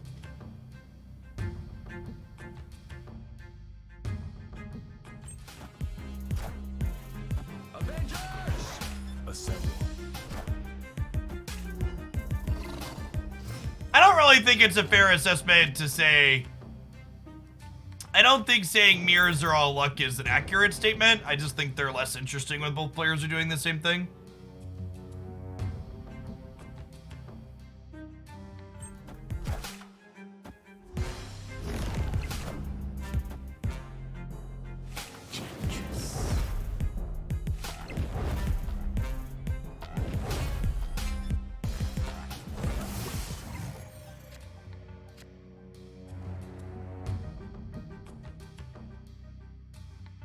All right, chat. Pivot.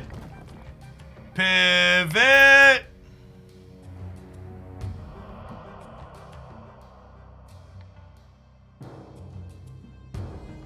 Yeah, it's confirmed by Second Dinner that there's bots in the game, Jippy.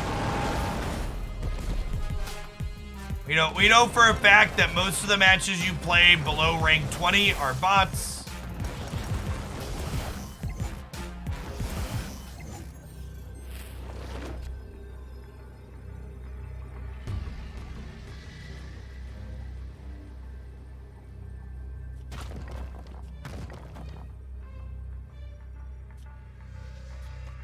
Probably can't beat the Captain Marvel here.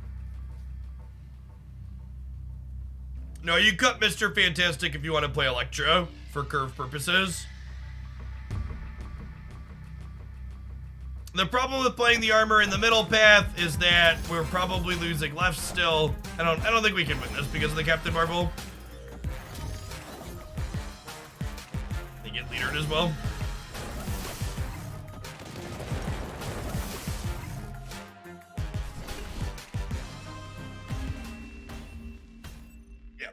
You want power in a single lane is why Lizard is good. I actually think Lizard is better than Mojo, chat. The more I play this deck for what it's worth. You often lock down a path with Professor X before they put 4 cards into it for Mojo. Lizard ends up being more stats most of the time.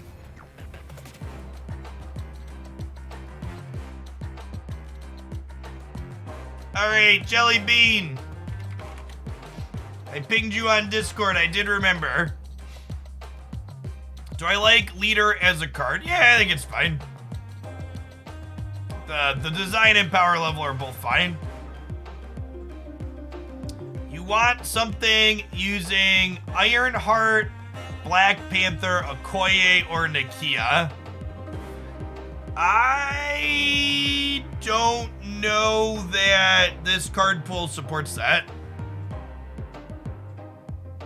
Black Panther needs Zola or Wong plus Taskmaster. Yeah, we kind of need... You kind of need Mr. Negative stuff for Ironheart to work.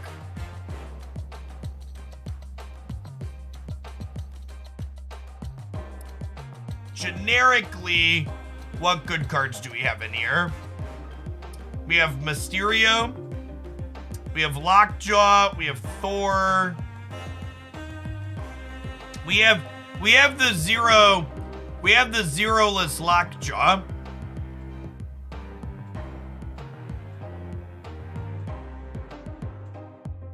We have Electro Destroyer, but I assume they're aware of that one, and I also don't want to play Destroyer again. Usually I don't build the same deck two pool builds in a row. Definitely not Destroyer 2 pools in a row. My brain can only take so much of that archetype. Yeah, if we're looking for... Okay. We could... Okay, we have Deadpool and Venom. We could build Nakia with Deadpool and Venom. And we could probably try Black Panther in there too. All right, I'm in. Let's go. We have Hood too. All right, let's do it. That certainly meets the request. Venom and Deadpool means we can do that.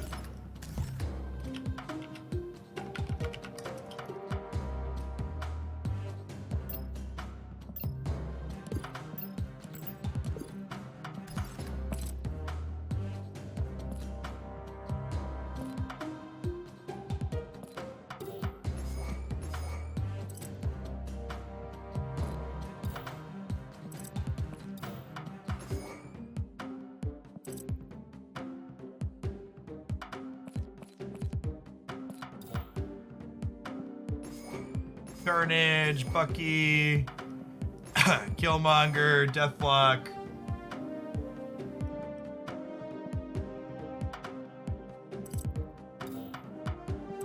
Yeah, we need Hood.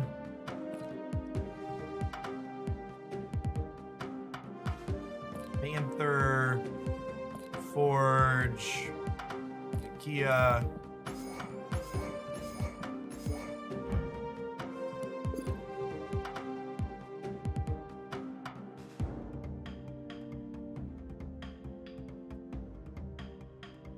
I think that covers it, huh? Yeah, I mean, I don't need more than drop the bad. What are the bad ones? Deadpool likes all the things that pump his attack.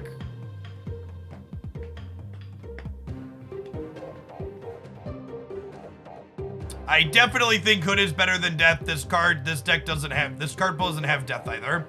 Why Panther? It's just a good stat line, shit.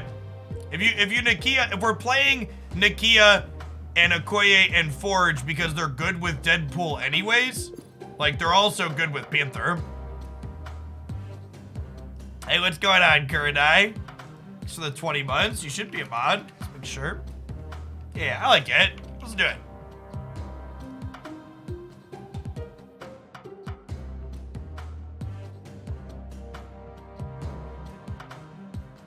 I think Taskmaster, if we had access to Taskmaster, I would play Taskmaster probably in addition to Panther. I don't know that I'd cut it for it. But yeah, Taskmaster's good in this archetype. I like Taskmaster better than Zola in this kind of deck, typically speaking. Oh wait, we have Mysterio too, actually. Do I want Mysterio in here? Nah, I guess Mysterio's not good with Venom. Yeah, this is fine.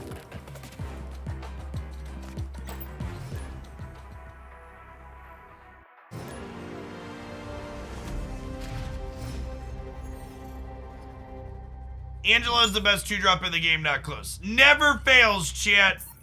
Never fails. Load up with the new deck we need to test. Escaped.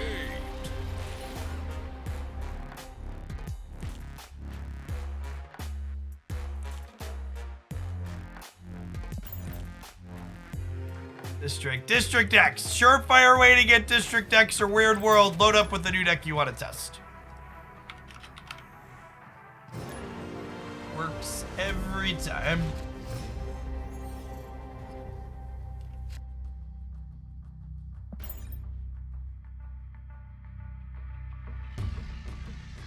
Nick Fury is not a playable card. It's very bad. In my experience, it is not worthwhile in the collection item deck.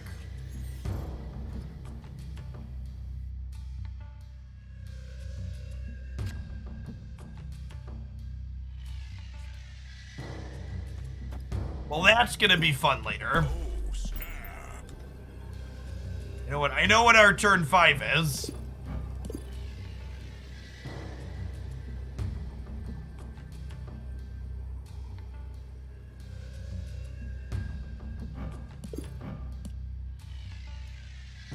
Victory.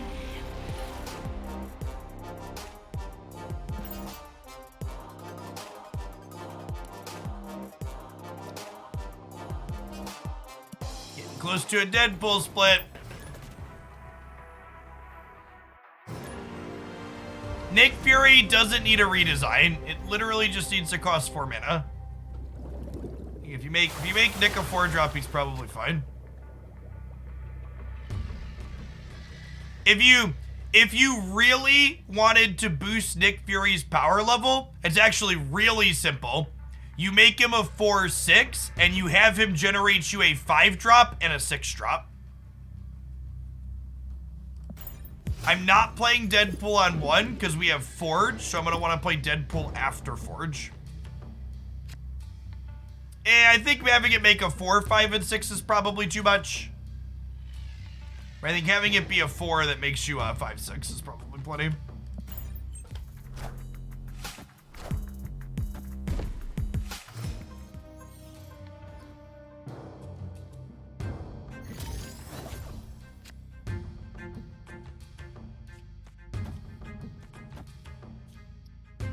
Actually, let's go Forge center into Deadpool left, and then we'll get to go Hood into Deathlock left next turn. Is the snap before they armor me left? Which is that there's a lot of armors out, chat. This archetype is tough to play into the volume of armors that see play right now. Okay, just an Electro.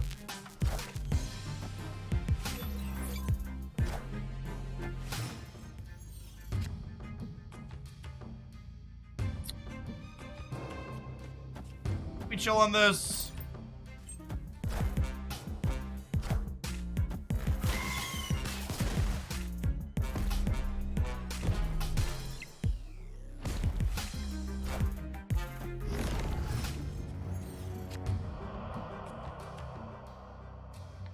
What do we think was gonna happen here, friendo? I mean, I guess they soak with Sunspot, right? And then they like Infinite and kill us. The fact that we didn't draw, this is the other part that's tough about this archetype is, in addition to getting randomly shut off by things, we also just like, you have to draw 2 of your things that blow stuff up every game. Which is why Venom's not optional at Deadpool. Feels like we're very dead here. Wakanda forever.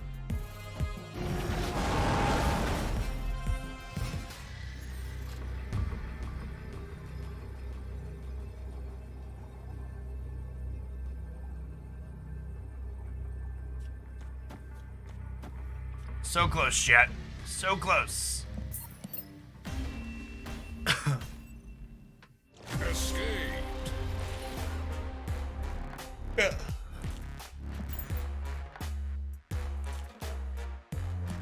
We're farming Deadpool boosters though.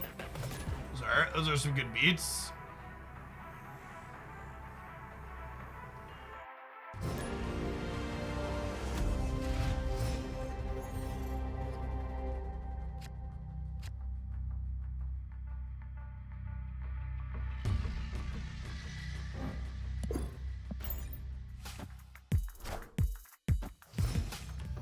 Okay. Okay. Okay. Okay. Keep going. I'm almost there. I'm almost there. This is good.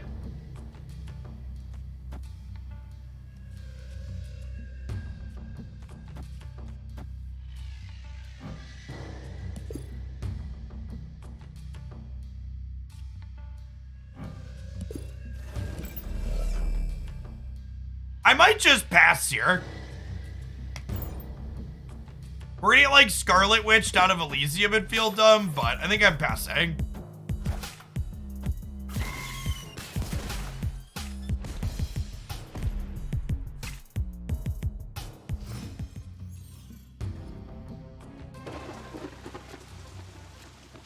Okay, so Nova into Forge, into Deadpool, into Hood, into Killmonger. I want Forge on the Isle. Nova into no, because then the Forge will die. No, it's not gonna die. No, this is good. Into Forge, into Deadpool, into Hood, into Killmonger.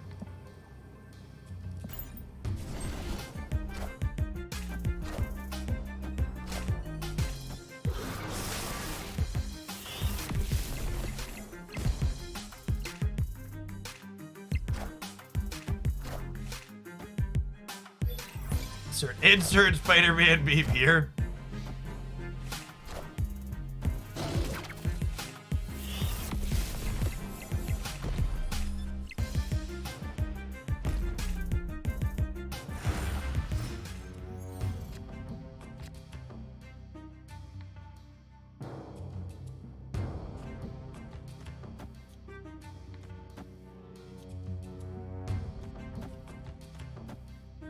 So the way this works, the Deadpool will come back to my hand, and then the Nikhil will give it +2.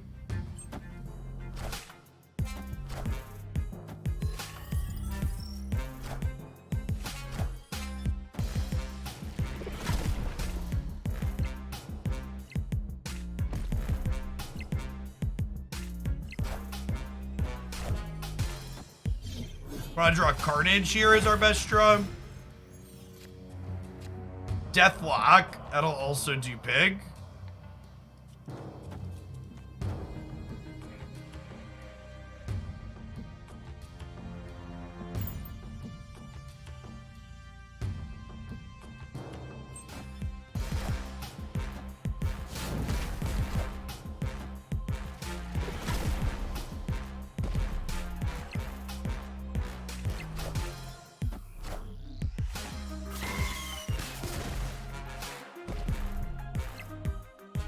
Now do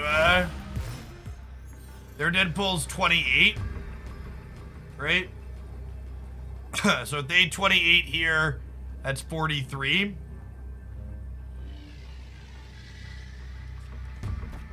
So we unfortunately lose, right? Because we only go to 41.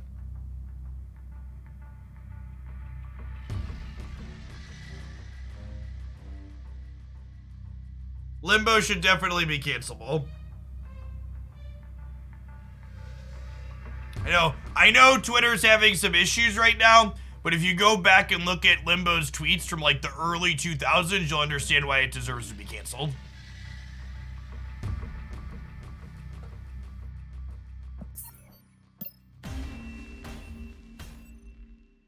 Escape.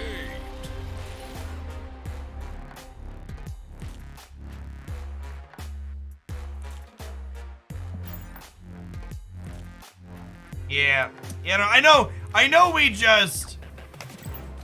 we just lost to Mir.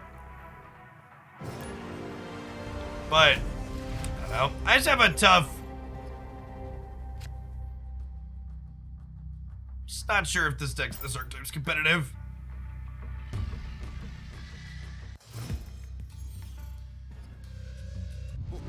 This land is always changing. God damn it, locations. Escape.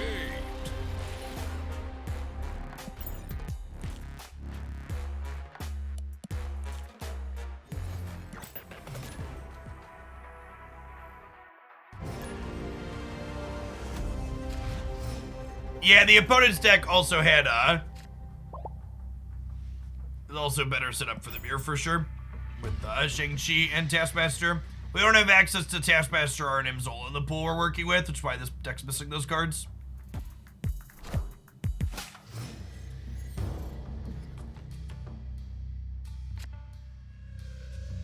I don't know, I think a lot of the problems this archetype has to do with the kind of metagame more so than the raw power of what it's doing itself.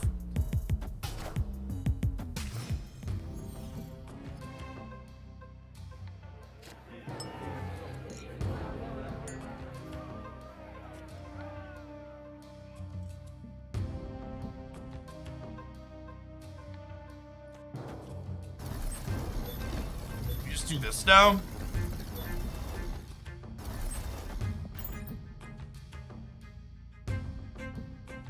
You cannot drop below 100. You can drop below any others. 10 and 100 are the only rank floors.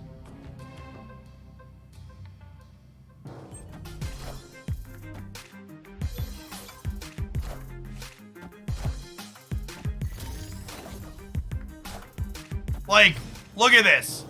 Our opposing Deadpool deck, even the opposing Deadpool deck here, is playing freaking armor. There's so many armors in Cosmos.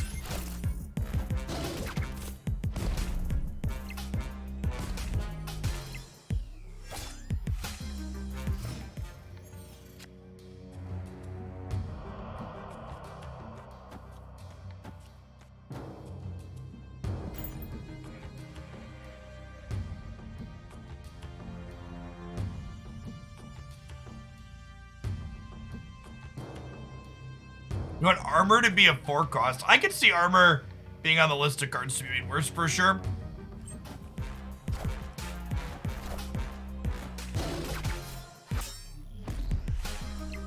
Armor does protect their demon from their own Killmonger. That's true. I can't remember the last time I played against a Deadpool, and now matchmaking's doing that thing where we switch to Deadpool, and now we've literally only played against Deadpool, right?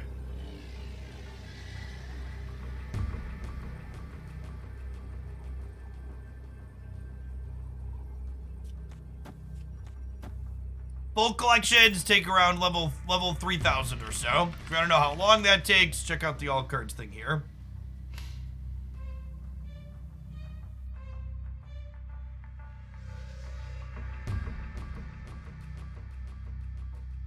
Oh, the matchmaking prioritizes mirrors is pretty lizard brained thing, like, especially on the Marvel Snap Ladder where repairings are common. So like if you just like incidentally hit a mirror and then you queue into the same person 2 out of 5 matches or 3 out of 6 matches, like yeah, you played a bunch of mirrors, you played against the same person a bunch of times, right?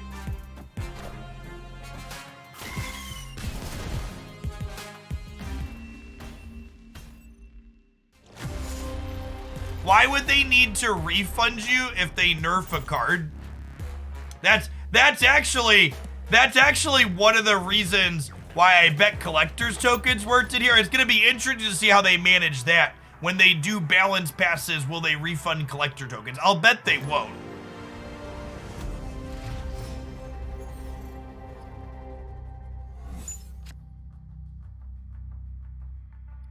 And just like this, chat, do you think the locations are out to get me? Because 3 out of the last 6 games have been District X or Weird World? Escape. Is that why those have come up? No, chat, it's just a bad beat, chat. It's a bad beat that you remember.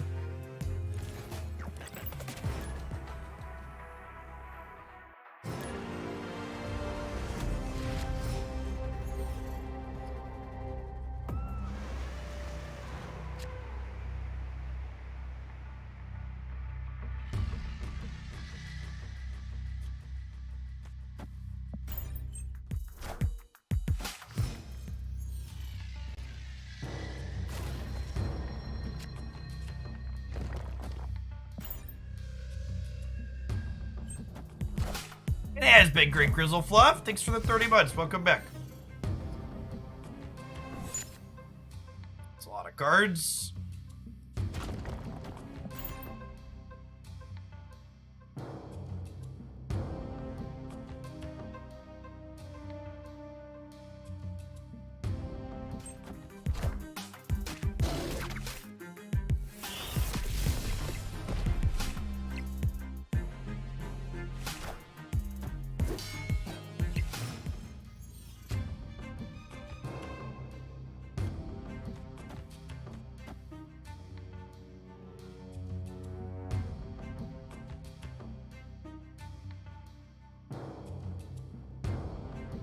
I need to do this for curve purposes. If I do Deadpool Venom here, then on 5 I can go Deadpool Bucky Carnage, and then our 6 can be Deadpool Black Panther. Chat, I haven't sat down and read a book since before I had kids. My oldest is currently almost 9. What's going on, Billum? Thanks for that. Thanks for the 2.5 years.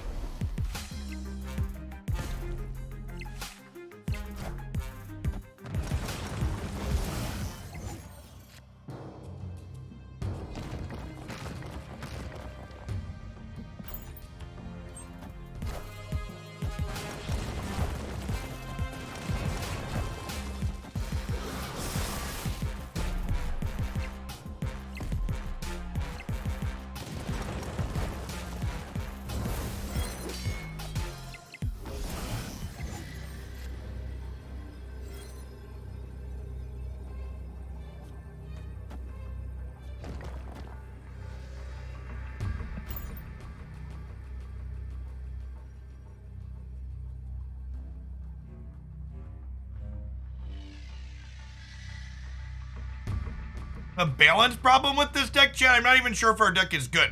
It's probably not.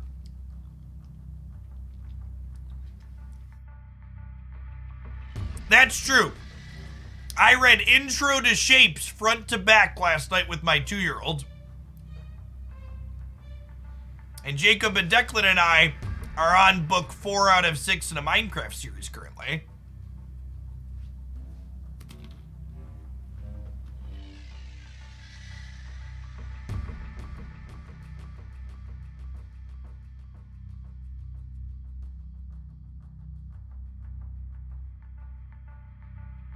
Opponent snapped.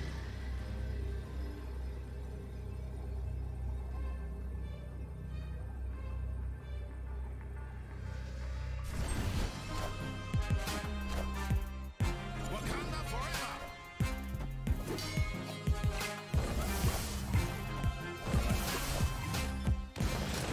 Woo! That Shang-Chi, chat. Oh, do we tie right? But we win mid, right? No? We win left? Close game. Victory. Destroy even a deck without Deadpool. Yeah. The Destroy package goes in a lot of things.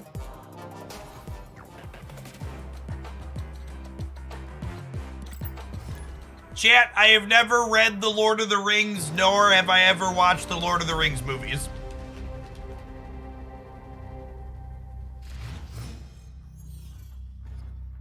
And this is the part where I offend the other half of chat and tell you I've also never watched Star Wars. Well, not the entirety. There are bits and pieces over the years. There's just neither of those are IPs I'm into, chat.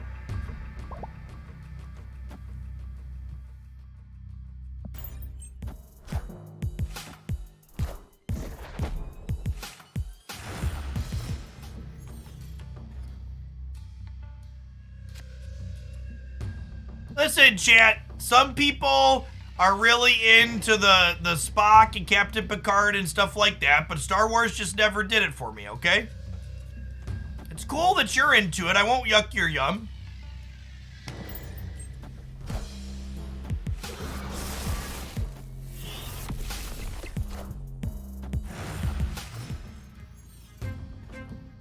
Killmonger for their Nightcrawler. Sounds great.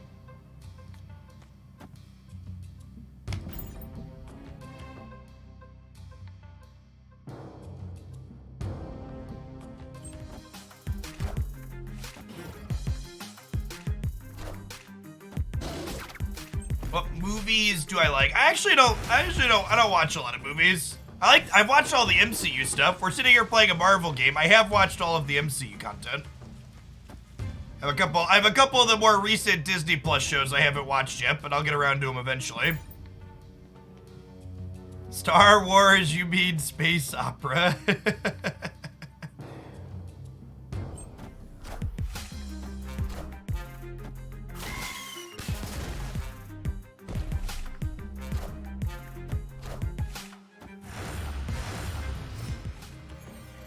Chat, every time I tell someone about a particular type of show I like, people are like, those shows are trash. So like, I like trash TV, okay? I have not watched She-Hulk yet. It's a cute Kingpin variant. We gonna get hosed by an arrow on turn 6, chat? Friendly neighborhood Spider-Man here. Oh man, there's spider bowling, chat. This was our deck highlight this morning on the YouTube channel. Kingpin into Spider-Man, deny your ability to play into the Kingpin lane. All right, arrow me, daddy.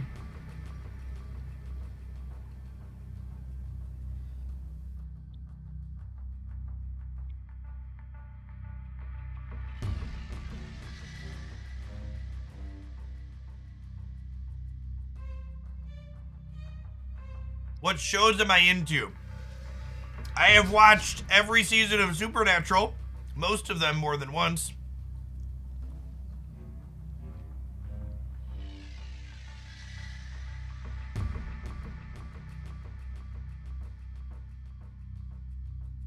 They haven't snapped yet. They aren't winning the icebox. Maybe they're debating. Maybe I'm actually supposed to play Panther left, huh? To threaten to win all three.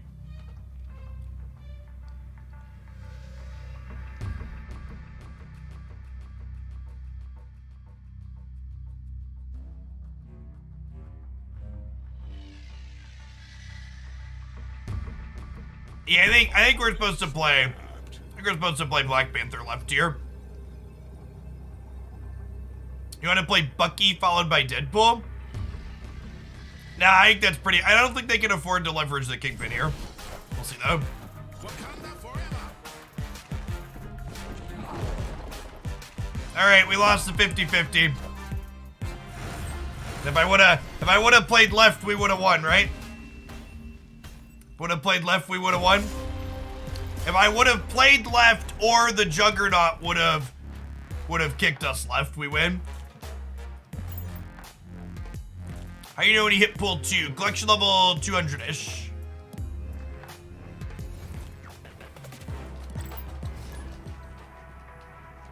If they snap after you locked in, they should let you unlock and replay. 100%. In fact, I think at any point, if you've locked in your end of turn play and your opponent hasn't also locked in, you should get to unlock. Oh, snap.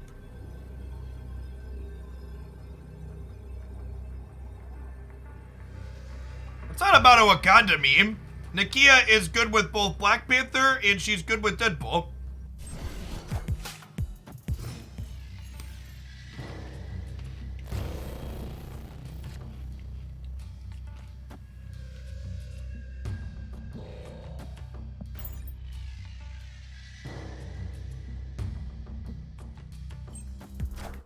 Pool 3 starts just before collection level 500.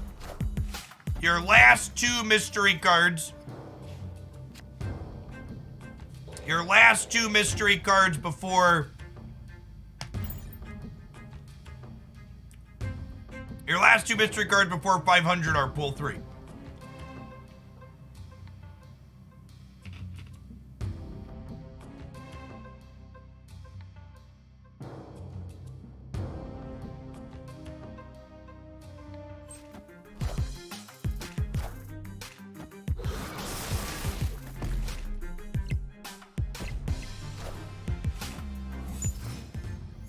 Killmonger. Rats.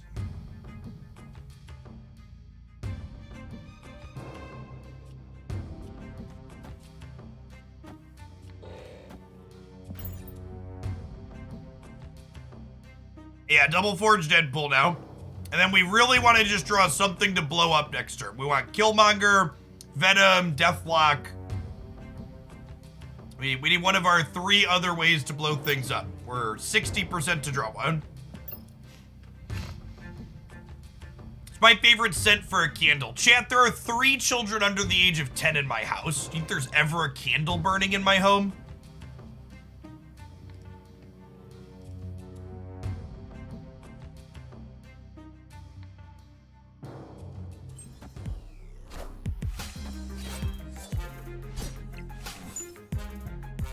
Oh, man, that's a massive Drex.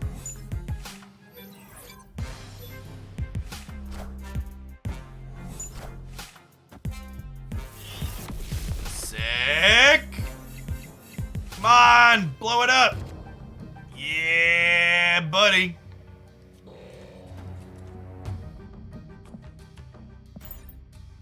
It's a sicko draw right there.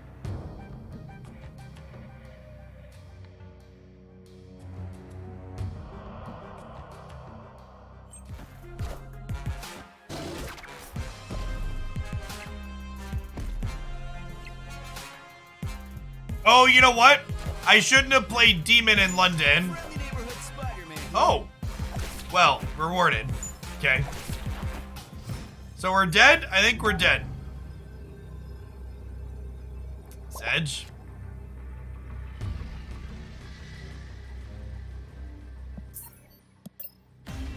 Alright, I think I'm done with this one. I don't think I'm gonna play this archetype anymore until it gets buffs or until the metagame changes.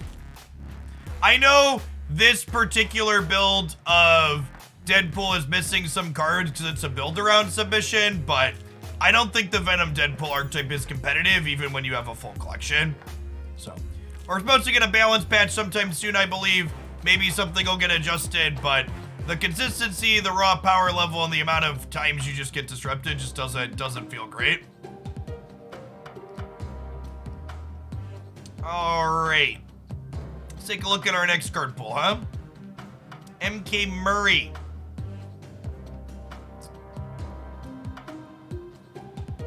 All right, our pickings are slim, but we do have 2 key cards that can be good. So, Murray, are you here? We basically have 2 different alternative top ends to the disruptive shell. Oh, Murray. $10 submissions are for subs. You can sub to the channel with your Prime or with a paid sub, or I can refund your $10 donation. Dealer's choice. Let me know.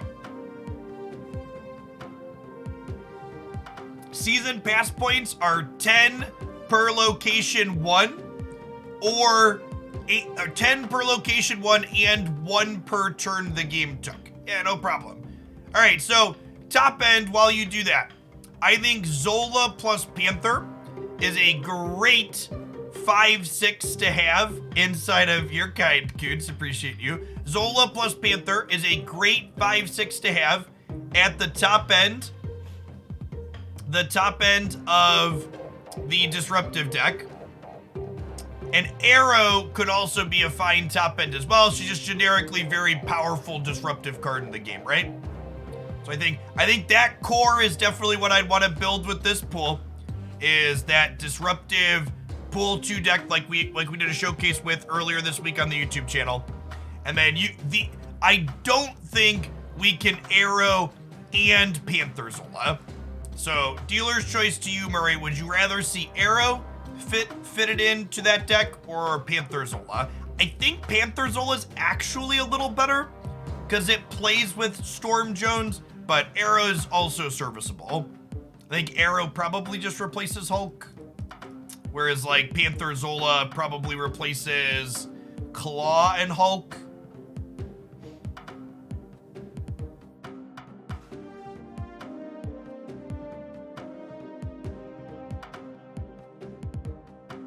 I was Lady Sif and Ghost Rider. That could maybe be okay.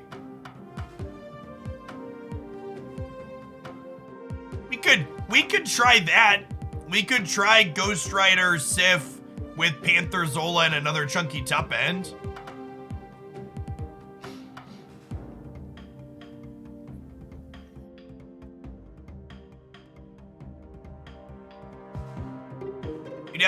You have to play.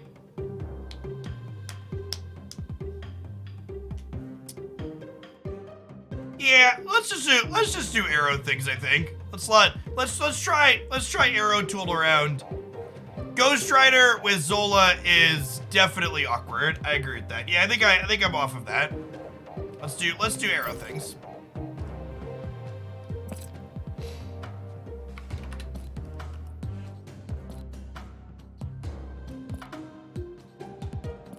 The Fab 4 chat. Nova, Angela, Carnage, Killmonger.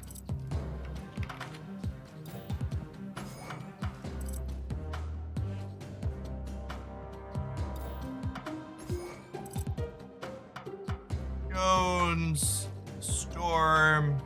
Hey, Levax, thanks for the brand new Prime, and Knockgrim, you as well. Afternoon, folks.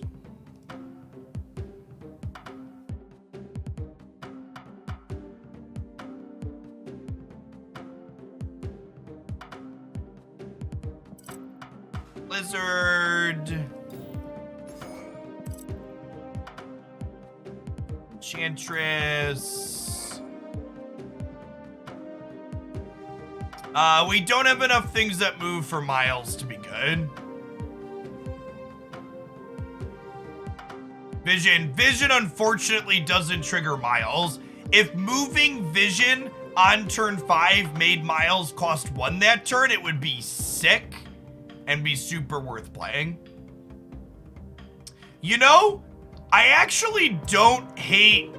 There's like one more... This deck wants like one more 2-drop, and there aren't any great options. I was playing Cable. I kind of like Craven with Arrow, because Craven's also good with Vision, right? I think that's kind of a sick shout. I think I like that.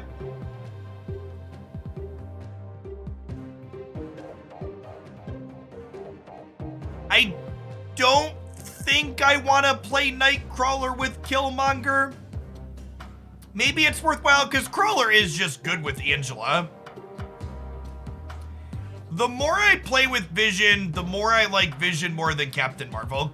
Vision is explicitly better with Angela. Well, so the problem with Miles is Miles checks if a card moved the previous turn. Vision is fast becoming one of my favorite fives. Yeah, Rocket Raccoon. So Rocket Raccoon does not synergize with Arrow because Rocket Raccoon checks where they were played, not where Arrow pulls them to.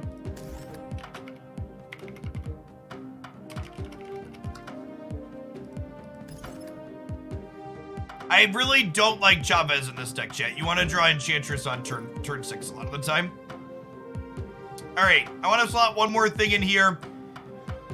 We could play Claw still. Claw's just a good lad. When's he? Claw is like the king of 8-cube games. I think if you have Magneto's a great top end. We do not have Magneto in the card pool we're looking at. Arrow's basically our one playable. Let's start with Mr. Claw, huh?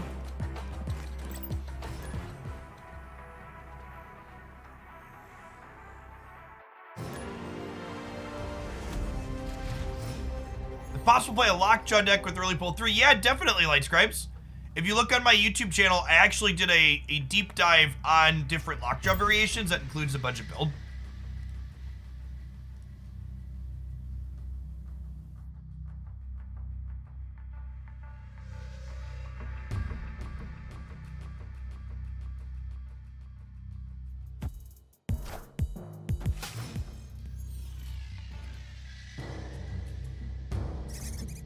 Wow!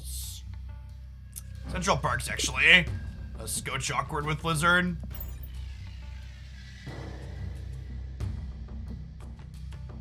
This style of deck feels so much more satisfying to play than things like Destroyer.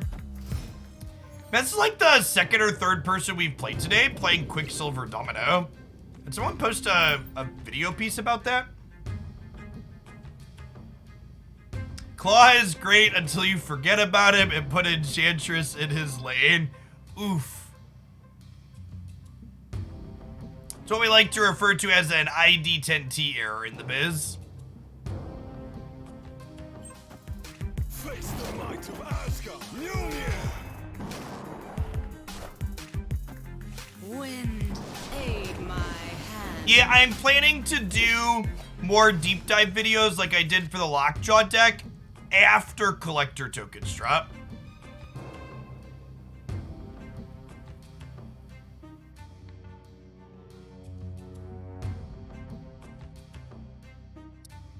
I think we just play for Central Park here, right? I guess like Enchantress Claw Arrow. Oh, boom! 360 no scope headshot, chat. We were playing Enchantress for the stats here. We were playing Enchantress for the stats. What a massacre. Woohoo!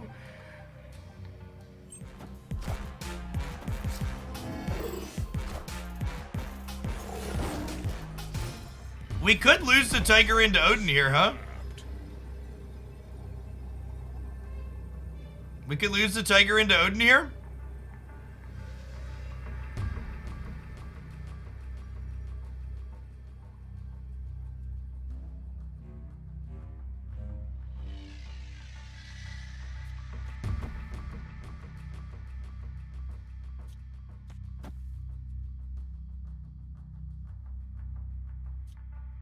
I can't Killmonger and Arrow, chat. It's too much mana.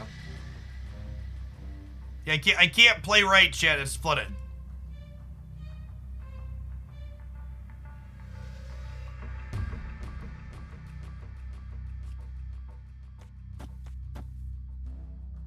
I'd retreat here if I wasn't at the rank floor.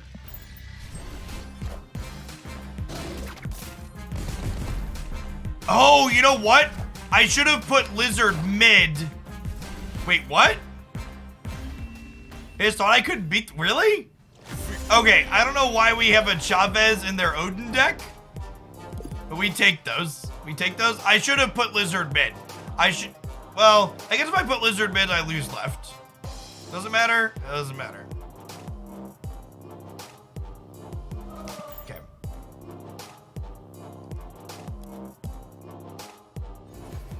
Thanks for the cubes.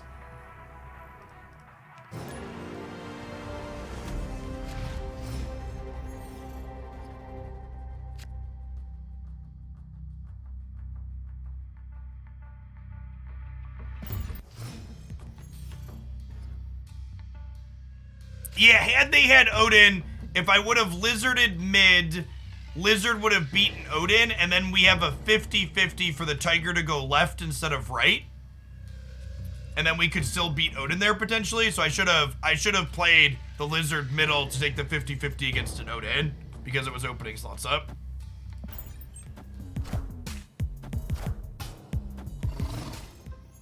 You know, like, they were Quicksilver, Domino, and Chavez. That's true. I think we snapped the Nova Carnage into Bats.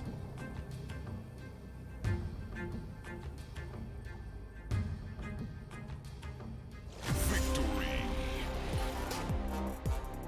You should not use Chavez in any deck that wants to draw 6 drops on turn 6, chat. Or any deck that wants to draw a specific card on turn 6. The best example of a deck I can give that loves Chavez is the Beast Bounce deck. The Beast Bounce deck has a bunch of combo cards, basically none of which it wants to draw on the last turn. It wants all of them before the last turn.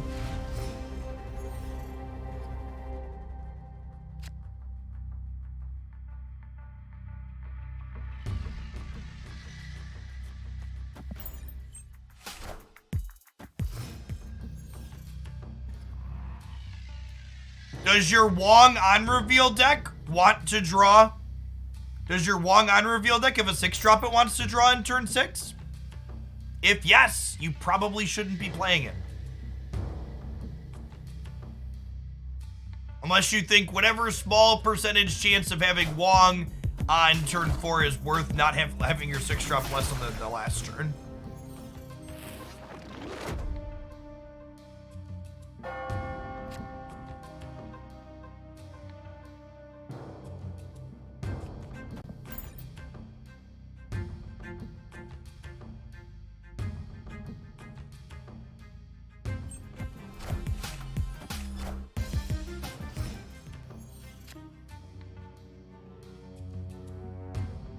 Yeah, I think Chavez is fine in move decks. This is the meaning of Craven in this deck. I don't know, it's Craven some Craven.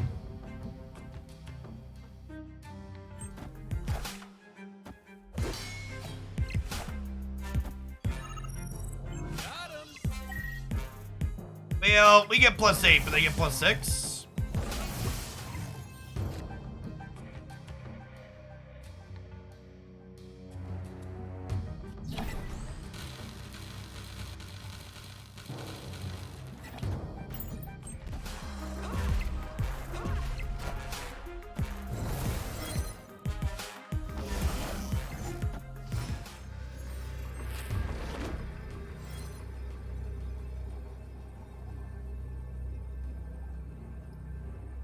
It's a miracle! We're dead.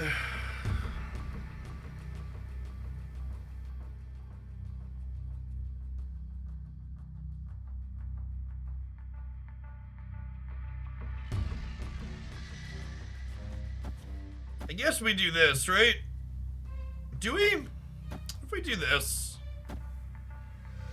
this has gotta win, right? Famous last words he says before Mysterio comes down and takes up all the board space. What does canceling Sarah do, chat? It's the last turn. Chat, why would we arrow mid? There's no space to pull anything in the middle, chat! Come on, chat.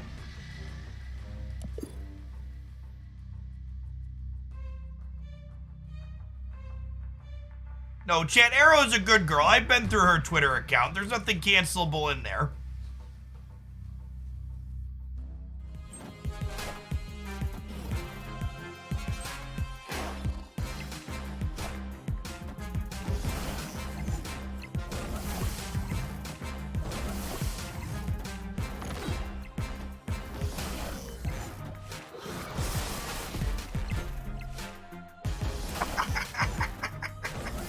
Oh, that's the good stuff right there. Oh no, we lose the tiebreaker? Rude.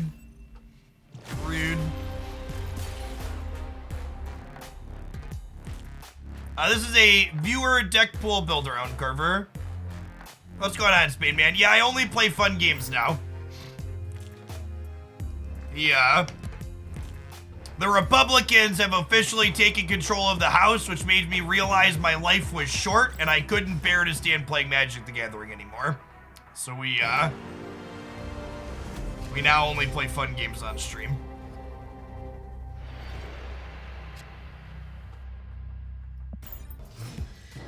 Alright, chat, if you're an old man like me, let's stand up together. Your back is probably also twinging.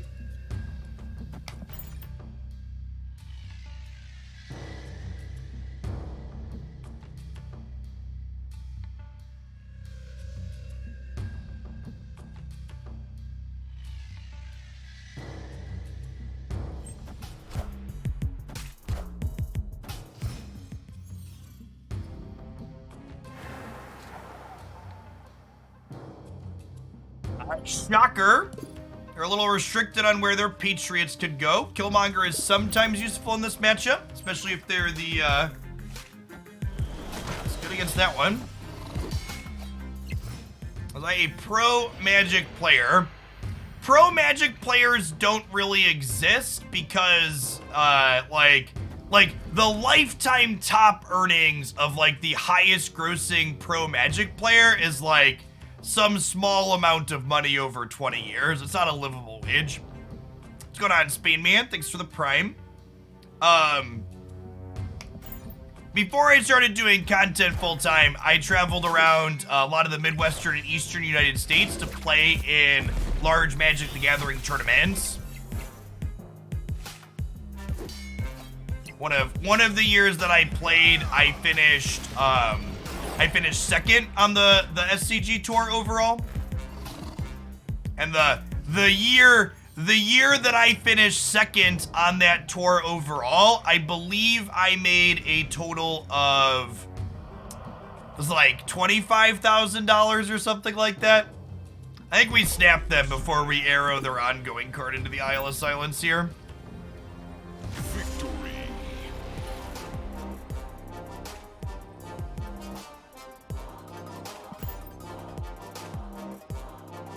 A significant number of the gains in the House, BJ Roth, were due to new gerrymandered district maps after the 2020 census. I want to say thanks for the advice on snapping and retreating. It's directly improved my enjoyment and success in the game and for fostering a welcoming community. Thanks, Schrodinger. I'm glad you're having fun. That's definitely, that's the number one thing. If you're stuck, if you feel like you're hard stuck in Snapchat, snapping and retreating at key opportunities is the number one thing you can be doing to improve that.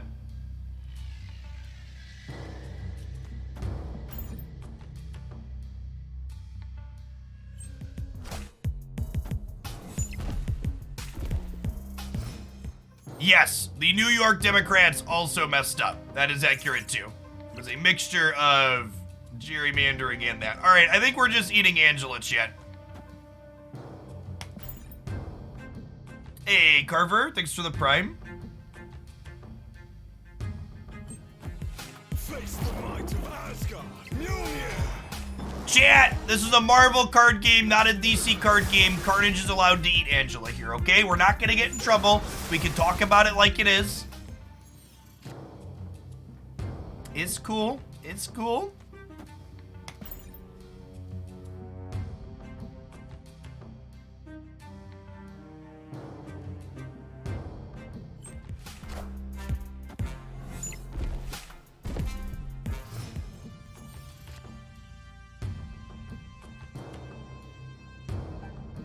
I mean, maybe one of my children will be one of the people that fixes all this shit, chat. Listen, chat, the Zoomers give me hope.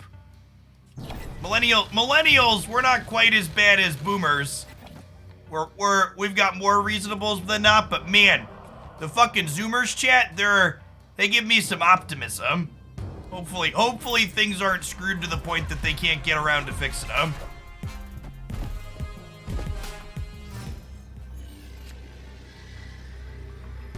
Okay, so we just arrow their cards over to here and then win the game, right?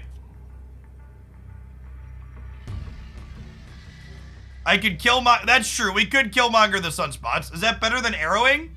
I could Killmonger plus Lizard.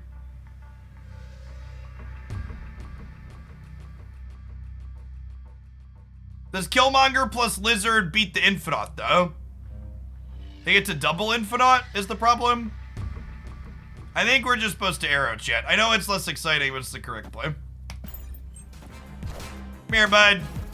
Thanks.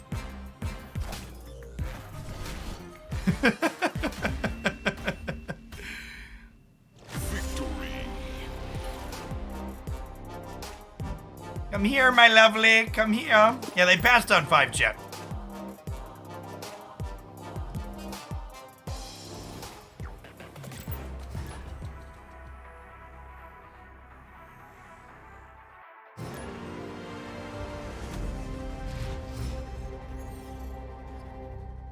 How would they get double Infinite? Sinister London on the left. Should Arrow be 8 points of power? Nope. Arrow is one of the 5 cards.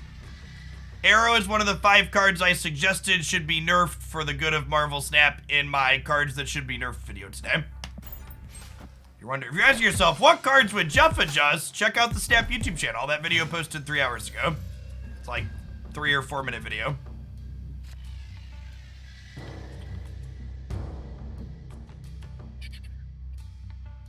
Feels like a naked Carnage into Storm into Jones on the right.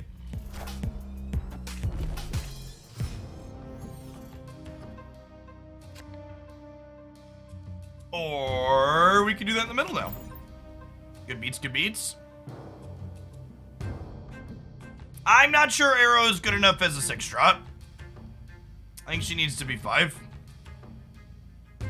She could probably go back to being a 5-6. She could definitely be a 5-7. Wind, aid my hand.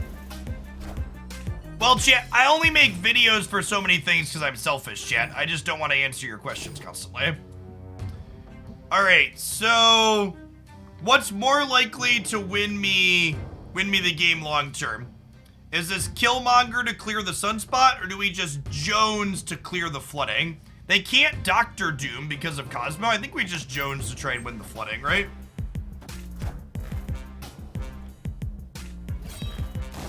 Okay, and they have a Cosmo in their Hela deck for some reason, so they also can't Hela on the left. Good chat, good chat.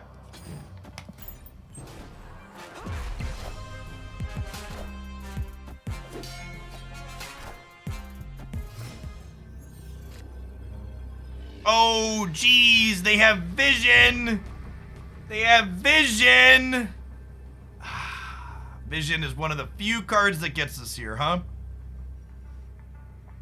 I guess they go down to 8, so we're only adding 9 here. They probably beat 9 though, right? All right, take your cube.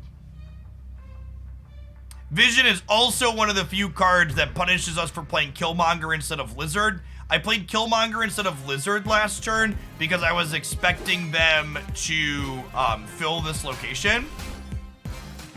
We win the tiebreaker by 1, chat. Got him. Got him. First and only tiebreaker in Marvel Snap. Total power. We're up by 6. They're up by 5. Got him.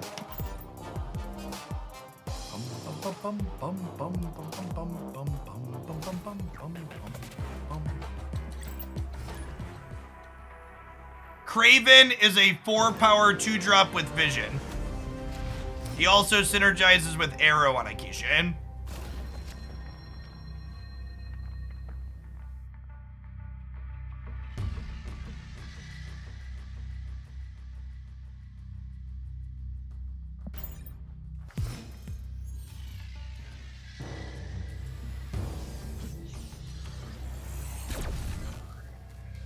Bird energy this turn doesn't really accomplish anything for us.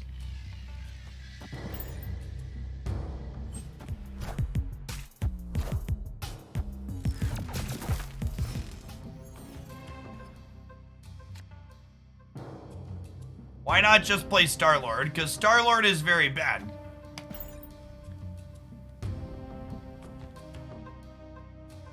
Star-Lord requires an incredible amount of guesswork, whereas Kraven is predictable and consistent. Mysterio would be a great replacement for Kraven if you have that in your collection. This is a budget deck that a viewer submitted for us to build. Wind, aid. We're storming my Angela path. It's a bold strategy, Cotton. Let's see how it plays out for him here.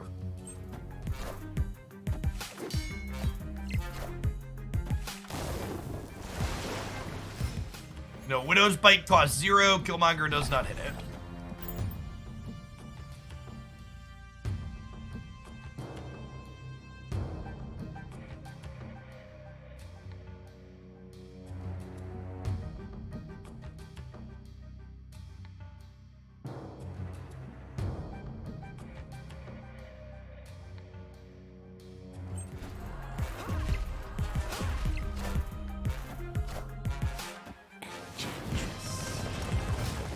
Okay, so we go Vision left, Arrow right.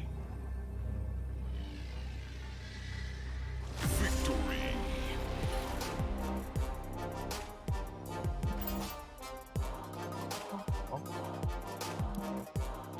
Alright, chat, I need to run to the bathroom really quick. I'm gonna hit an ad roll while I'm stepping away. I'll be gone for like a minute. I promise I still love you. I'm gonna come back. I'll see you in a second. We're gonna do another pool builder on when I get back. BRB.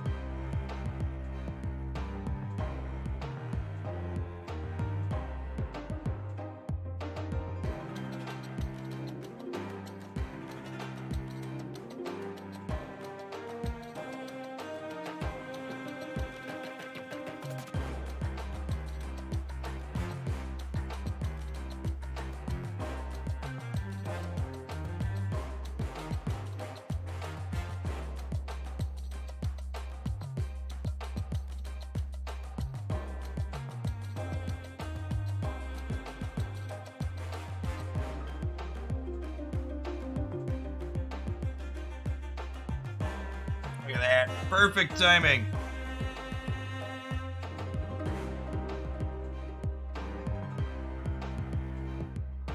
Right.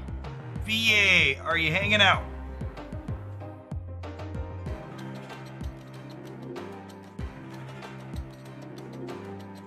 Anything? I feel like I'm missing a lot of pull through cards. Play Doom Devil to moderate success. I agree with their assessment that Dr.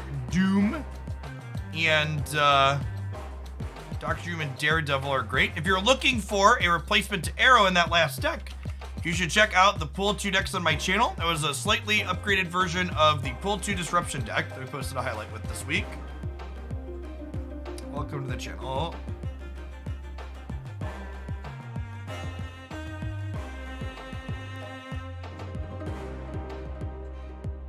We have Lockjaw in here. I don't think Lockjaw is terrible with 1-drops to enable it, but we're also missing kind of any other big top end.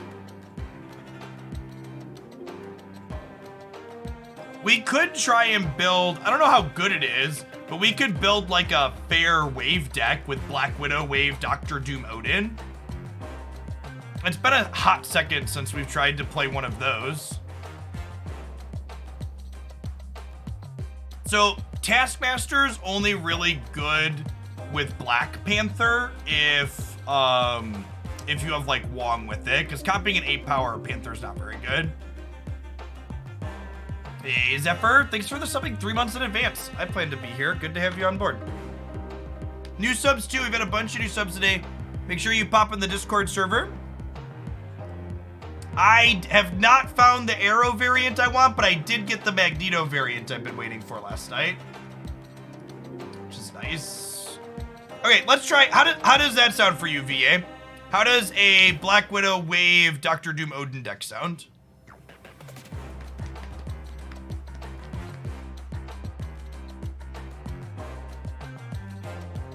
Anyway, we might honestly work Daredevil into that too. Could be okay. Do something a little bit different. Never tried it, I'm down. All right, this will be a little experimental.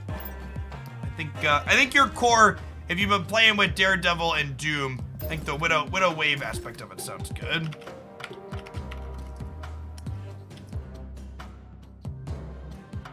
So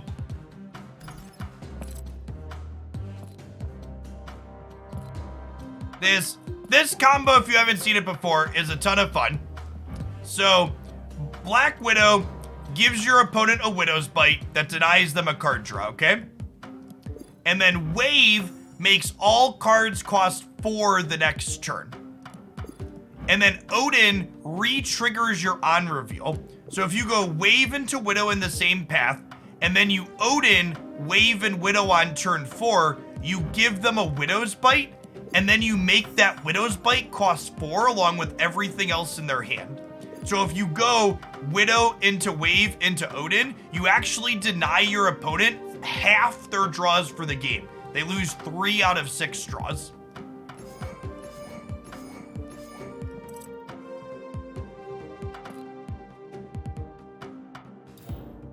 It is both annoying and powerful.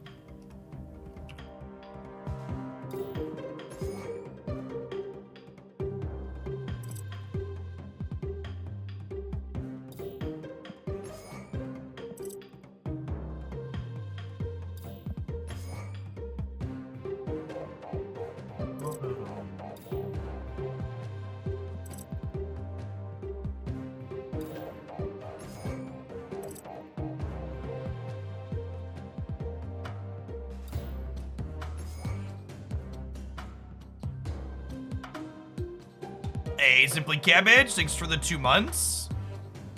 Hey, what do we think of this? I kind of like the look of this. Maybe we want one more 1 or 2 drop here. Let me double check the VA's card pool here for anyone who might be missing. We have Juggernaut. We could play Juggernaut. Juggernaut pairs okay with Storm. It's a generically pretty good card.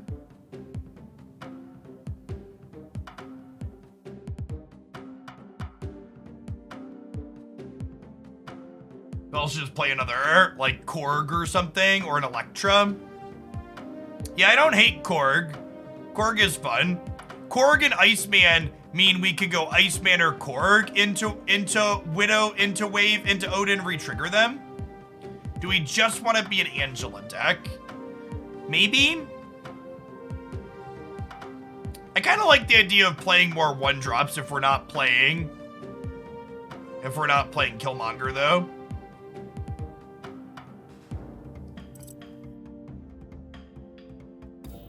I don't know that Beast is good enough. We basically only have 2 cards that get value out of it.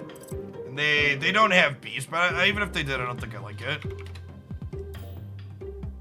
Okay, I think I'm into Korg here.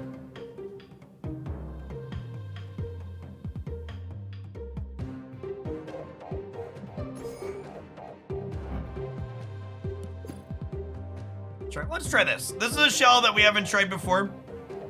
Feels like it has some potential.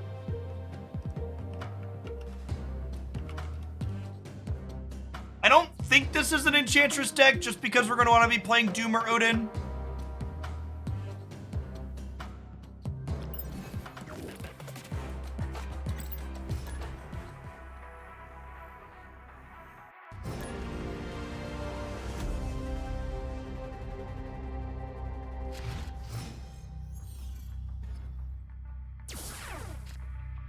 Korg's definitely looking a little green to me, Chip.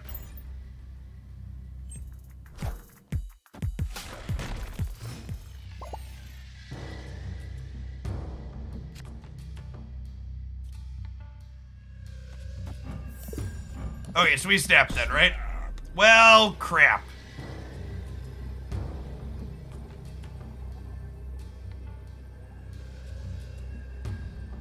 If I give them a Widow's Bite, it gives them a free Hulk. Damn it. Okay, I think we have to just play a turn behind here. I think I have to play a turn behind.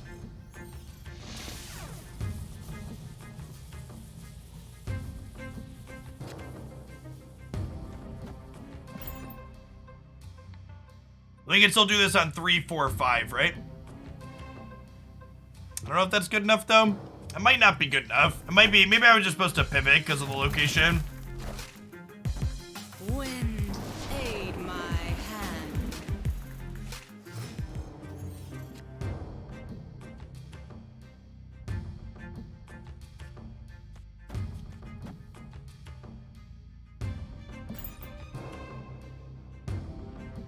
Playing the Widow into Gamma Lab isn't great, chat, because it's Hulk neutral, chat.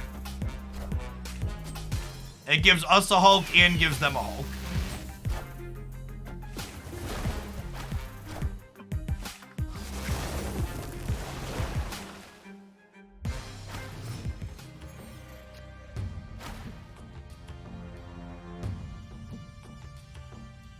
Well, okay. Now do we Doctor Doom? Now we Doctor Doom.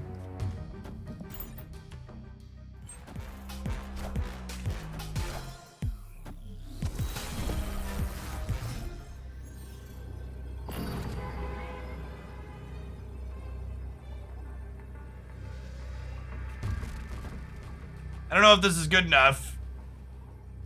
I feel like they probably have a play that's bigger than 7. Because the Jones on the left is going to put them to 13, so our 12's not quite good enough there. Victory. Or they don't. Okay. A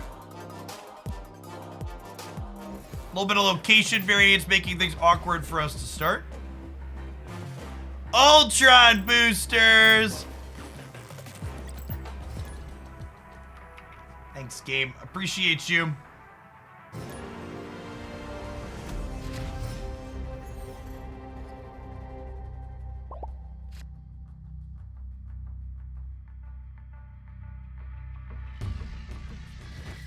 think I like Iceman before Korg generally.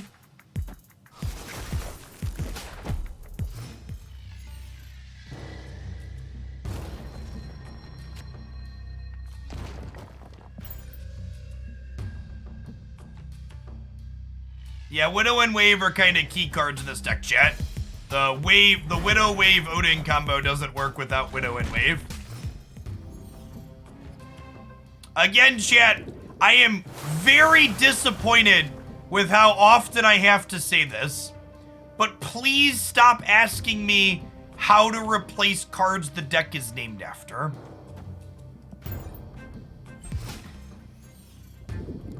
I know we're just working with what we have, but it's like, come on. Come on.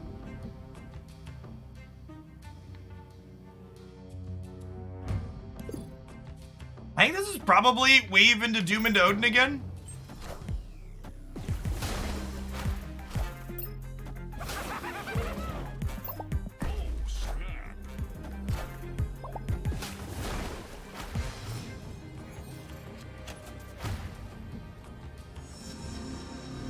Okay, change of plans.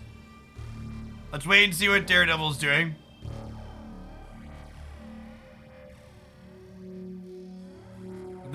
This Green Goblin can get sent back from whence it came thanks to Papa Odin here.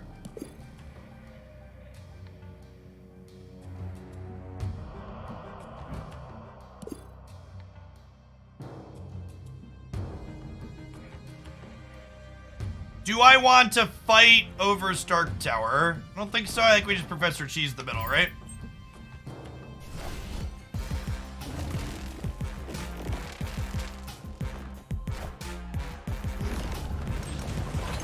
Oh, this moves the Green Goblin, though.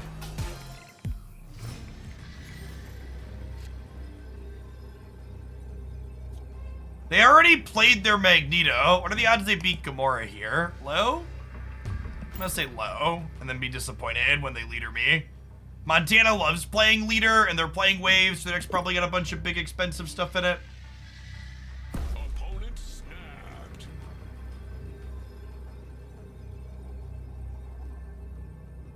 Yeah. Take my cubes with leader.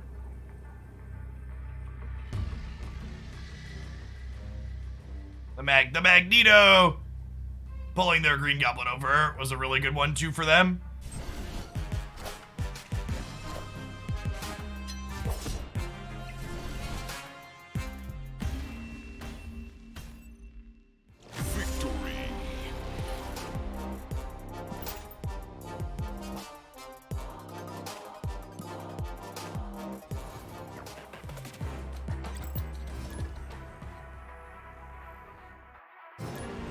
Listen, chat. Listen, chat.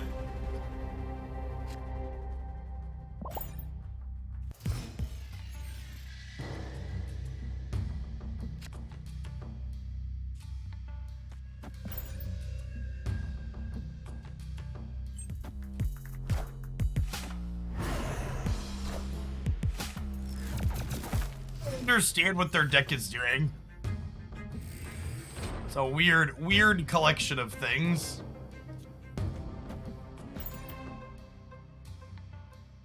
We're gonna Storm Jones the vault here.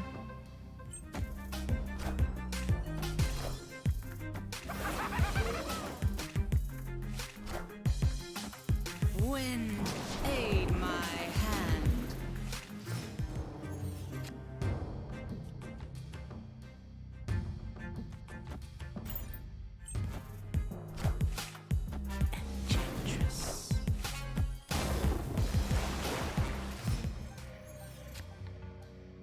This is just like Gamora mid into Doom mid. They play Cloak too early every time. I mean, sometimes you just need to fill your curve.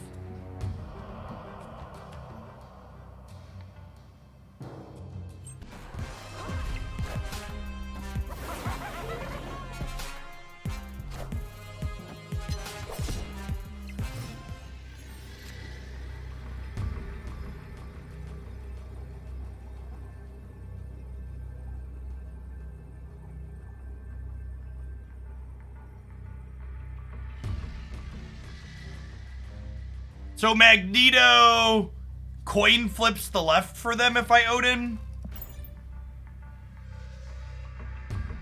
Yeah, we get to Odin mid here and send the Goblin back. It's Cloak. Cloak is also a strange card to play if you're playing the Goblins, giving your opponent the option to move them around. It does re-trigger Gamora too, yeah? So if this is Magneto and he grabs Jones, we lose.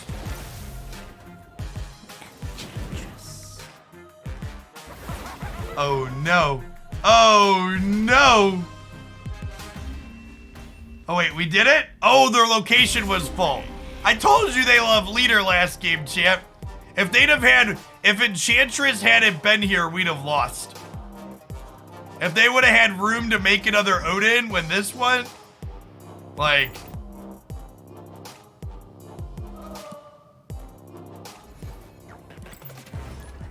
Hobgoblin is just like, I just want Daddy and Daddy to stop fighting. All they do is fight. They're tearing our family apart.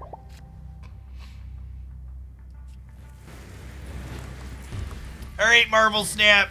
Please, please dial back. Please dial back the repairs.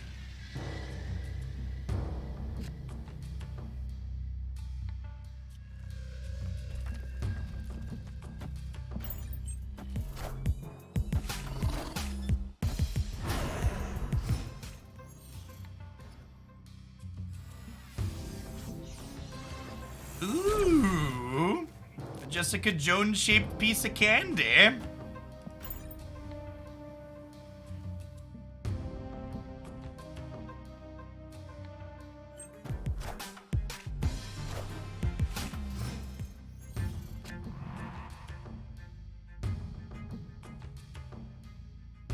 Gamora's really good into the Avengers compound. Can I get a flavor judge ruling on Gamora being good at the Avengers compound? How do we feel about that one?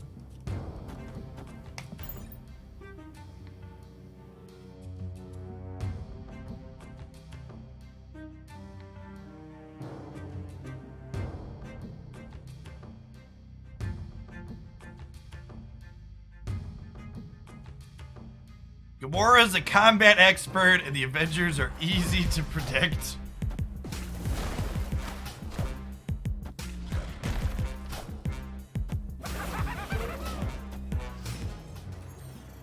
Clear for takeoff. Yeah, for takeoff.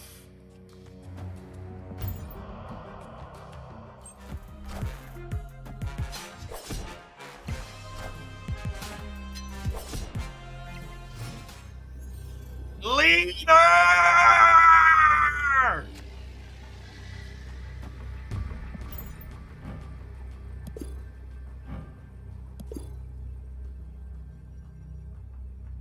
I mean, this technically wins all three paths for us here. Puts us to 22, 10, and 15. Bot, tippy dot, my doom bots. Really love the doom bots, whipping up some doom. Yeah, yeah. Doombots are powerless. They have no abilities, I should say, so they get bigger in DC.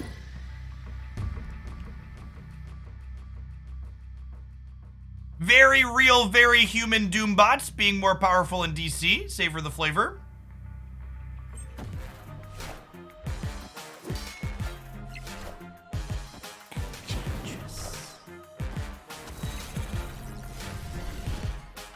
Do I ever play with Leader? I don't enjoy the play patterns of Leader, no, so I don't usually play it.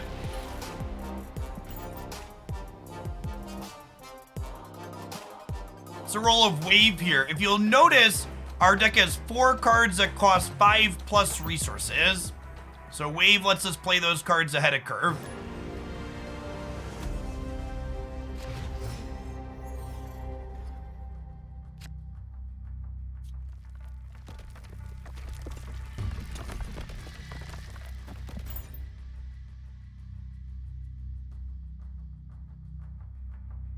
Can you explain in layperson terms what happens when 2 leaders get played?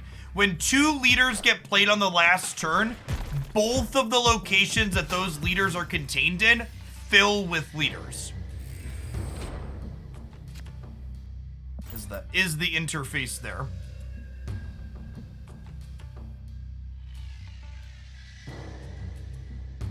Stack up the 4 power.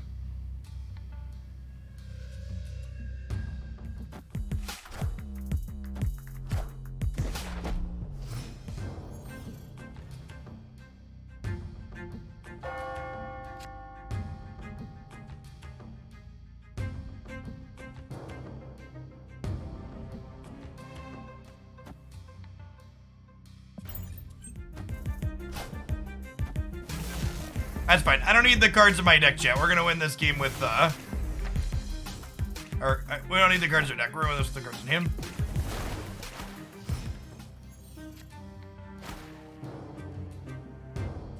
What is Wasp good for? She gets stuff done. Bot, dip it up, the Doom bots. Really love the Doom bots, whipping up the Doom. Yeah, yeah. Wasp is good in Lockjaw, and she sees play in Patriot as well.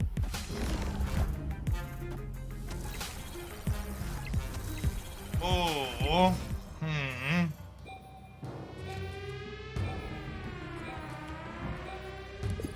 They took our Professor Cheesecake, chat. They took our Professor Cheesecake. Hopefully they play for right and then Gamora crushes them, but we're only gonna have 18 on the left here. If they could probably play something bigger than 5, and then I assume we lose.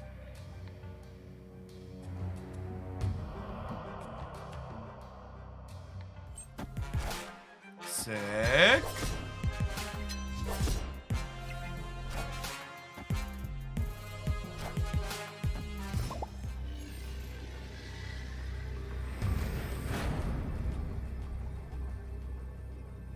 So they have our Odin. Alright, come and get my cubes, Devil Dino.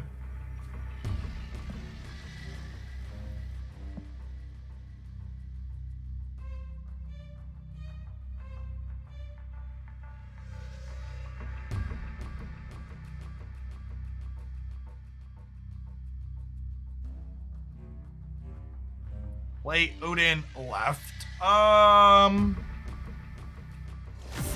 Wow.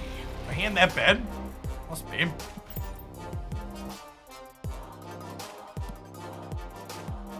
Does Odin left beat a Dino? Odin left would be 21 on the left, and their hand had 5 cards in it, so the Dino would be 13, 16. Oh, the Dino is actually only 16, right? How long do I typically stream for? Usually I stream till at least 5 p.m. Central, but sometimes I run till 6 or 7, depending on what the viewer count looks like. Usually my viewer metrics taper off after 5 p.m.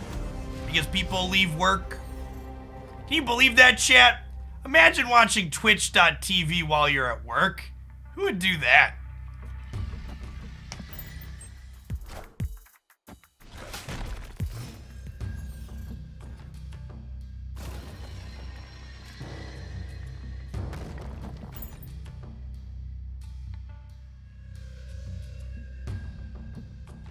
Good, glad to be here, Mason. Not the Europeans, that's true. That's true. First of all, how dare you? Oh, this is gonna be another Lechikagulia.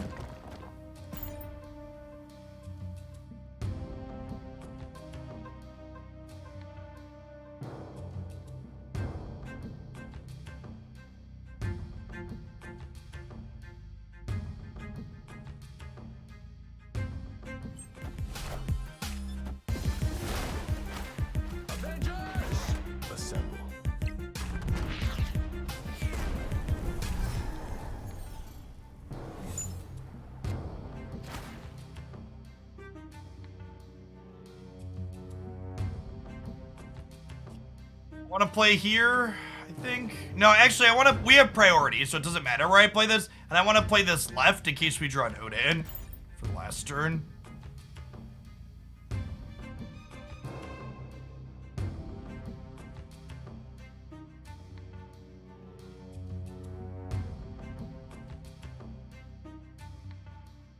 All normal locations just by level of safety.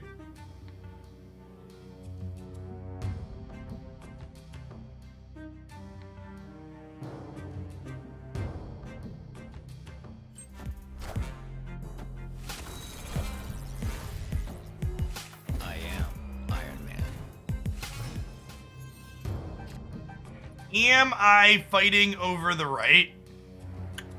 I think so. I think so. I'll snap them 2 here before Gamora flips up. Lizard gets 3 smaller, so we're gonna end up at 22 on the right. Meaning if they, yeah, the snap is wrong. I forgot Lizard was gonna get smaller. We lose the right to Professor X.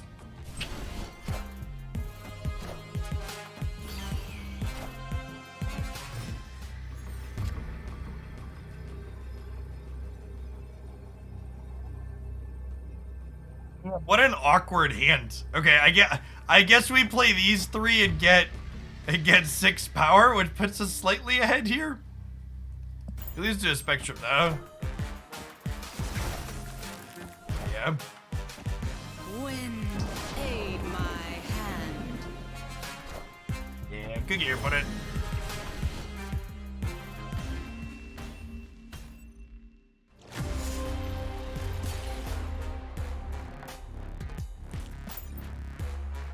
Yeah, I don't think there are any competitive Venom decks at the moment. I think it's a fun card and a neat card. You could like win games with it, but if you ask me, Jeff, do you think there's a competitive Venom deck? My answer is no.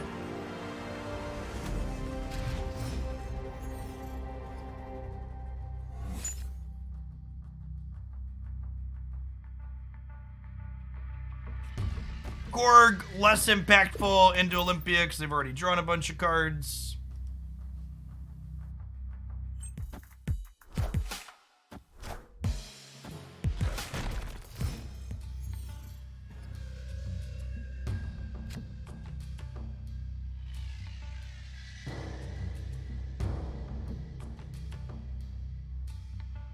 Do I want to fight over the Ant-Man path? Iceman or Hood are both fine, Timber.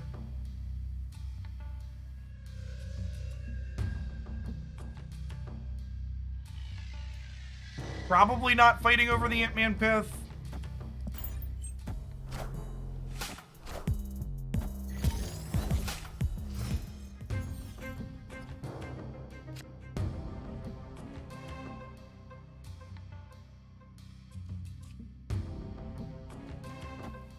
All right, chat, we're fighting over the Ant-Man path.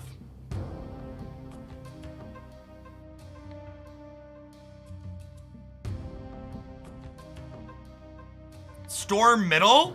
No, I'm gonna wave, and then I think I'm gonna Professor X something.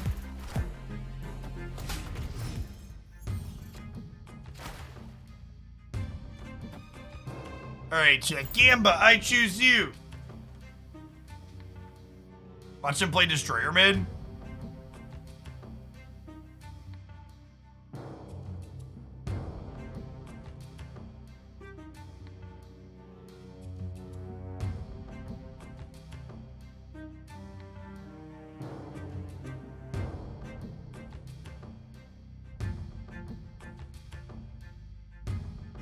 Maybe I should have waved middle if my plan was Professor X this turn. Yeah, watch them Professor X left and we Professor X mid. Is it a full tie if we do that? We'd be at 5, they'd be at 7. Yeah, if they Professor X left and we Professor X mid, the game ties.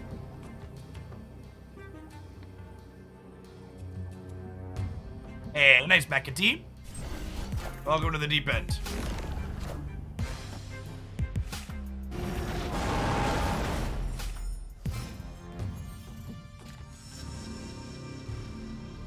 Well, we lost that gamble.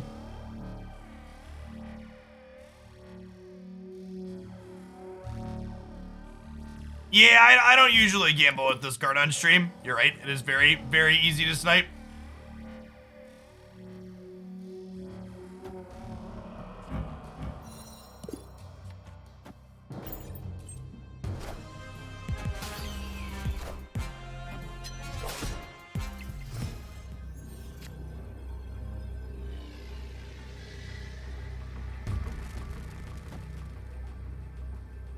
Odin is plus 13 here.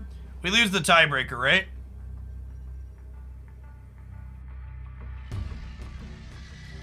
What's the problem? Yeah, just like any of their cards here, just beat us. Use your retreat here, chat. I'm staying in because we're infinite and cubes don't matter anymore. Yeah, we lose the Iron Man, we lose the Spectrum. Lose the most of their plays.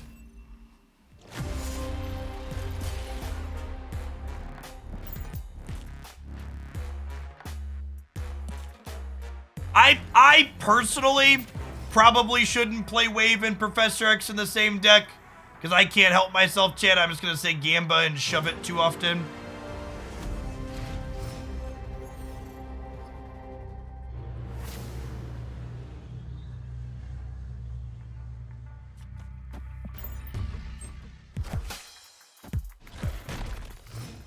Yes, rank 100 is infinite rank. And it's better for clarity, jargon's sake, you want to specify rank, not level, because collection level are levels in Snap. So you don't want to mix those two up when you're talking with people. Swedish Cow, thanks for the Prime. It's always nice when a couple of Jeff Bezos dollars fall into my pocket. Lord knows he has enough of them. No, there's a rank floor at 100. We still taking submissions. It's 3:30. Yeah, I have time for one more submission. I have one more queued up after this, and I can do one more after that. I'm not sure if I'm running past 5 o'clock or not yet. Haven't decided.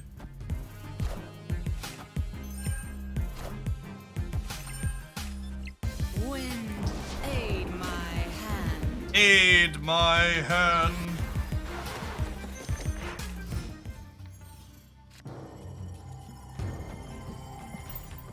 Armor in your Lockjaw deck. Okay.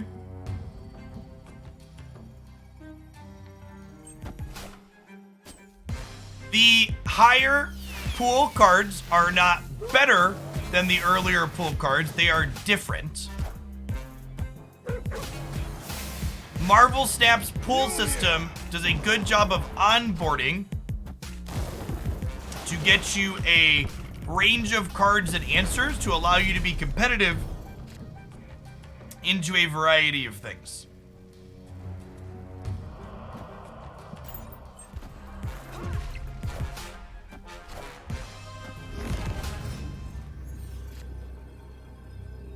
Like that worked, but I think we're just locked out here, right?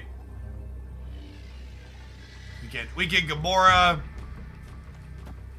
but it's only 12.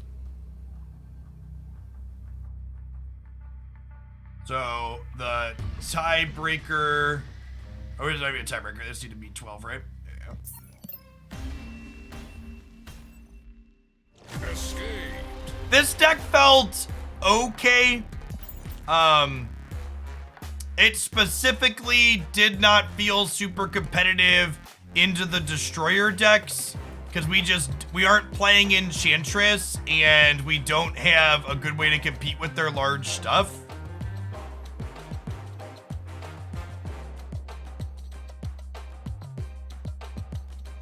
So I think into the current format, this might be something worth revisiting when Destroyer's not a thing, but it's kind of felt like a little bit of a failed experiment, unfortunately. We knew we were trying something weird. Alright, let's take a look-ski poo at our next card pool, huh? The Goat Colin, Patriot, Discard, Destroy, or Wong Reveal. We're missing Mystique for Patriot, which is a tough sell. There are no Snap tournaments currently. Direct challenge is not something the client offers at the moment.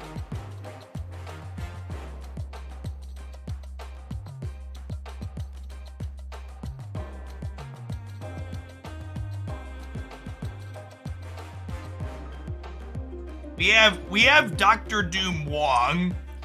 It's probably the best of this. Oh, we have Lockjaw. Do we have Dracula? We have Lockjaw and Dracula.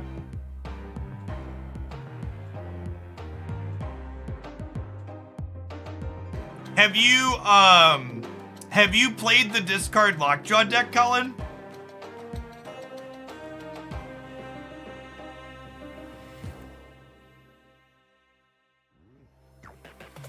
Lockjaw and Dracula are the key ones for the discard Lockjaw deck.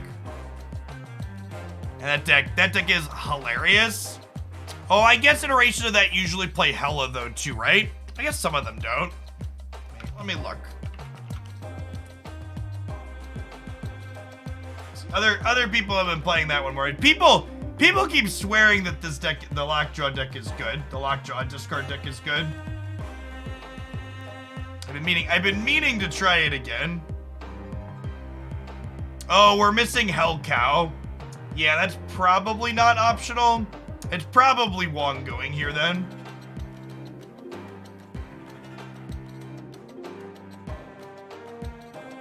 We could play Gambit over Hell Cow. Okay, I'll let you make the call since it's your build, Goat. We can build a Wong deck, which can be powerful but is soft to disruption, or we can try the Lockjaw deck.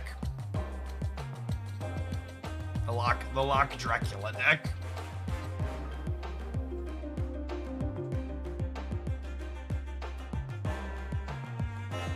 Usually I recommend at least 10 T2. Let's try the Lockjaw deck. Okay, let's give it a go. Someone asked, where do I check for deck lists? Usually other content creators. A lot of great people pumping out a lot of good staff content. My only complaint is a lot of other staff creators don't put deck list links in their video descriptions.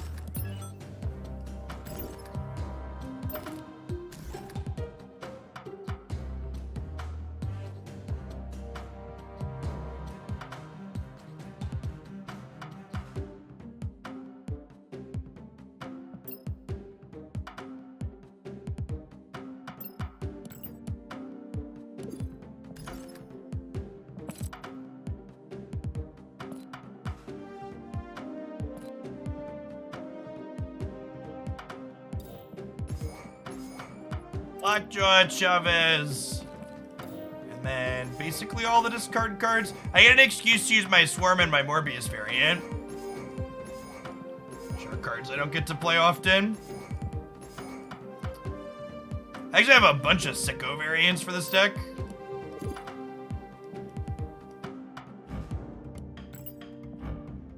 Rack boosters and Swordmaster boosters and Morbius boosters. Oh, I can put Morbius to red border. We put Morbius to red border.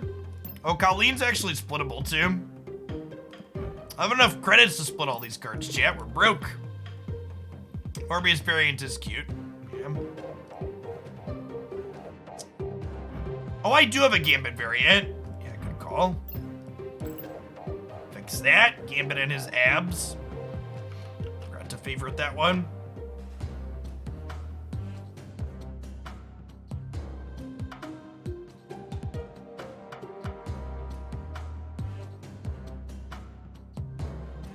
Okay, chat. So the basic idea of this deck is Lockjaw plays your discard cards and then cycles them back into your deck for more discard cards. So then Dracula could discard a massive apocalypse at the end of the game to get big, and you'll have discarded a hyper amount of cards for Morbius. The goal is to get Morbius and Dracula into separate paths, so one can dominate one path and one can dominate the other path.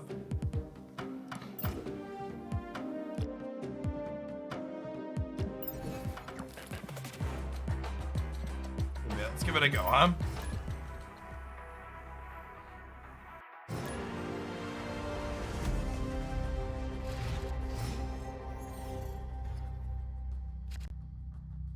This deck is a ton of fun. I don't know if it's very good, but it's hilarious. Yeah, you played Chavez on 6. Hey, Judongo, thanks for the prime, appreciate it. Our opponent's got some 1-drops.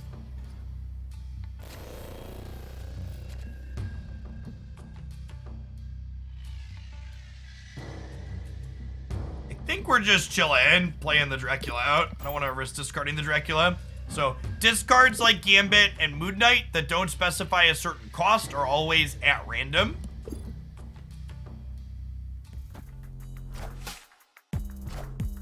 I think ideally this deck wants Hellcow, so if you have Hellcow, you should play it in this deck. The card pool we're building from is missing that one.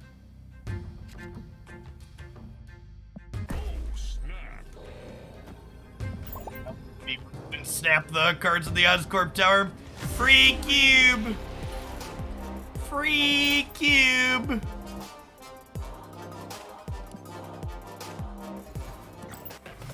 Play nothing, win the game, chat. That's how big my brain is.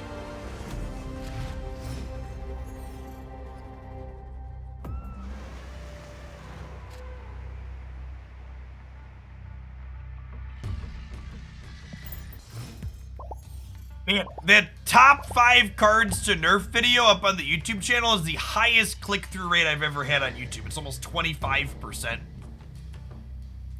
Wonder if its counterpart cards to buff tomorrow will do as well. Probably not.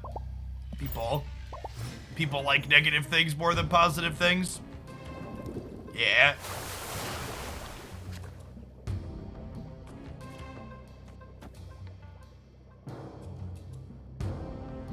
I mean, actually, giving them random cards in the machine world's like actually fine, right?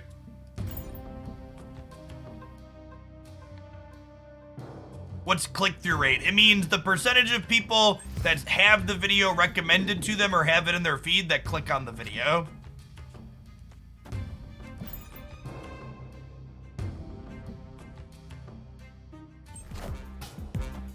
I don't think any of the interactive cards in Marvel Snap need a nerf.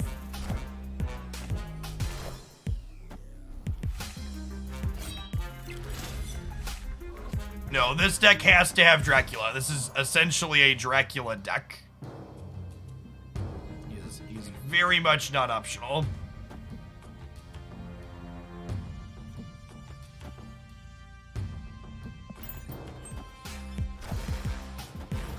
I'm not sure we're gonna be able to get our hand empty here, huh?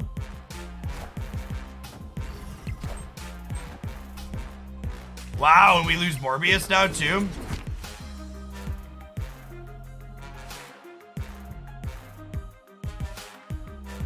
The Zilla, thank you for the 8 months. Welcome back. I haven't had a chance to... Yeah, that's on my list to do, Super Freak. I haven't had a chance to look at it. Or I haven't had a chance to look at the comments yet. But I would bet a majority of the comments are people complaining about interactive cards like Armor and Shang-Chi and Enchantress and Cosmo and suggesting that those cards should be different or worse. People really don't like having their gameplay experience be interacted with.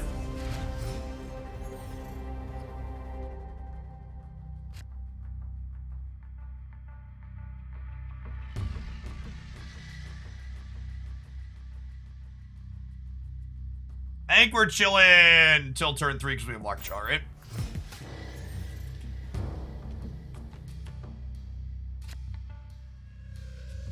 Colleen discards Blade. I think we're actually still just vibing.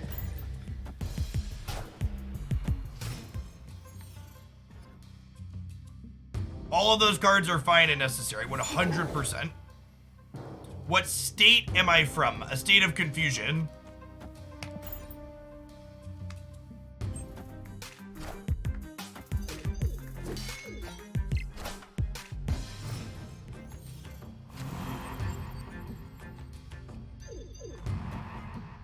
Definitely Dracula left here. Ah, so the Midwest, you get me.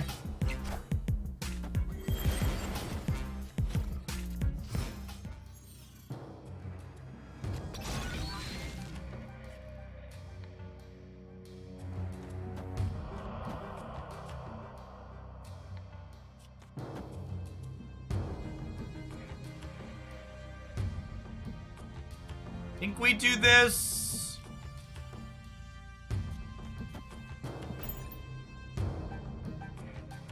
I need to play Blade before I Colleen, so Colleen can guarantee discard Swarm. Or is Apocalypse? I don't know. Like, this deck is listed as tier 1 on the Marvel Snap Zone tier list, and I don't know that I buy it being tier 1. You can type exclamation point and a card name in chat to see what a card does.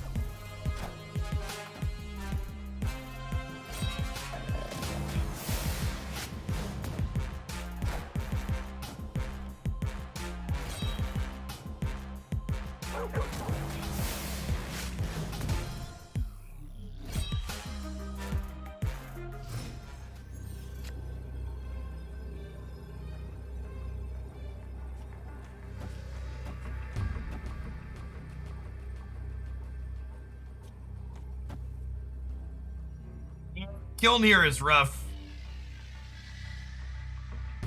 That sucks. We could win this game through good gambas, huh?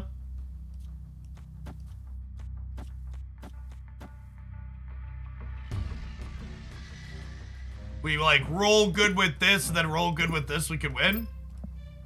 Alright, yellow.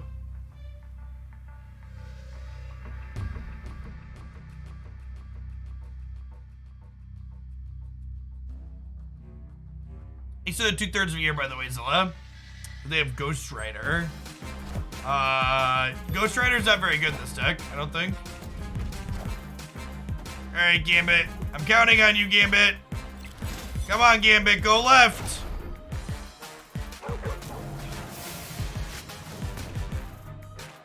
Oh, that's bad for, okay. Okay, we're 25% to win the left, chat. 25%. Hit me, dealer. Danger room odds. Danger, danger. Danger, danger. Yes! Yahtzee! Luck, skill, victory. Get how big our brain is, chat. You wish you were as skilled as we were. Stack's busted. Everybody's right. All the tier lists are correct. Pure luck. Whoa, whoa, whoa, whoa. Chat. When my opponents beat me, it is because they are lucky. When I, with my massive brain, win a game, it is because I am good. And I don't appreciate insinuations otherwise. Okay?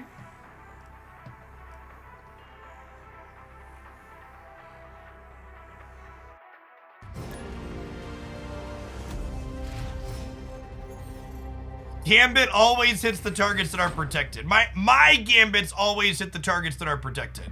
My opponent's gambits always kill my best thing.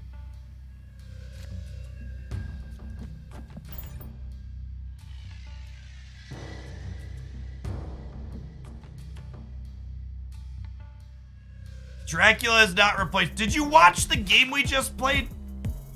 Is Dracula replaceable? Did you not watch Dracula spin the wheel?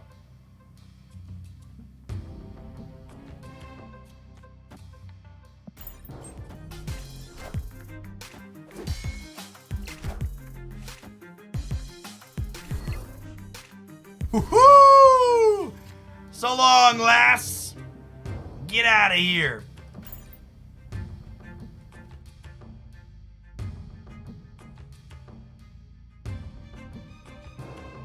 Yeah, it's unfortunate. It would be really big morbid time over here.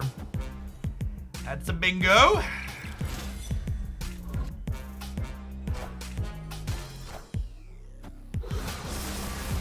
Wow, the disrespect eating the Daredevil.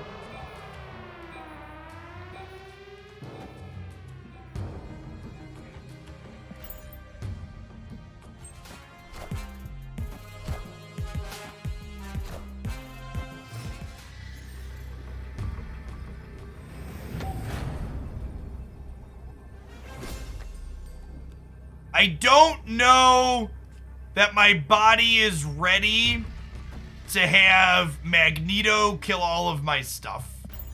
I'm not sure I'm mentally prepared for Magneto to kill everything here.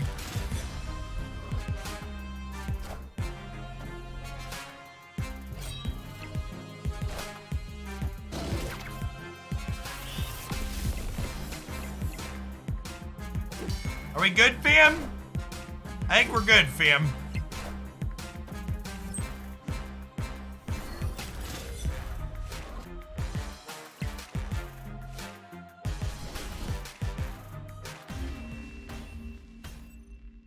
Victory. See, chat? You just have to have your Moon Knight randomly discard their arrow, and then they can't beat you. I would like to pour that game out to Moon Knight, taking away our opponent's arrow.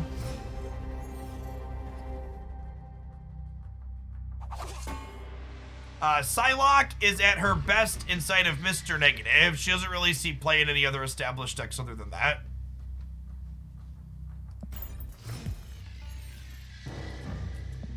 This guy, chat, his red cape, his red border, Do we snap? I think we snapped the Lady Sif Dracula with the Morbin time on 2.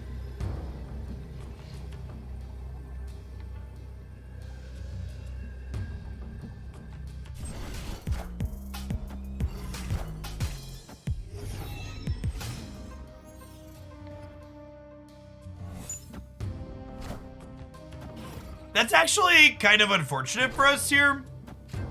We really wanted to... We really want these in different paths. He did nerf Morbius, something like that.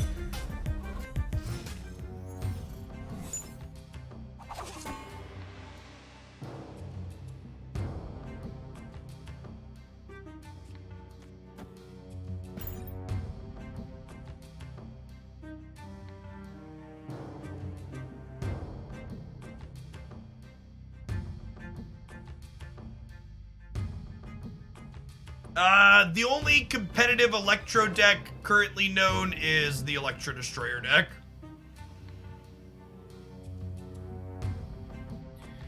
Yes, we can just play Apocalypse left and then discard Chavez to Dracula as a thing.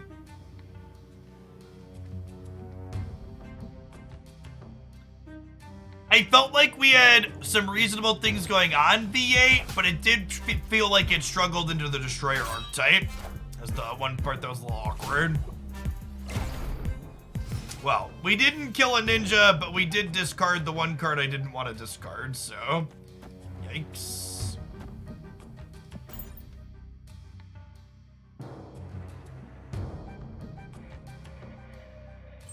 I think Cerebro 2 is already good.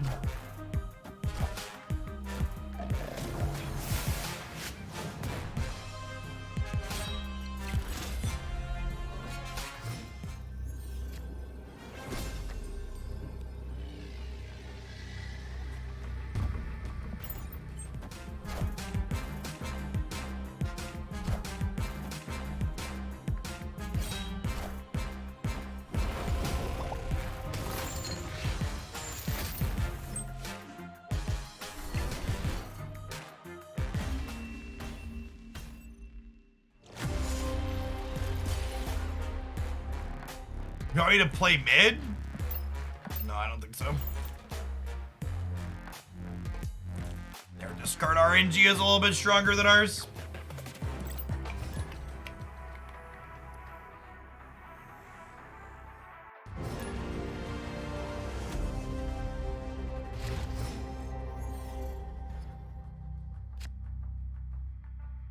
Our deck does not have a means to cheat into the Sanctum. And, we do not have a means to cheat into the Sanctum, and our deck tends to be pretty board space hungry, so this is awkward for us.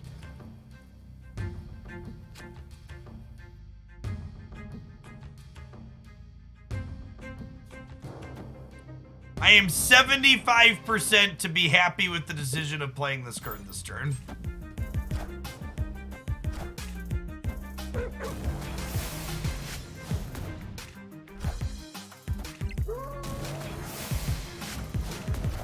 Chavez split.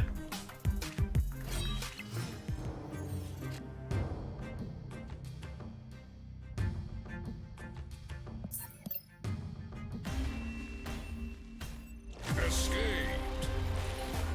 Well, you know. Danger room giveth, the danger room taketh away.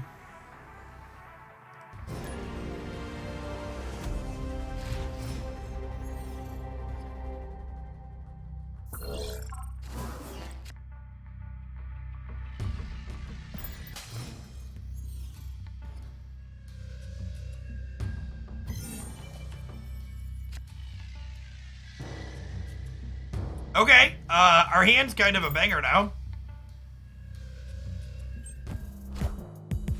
We draw a swarm, but we're looking to draw.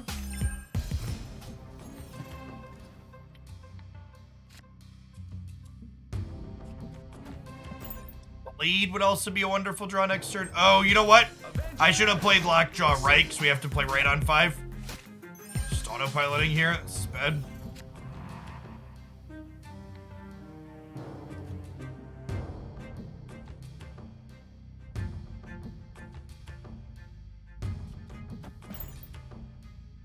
This is really bad.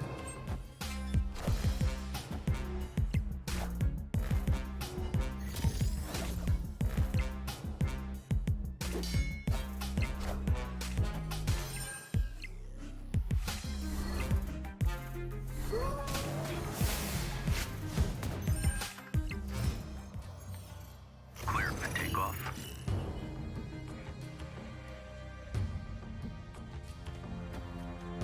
Yeah, I agree, King. A lot of the people that are high on this archetype don't like the regular Lockjaw deck. I can't. Like, obviously I made one mistake here, but like, it's just so high variance.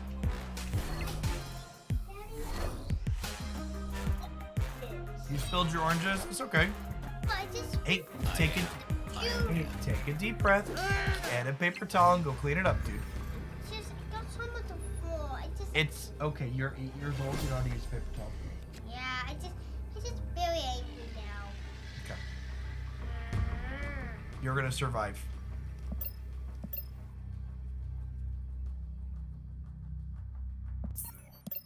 Love you, dude. Clean it up like a big kid. Escape.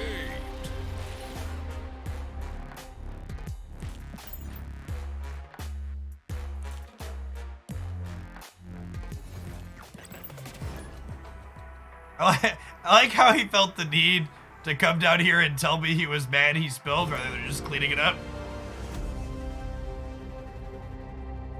Tell me I had hair like that. No, my hair was straight during college. It was long though, when I was younger. No curls. I had very long hair for a very long time though. You needed some copium, yeah, basically. Show them the picture. All right, the regulars know what the picture refers to. All right, should I show them the picture? It's been a second.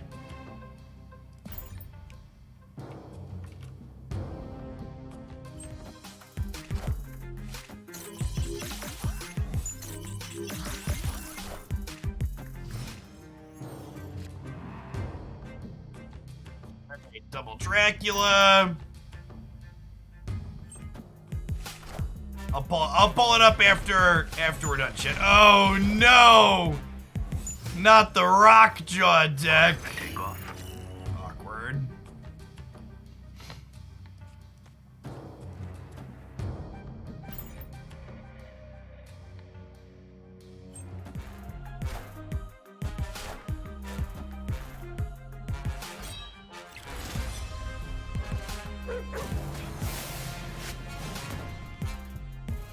Look at this skill shot here on the old Apocalypse chat.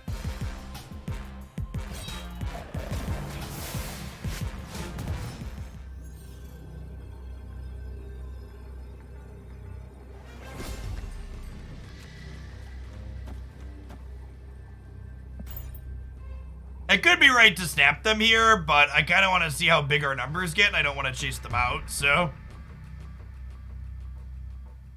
This deck's really good into Sinister London.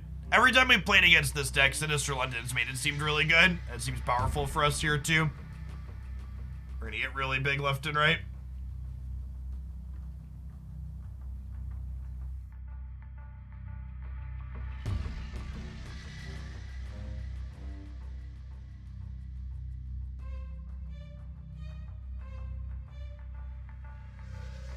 Part of the reason Gambit doesn't see more play is the same thing the Venom decks are bad. There's just too much armor.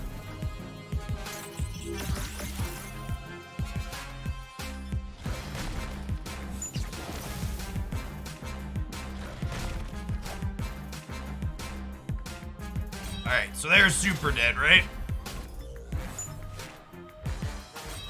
Even regardless of where this Gambit goes, both our Draculas are huge.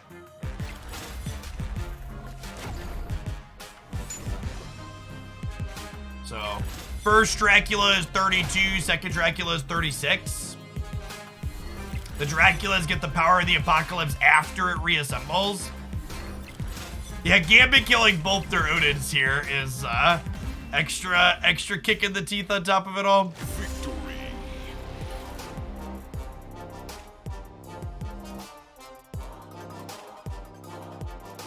All right, chat, this is your fair warning to close your eyes. This is Jeff Hoagland circa 2008. It was 1717.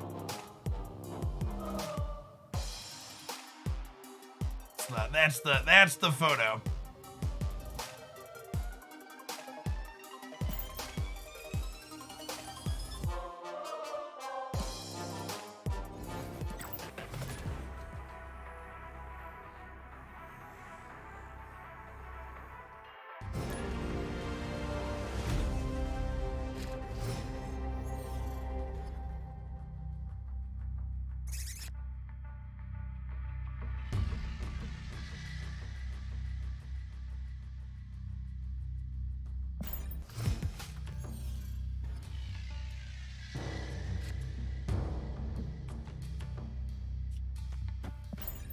Damn squirrels! The squirrels are bad for Lockjaw, chat. They make him distracted and means he can't fetch as many friends out of our deck. They're also not great for Gambit. Oh no! Oh no, it's a mirror match, chat.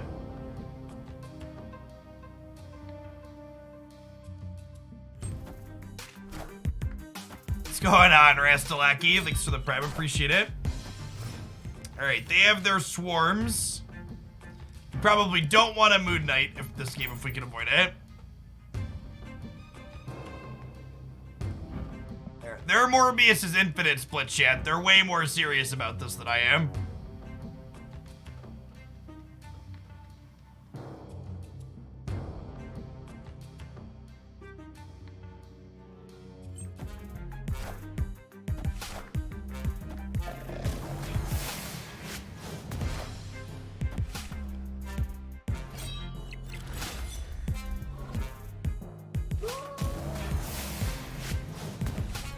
Alright, chat. You see this Gambit here, chat? I was about to say he's gonna snipe this Dracula, but now he's not. Now we're just gonna play our Dracula out over here.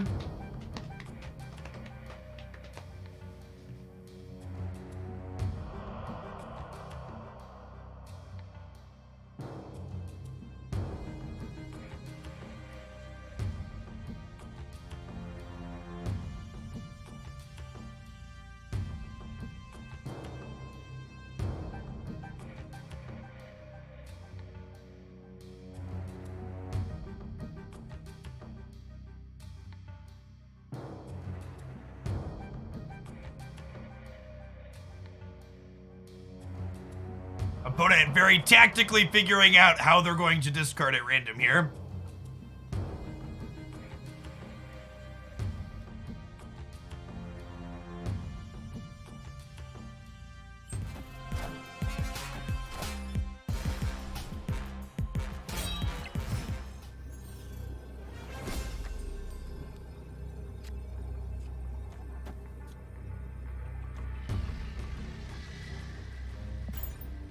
We're playing to win here and here. We get at least 2 more discards here. One of the 3 cards in our deck is Swarm, so there's a good chance that that flips up here, unfortunately.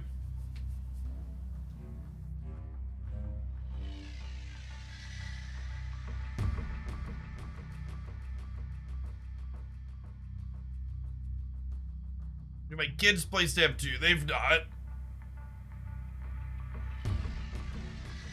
They're not super big on card games. They don't have long attention spans.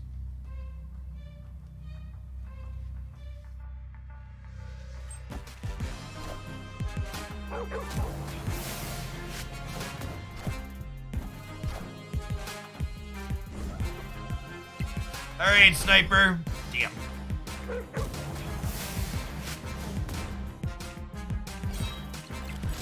Alright, and then I think we're dead here, right? Well, we got 2 more discards.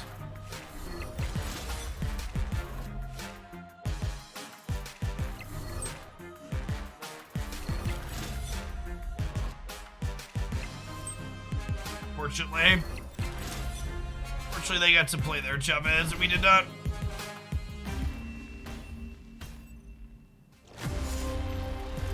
I would sub Hellcow for Gambit in this deck. Moon Knight. Moon Knight is a much better disruptive card than Gambit is.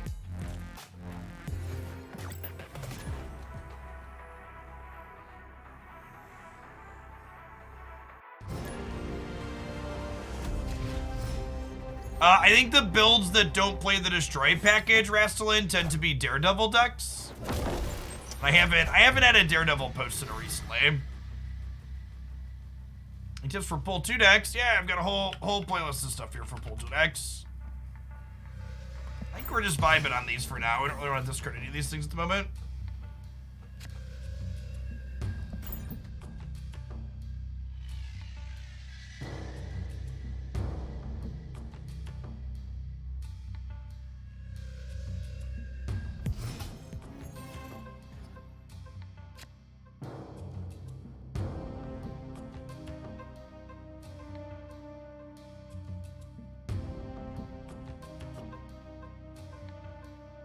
Unfortunately, they're gonna flip first here, so this is gonna be a coin flip potentially to kill Blue Marvel. Alright, they're both great shots, chat. Alright, Gambit, get him. Remember I was saying Gambit wasn't good, chat? Maybe I'm wrong. Maybe I'm wrong.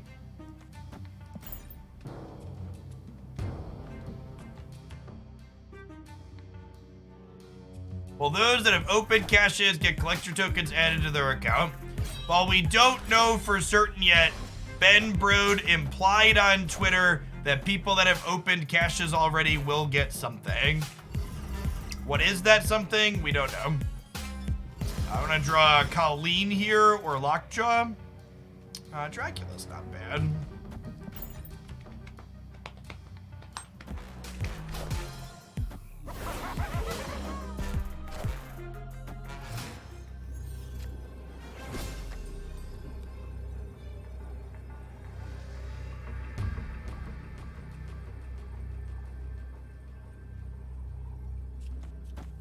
If I do this, it's 6. There's 12 here. We die to Ultron. Yeah. Losing to Ultron feels bad, man. Escape. Yeah, the Ultron versions of Patriot play the Goblins. They want to have their paths open to fill with, little dorkos.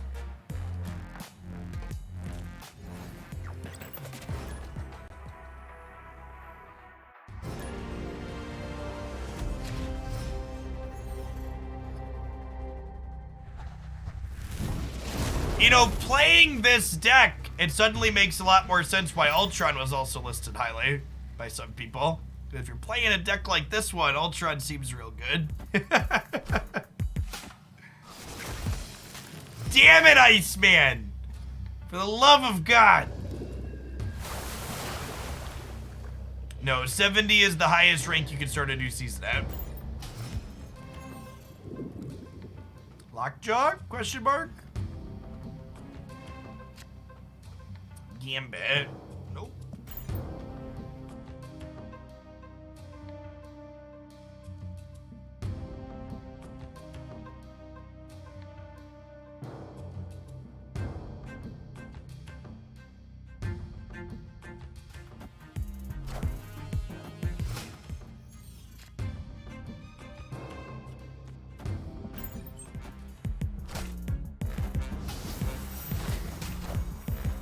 Alright, Gambit.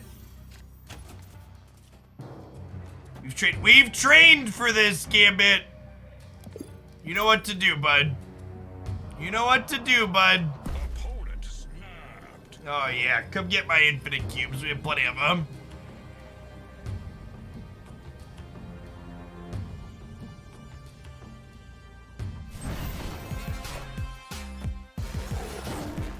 Alright, champ. 1 in 6. 360 no scope. Damn it, Gambit.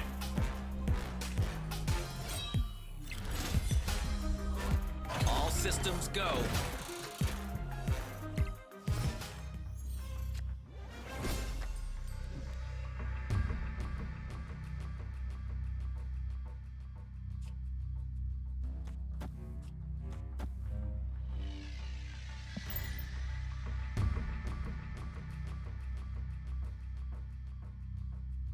Hey, glad you're having fun, Warlordy. Wind, aid my Oh my gosh, we got juked. We got juked by Storm, chat. I thought I had another turn. I was supposed to have had another turn, chat. Oh no. Oh, and Dracula discarded another card. All right, I just like, I'm glad we're playing this in a way because people keep telling me they think this deck is genuinely good, and I am floored. All right, I'm gonna swap Gambit for Hellcow. Hellcow is better than Gambit, so we were playing Gambit because of a viewer pool. Let's play a few with Hellcow and see if it changes anything. I mean, Hellcow probably adds a little bit of consistency. It's not a lot, but a little. Let's see. Maybe it's like Magic and it feels different.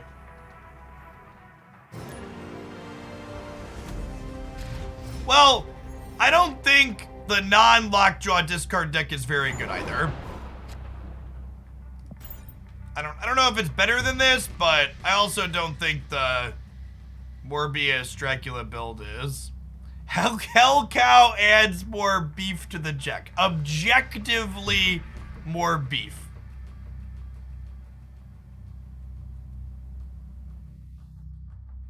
The deck has an objective increase in beef.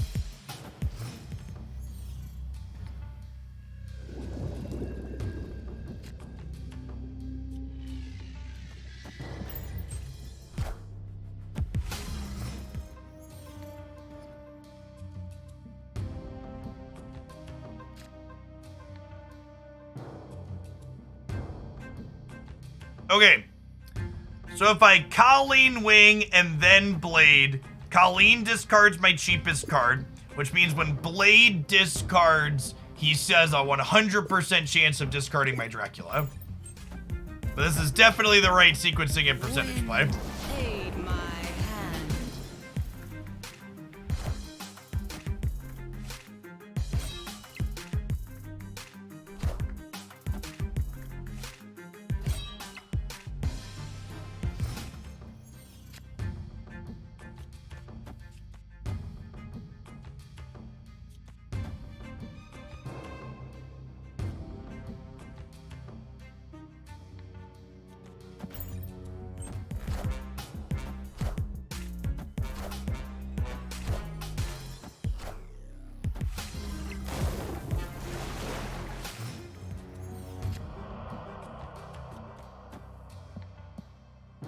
Do we snap them before the Moon Knight flips up? Alright. Show me your finest Ultron, please, Moon Knight. Show me your finest Ultron. Yeah, I didn't buy any of the variants in this deck. All of the variants in this deck are random from the collection track. I only ever spend actual money on variants of cards I play frequently. You can tell I don't play most of these cards because they're not infinite split. Hellcow only has a double infinite split because that card was busted during the beta and you played it in non-discard decks. Hellcow did the exact same thing it does now, but had cost 2 mana. It was fucked. Victory.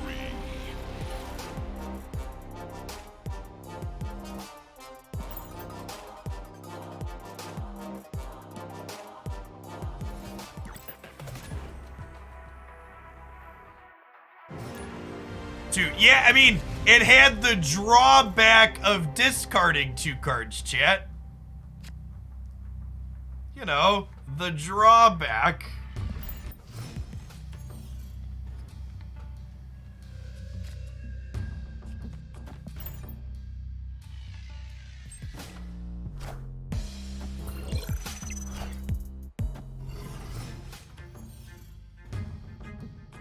Yes, yeah, it was still 6 power. It was the exact same thing it is now, except it was 2 energy. Wind, aid my hand.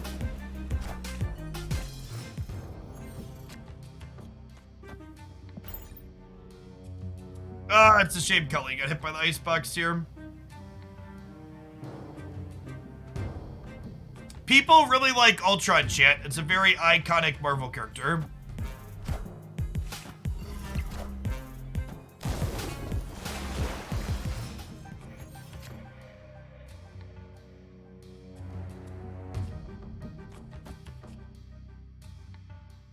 Oh, I can't play him there. That's fine.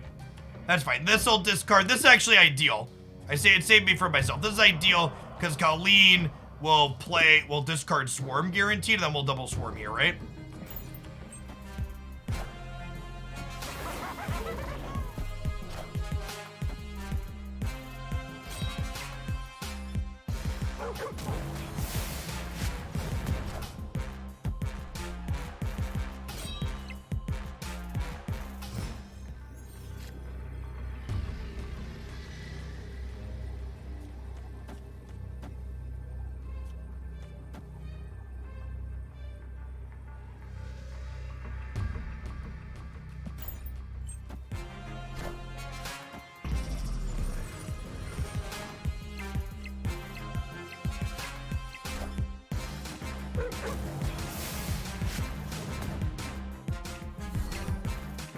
Oh no!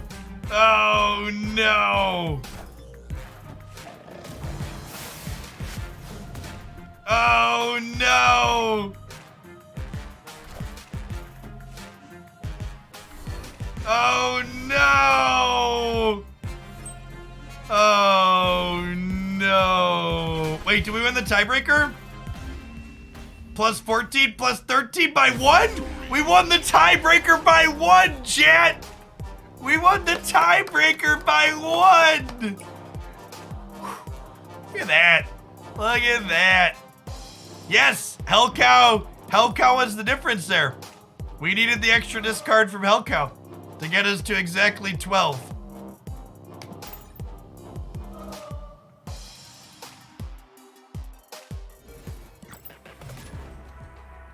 Got the beef, chat. We've got the beef.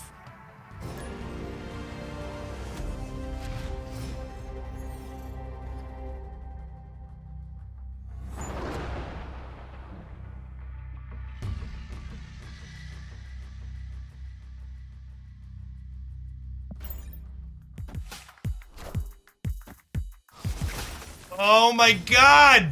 Why does he have a sniper rifle, chat?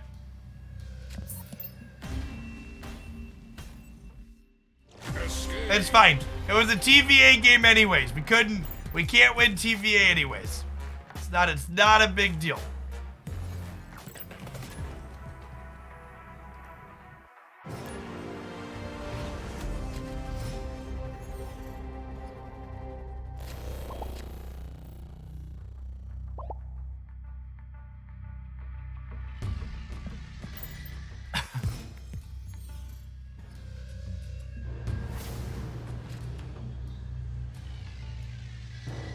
TVA is Time Variance Agency or something like that. Watch the Loki Disney Plus show. Time Variance Authority. Yeah, Authority. Back my authority. Our hand is insane. It's a shame it's going away.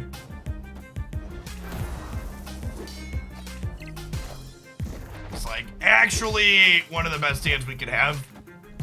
I guess we don't have Lockjaw.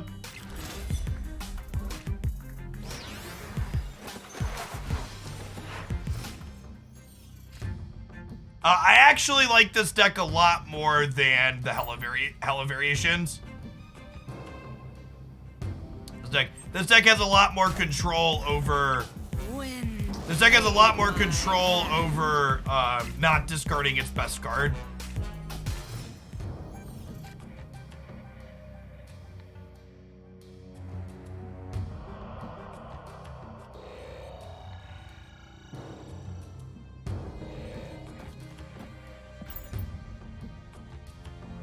Hey, oh, Timmy, thanks for the prime, appreciate it. Gimba here on the Lockjaw. Nailed it.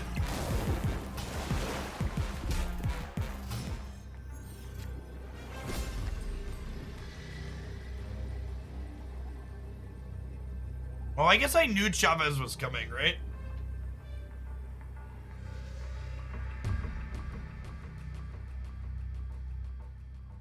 Maybe I was supposed to Morbius Lockjaw left and just not play for the center. We're winning the right, obviously, but I don't think we can win the left, right? Most games we lose here. Oh my god, they're... Did we lose the tiebreaker then? This is 15 on the right. No, we win the tiebreaker again, right? 10 to 8. All right, good beat. Victory. Good beat. We lose to arrow left there in most spots, right? Yeah, I think so.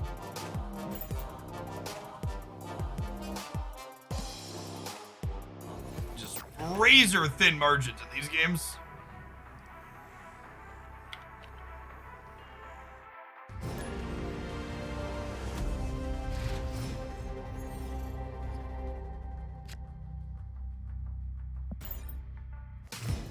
Basically never blading on one in this deck unless your hand is like Apocalypse Swarm.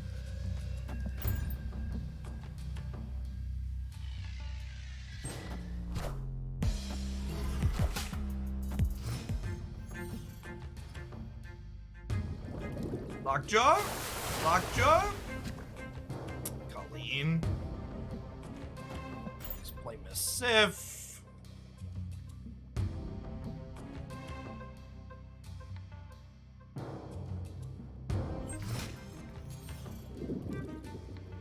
Professor X stops Lockjaw from working.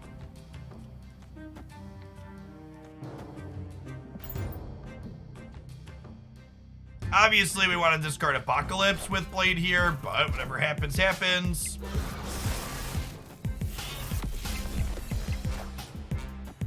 This is guaranteed did Apocalypse.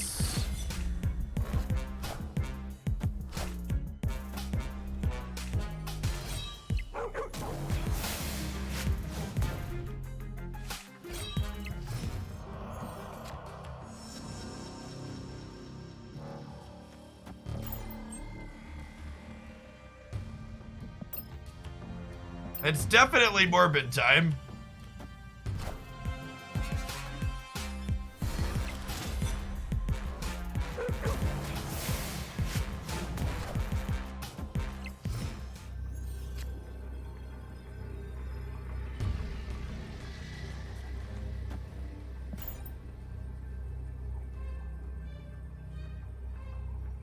Up by 9, up by 5. Be up by a lot left. Nah, they know about this is the other part that's tough about this deck. Even when this deck works, what you're doing is face up on the table, so it's hard to get good cube equity with this deck. Like, they know we have a 16 power Apocalypse. This deck is really bad at getting cubes out of reasonable players. Your opponents have to be playing really poorly to give you more than 1 to 2 cubes per game with this deck. This deck's sweet when it works, and spinning things is fun, but it's got really awful cube equity.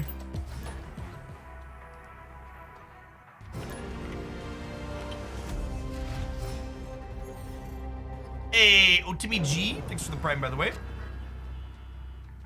Snap on to every game. I mean, so like, for example, this hand should probably be a snap-on one here because we have Morbius, we have Lockjaw, we have Dracula. But it's a high cube equity deck. Mr. Negative, Sarah Negative, decks that put an incredible amount of power into play on the last turn have good cube equity.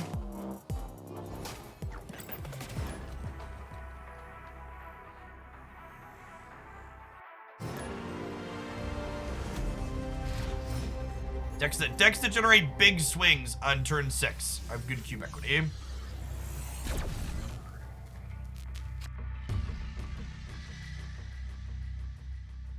Not playing Blade here, don't really want to risk discarding Dracula.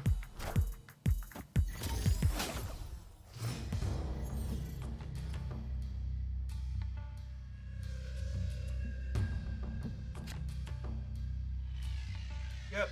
Still just vibing. This is Lockjaw on 3, Dracula on 4, get cycling on 5.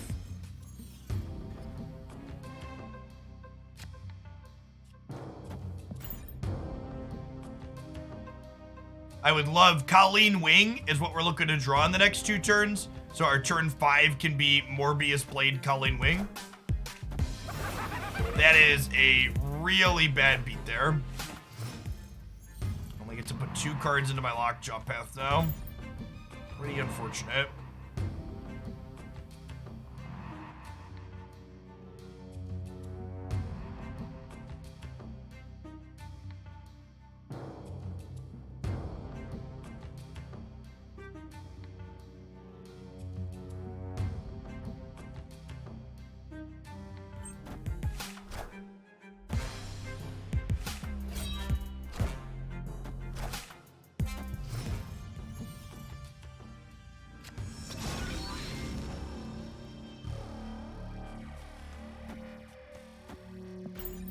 Oh my god, I just...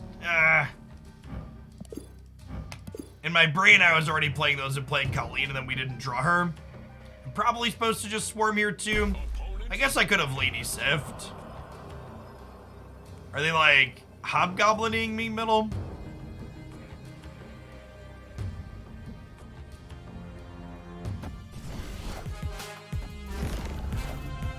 So...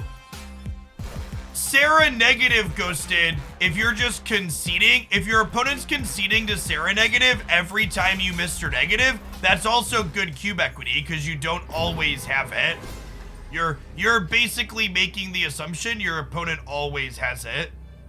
And that's just not how reality works. So Hellcow is plus 10 here. So this is 10, 13, we go to 15 here, which might be enough. Not enough.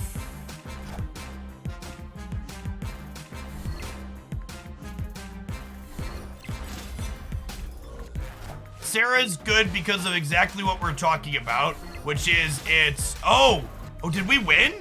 Oh my god, we won again? I always forget Dracula gives us 2 more. LOL. Okay, sure. Dragging us kicking and screaming. Sarah's good because it disguises how much power you can put into play on the last turn. Yeah, Dracula is very big for tiebreakers. But again, like, even that game, right? Did you see how many discards had to break our way there at the end? We had to hit the apocalypse twice in there.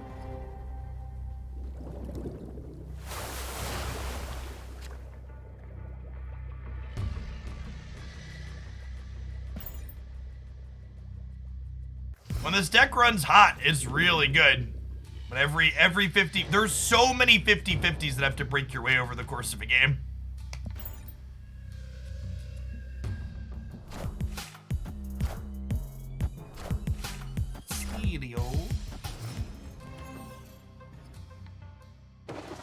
My preferred Sarah negative list was in my top 5 decks video up on the YouTube channel. Links, as always, in the video description. Autopilot maybe should be in the raft here.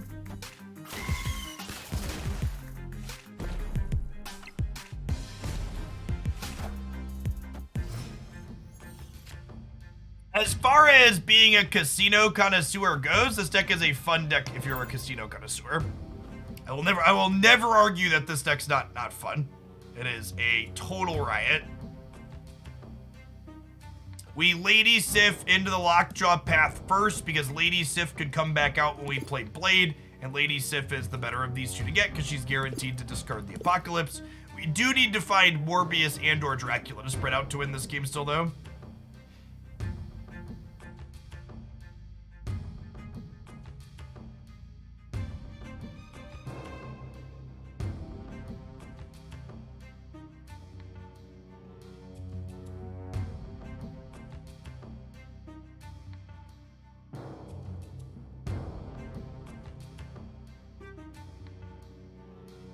Learning that I should be playing Naked Carnage on 2 with more frequency has improved my game. Yep.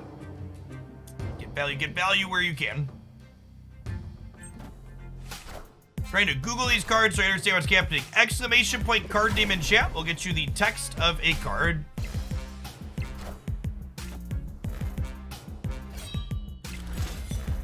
Apocalypse comes back to our hand with +4. Lockjaw tucks Lady Sif into our deck. Okay, we got Chavez. And then Blade hit the Apocalypse. Sniper, good sniping. Okay, so we're winning the left. This might be a cast the Apocalypse angle, huh?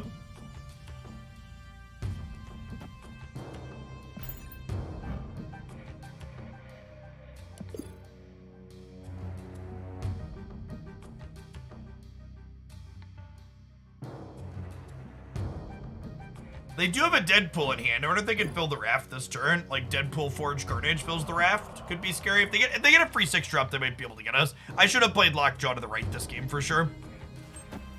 Yeah. We'd both have a free 6 drop if I had a Lockjaw to the right.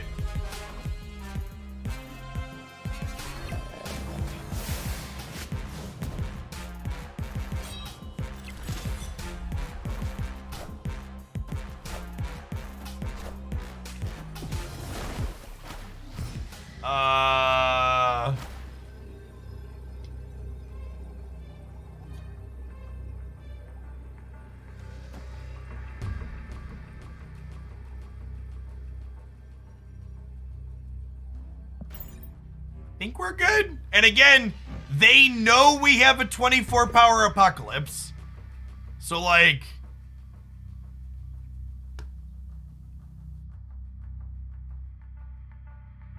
Shang-Chi could get us. Yeah, that's not usually a card these Venom decks play.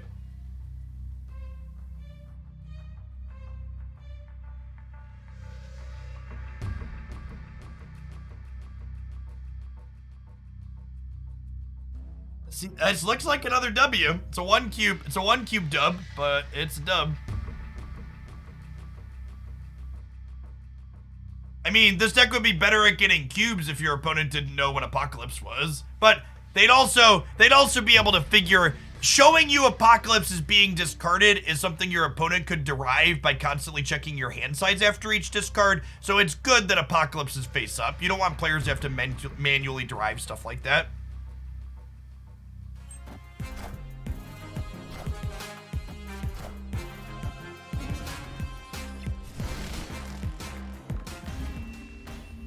Magneto and Death, and unfortunately we have died. If they hadn't waived, we'd have won this, because we would have gotten to go Dracula plus Colleen Wing, and Colleen would have discarded Moon Knight, and then Dracula would have discarded Apocalypse, and we'd have tied left. Yeah, they slow rolled us and then emoted, like I don't know what their malfunction is, but yeah, if we hadn't gotten waived and would have been able to play both of these cards, we would have actually had a tiebreaker and then won a breaker again. The person who said it's better for breakers to play middle, that's irrelevant. In fact, it's worse for breakers to play middle because cards are -1 from here. Magneto was the raft card. And maybe we win that game if I play into the raft, right? Like if I have a free 6 drop that we get to slip in at some point, we probably win that.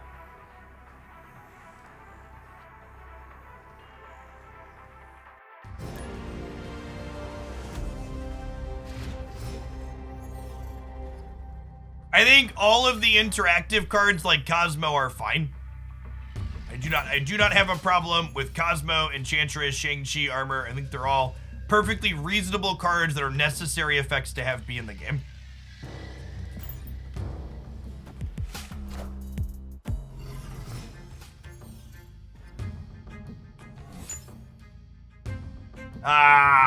Rockjaw. My favorite deck to play, chat, Rockjaw.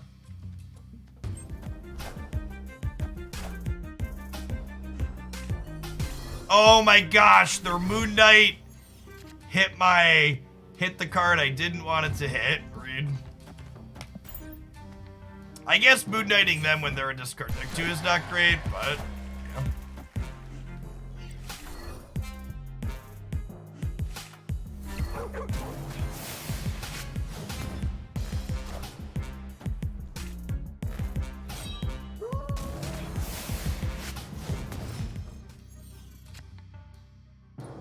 retreat here. Not only is Subterranea happening, but I don't really feel like playing a mirror. I don't like posting highlights with mirror matches. We'll probably post a highlight with this deck, so it's a waste of time.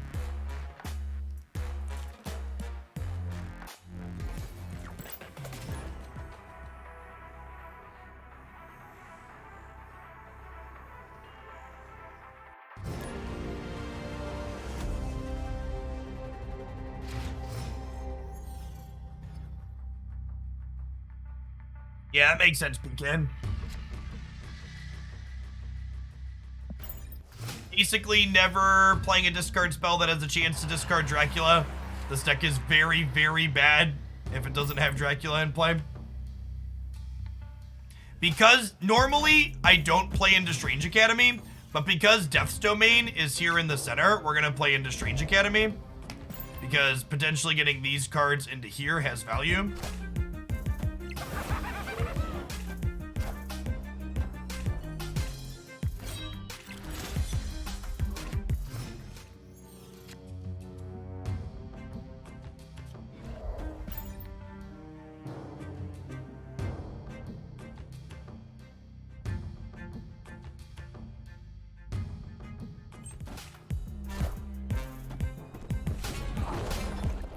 Thanks, bud. Appreciate you.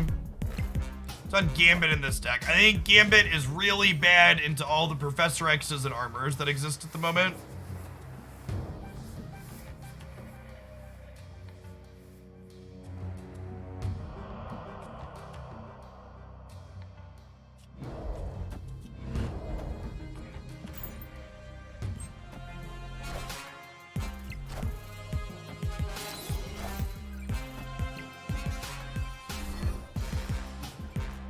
Okay, 1 and 3 for Blade to hit this one too.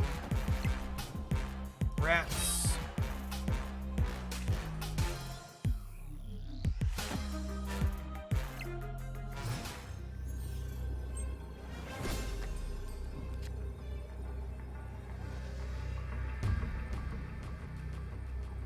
If I play this here, she's +7, and then we coin flip the center.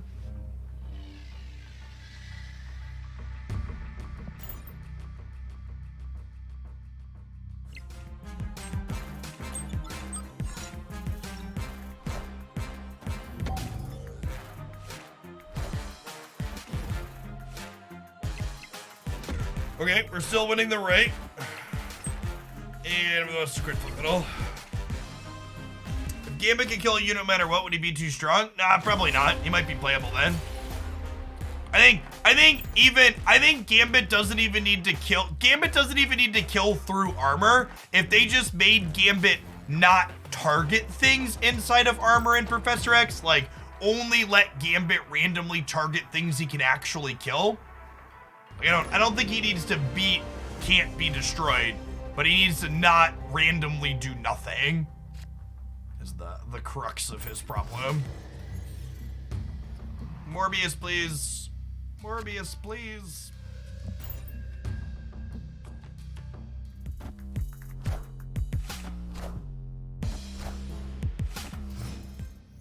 Lockjaw?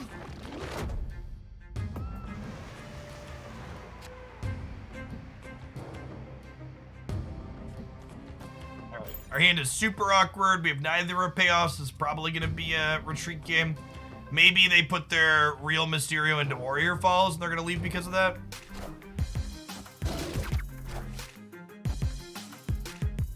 Alright, Moon Knight. Taking their wave. Taking our Apocalypse. X-Mansion diff. Wongers versus X-Mansion diff. Alright, I'm not snapping because I assume they're leaving, but big pug champion. Big pug champion.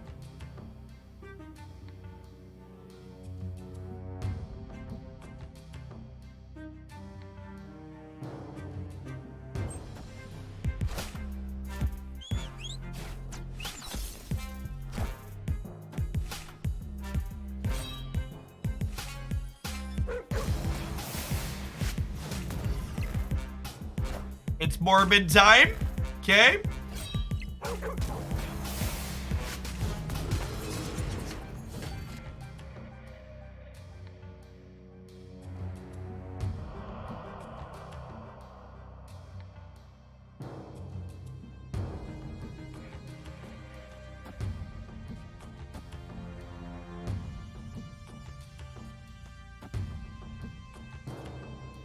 Am I playing the swarms out?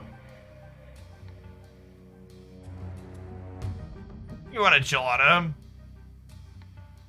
You want a Swordmaster? Swordmaster right kills my Moon Knight. That's better if they play a bigger thing.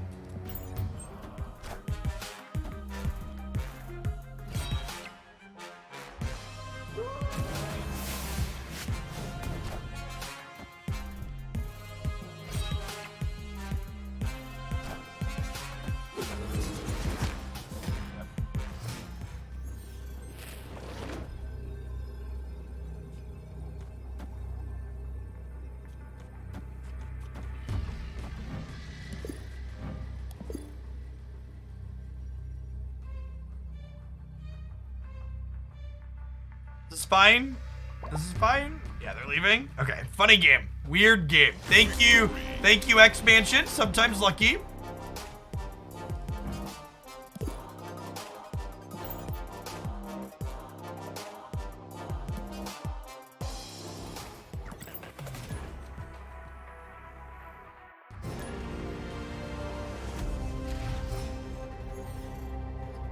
The opponent plays Goblin into your Lockjaw. No, it does not get shuffled in. Goblin into Lockjaw is actually quite good for that reason.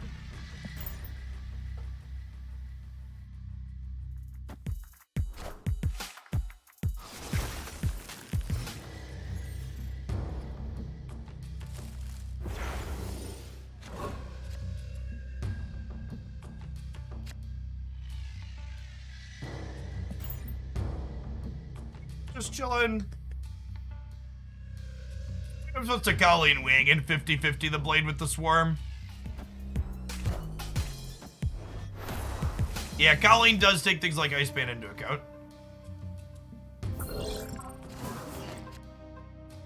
Punished.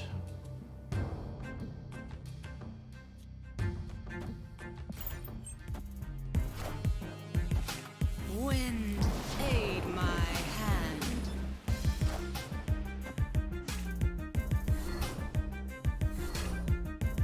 I'm not actually sure discarding the swarm there was good. Opponent snapped.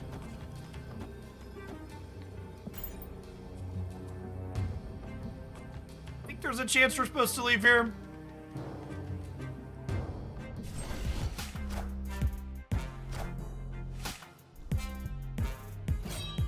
Oh, I should have done these in the other order. But Blade hit the right card like a professional. Alright, we are dying to Miss Jones here. So Dracula with no apocalypse in sight.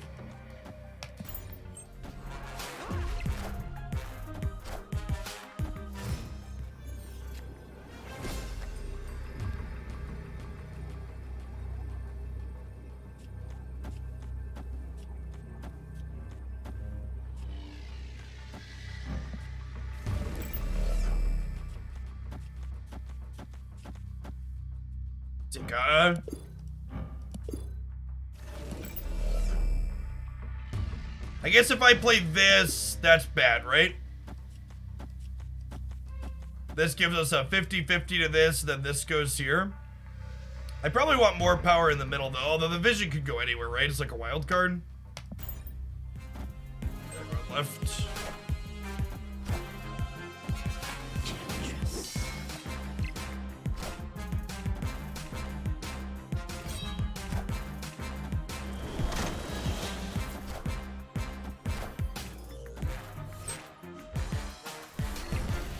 Playing Debris better than Sif. Yeah, Sif guarantees discards by Chavez. And they're the same power.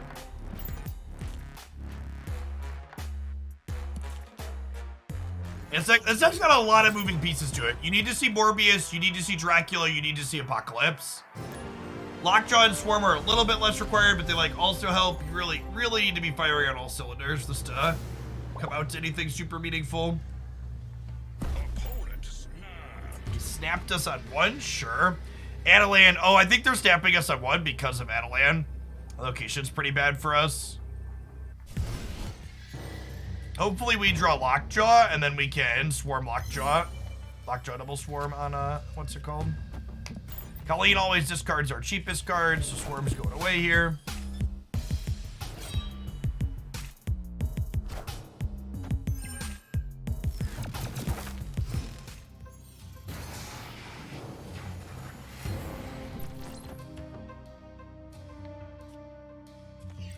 %75% to be happy with the outcome of this decision.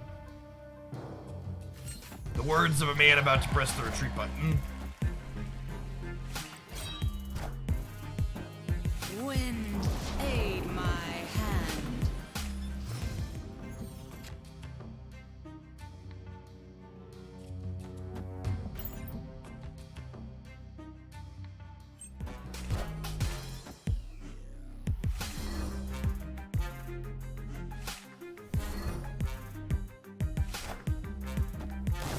Oh, you know what?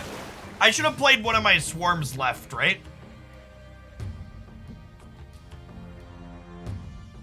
Yeah, I think I should have played one of my swarms left there. That way we'd be winning the flooded. Hopefully we win Mojo just by having 4 units, but then Apocalypse Mid is good. Apocalypse Mid is going to be 12 plus 13, 25. Might be fine.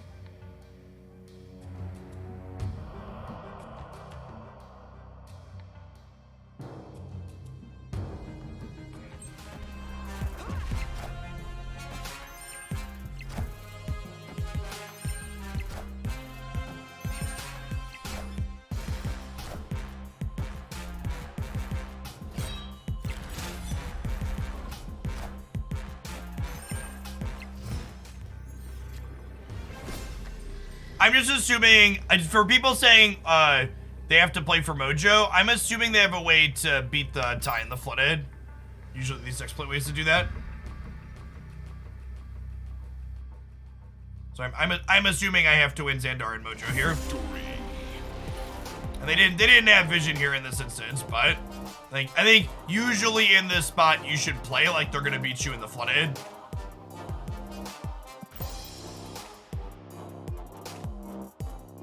Way to a Dracula split, shit.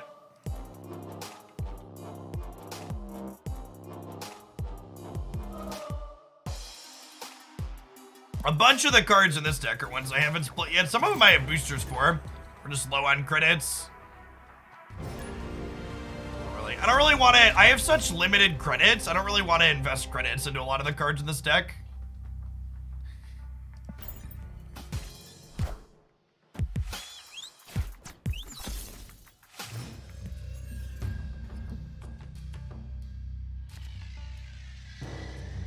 Ooh, that's a piece of candy. Our deck isn't able to play into the Sanctum, though, is problematic, potentially.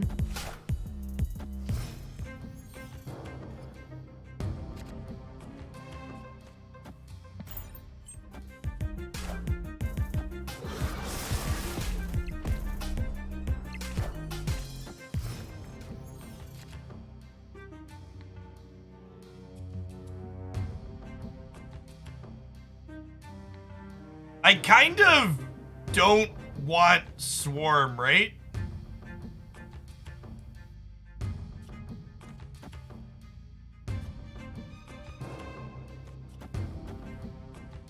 What if I do this?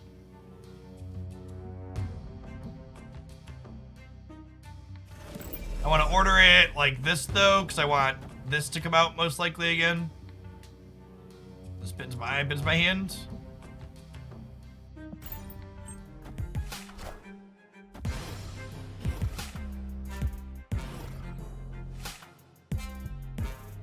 Monka arrow, chat. Oh, gosh.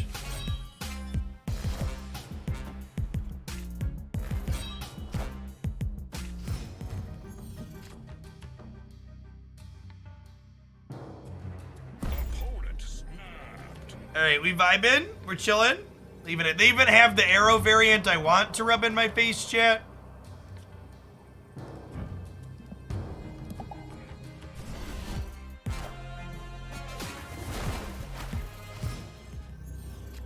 Anything that discards.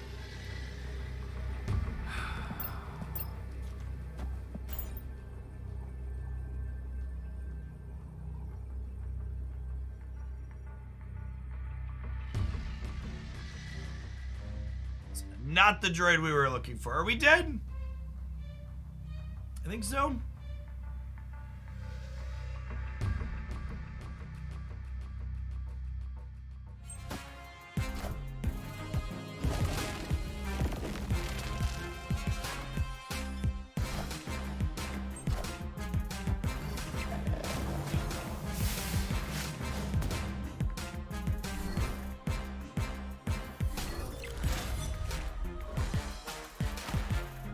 Yeah, then we only tie mid here.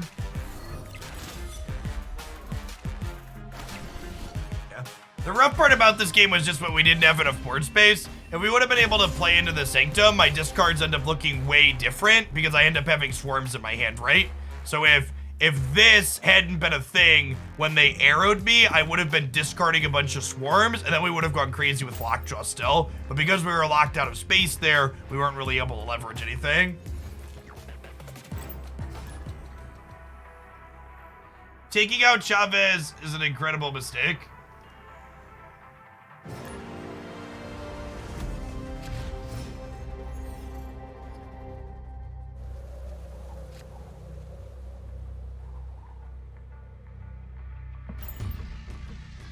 Okay, we've got Morbius into Lockjaw.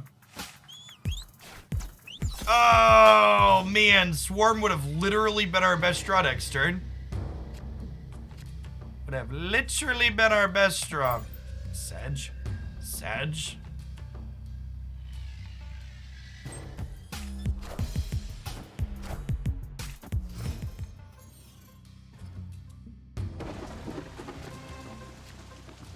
Ooh, that's another piece of candy. Actually, Dracula lives real happy in Jotunheim. And actually, let's do Morbius here, Sif here.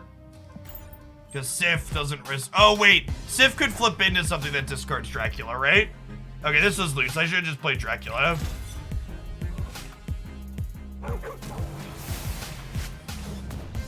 Okay, sometimes lucky.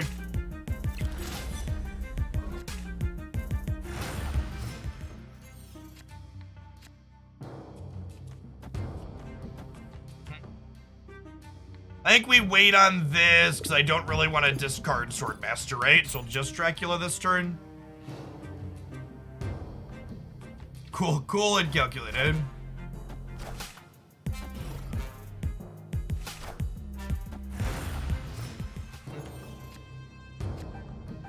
This is actually pretty bad for us because with both these cards here, our deck really doesn't play for another path particularly well. Maybe Moon Knight will snipe them, would be nice.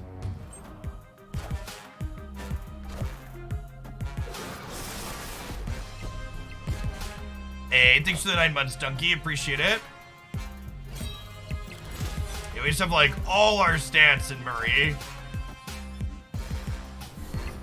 I guess if we hit like Chavez mid, we have an okay amount of stats there. We discarded their Mysterio. Okay.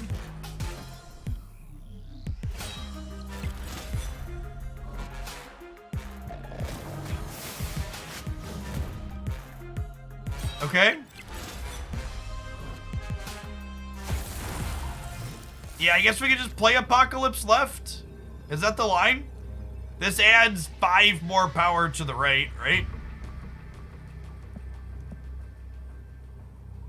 It's probably the line.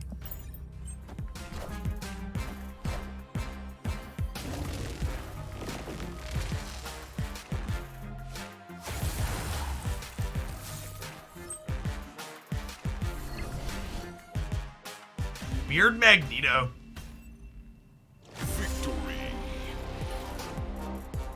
Or are they counting, like, let's say I don't play the Apocalypse out, then it discards the Dracula, and I actually end up with more power?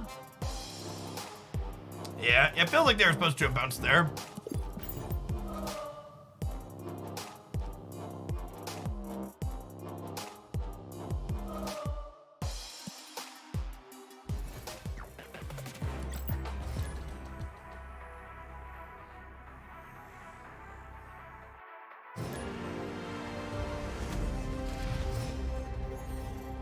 What's the interaction like if Yondu hits Apocalypse? Apocalypse gets destroyed by Yondu. It's not a discard. Destroys are different.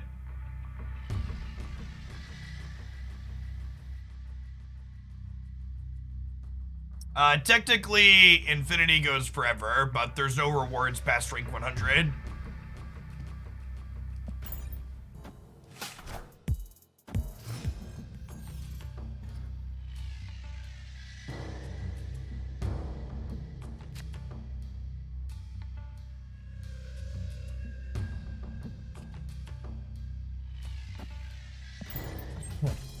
It is Morbin time, friends.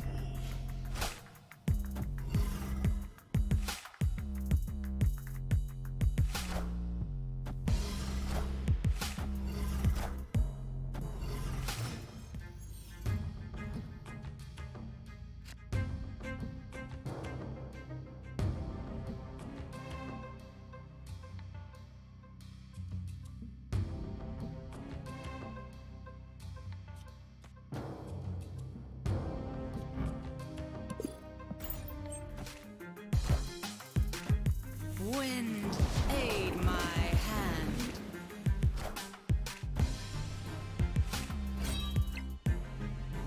If you want to convert that ban to a timeout, you can, I guess, but like, I also just don't expect someone that makes comments like that to ever be constructive in chat, so actually, maybe I've talked myself out of it.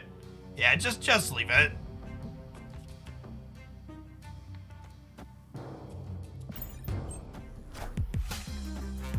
It's not so much that the comment itself was anything explicitly negative, so much as just like that type of mindset / attitude isn't going to contribute to being a positive community member in the long run, IMO.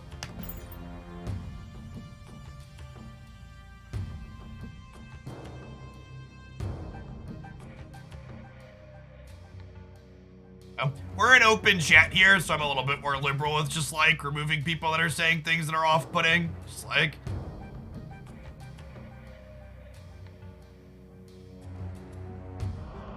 Opponent snapped.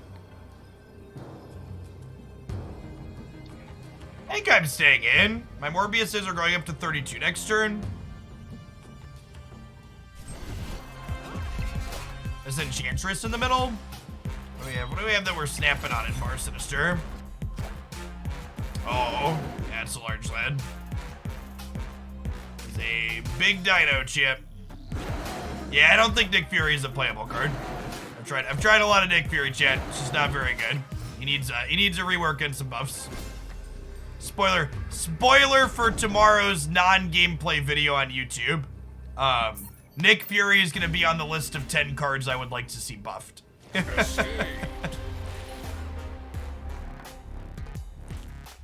Yeah, for sure, Drongo. Collector's token soon, please. They said news in a week or two, so we should hopefully know by the end of the month what's the dealio. That's twice as many. Yeah, well, like, I think there's a number of cards that don't see much play that could use a buff, and I honestly think balance is pretty good. So, like, the 5 cards that need to be nerfed, even those are, like, mostly fine.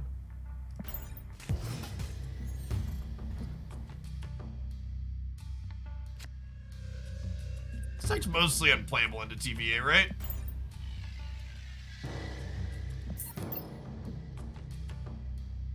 Yeah, I think all of the interactive cards are fine.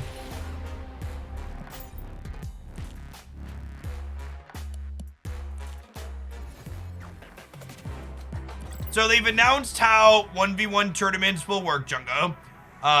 Each player, each round, will have a 10 cube pool, and you'll play games of Marvel Snap until someone loses all 10 cubes. Thank you, son.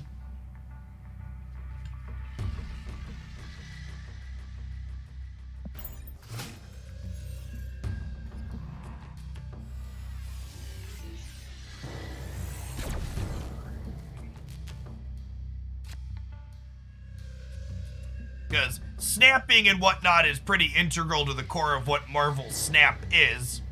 So, you don't want to get rid of it in a tournament setting.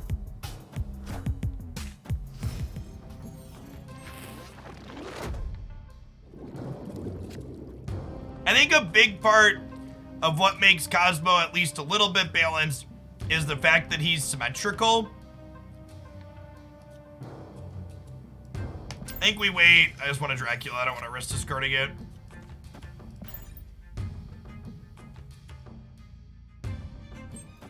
No, just lose 10 cubes. You don't get your opponent's cubes when you win. So first to lose 10.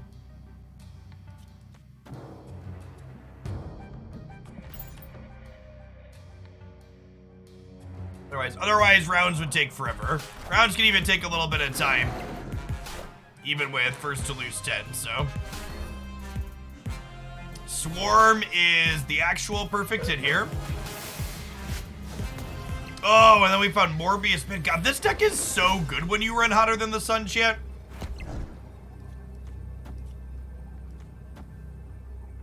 If you're running hot, this deck is like good like no other. That doesn't matter what order we do these. They technically haven't announced if they're gonna do multi-deck or single deck. All we know is the cube thing. I imagine you could do either with a community tournament. I know if I plan to run tournaments here in Hoaglandia, unless they announce an official format, I'll probably say a three card side deck is what I would go to by instinct.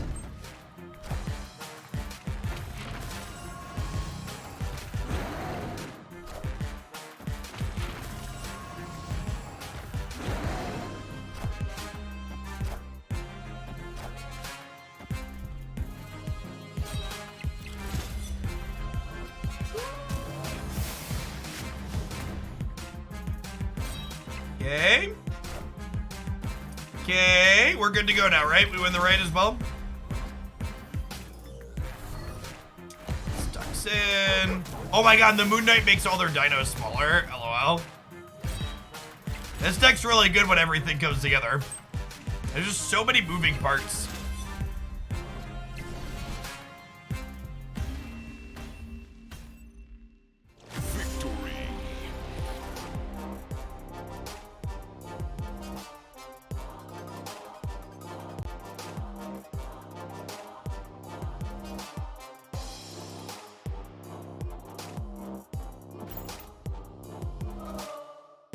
Alright, chat. I know it's not technically lunchtime, but I have been brought actual food, and we've been playing the discard deck for a little bit. Thank you, Wooden Spoon. Appreciate the third of a year. So let's queue up some Agatha, because I don't really want to sign off. We've got 2,200 people in here, so I'm gonna run a little bit late. But we're gonna let Agatha donate some cubes here for a little bit. And for people that are new here, let's deck tech Agatha really quick so you understand why this is the deck we play while I eat. Agatha starts in your hand and plays your cards for you. 6 energy, 14 power. So she plays randomly with the asterisk. She always plays herself, if able. And she's an additional extra card in your hand. Meaning she's not like Quicksilver where she takes up one of your base starting cards. Now, this deck looks to maximize Agatha in 2 ways. Domino is her only 2-mana play, so we're guaranteed to draw and play her on 2. Wave, if she gets played on 3, will play out herself on 4, which is great.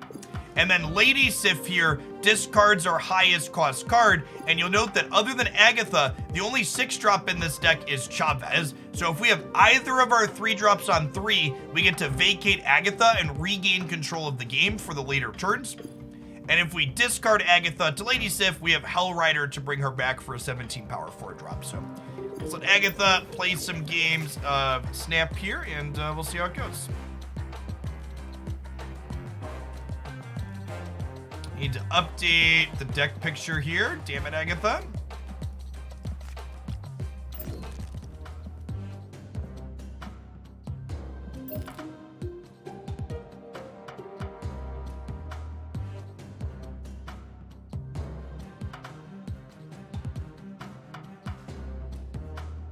Any reason I'm not upgrading my cards after each game? Yeah, I have a full collection, and you have a very limited amount of credits, so I'm only upgrading cards that I want specific cosmetic changes on. You have arbitrarily large amounts of boosters in this game. You have a very finite amount of credits.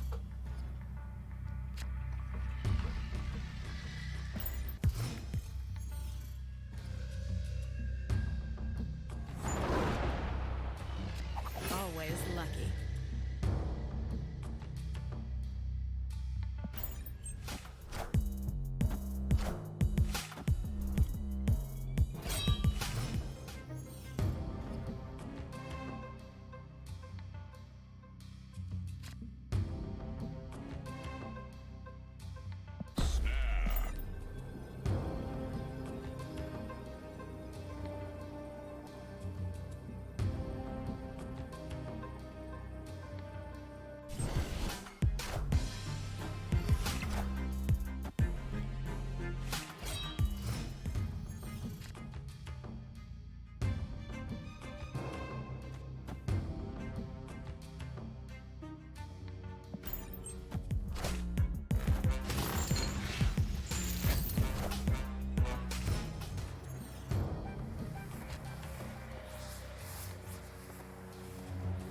How do we feel about waiving them this turn?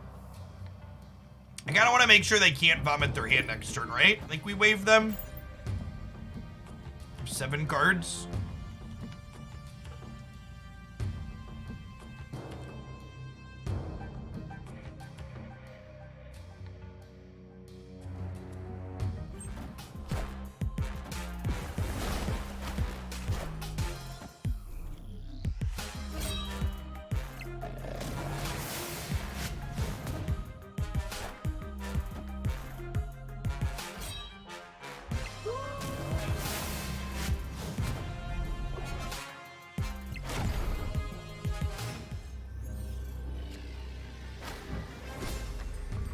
Stupid Gambit. Stupid sexy abs. Escaped.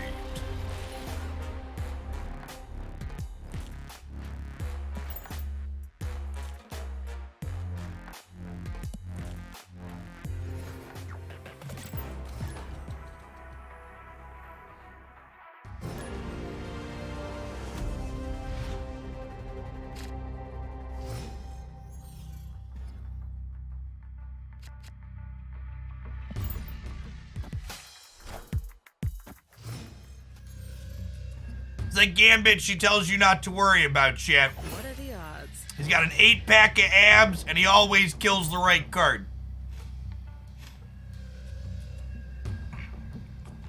Wooden Spoon, thanks for the 4 months of Prime, by the way. Welcome back.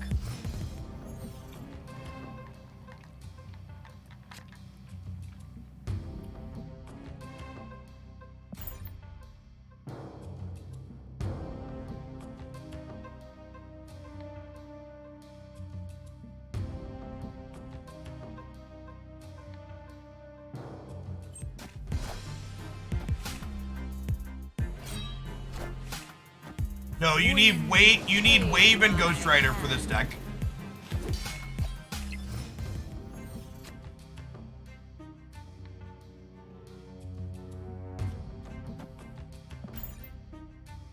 Oh, snap. Quicksilver makes you less likely to have our 3-drops on 3 that give us control of the game. So no, I don't think Quicksilver is good. Domino also makes us slightly less likely, but she's 3 power versus 2 power.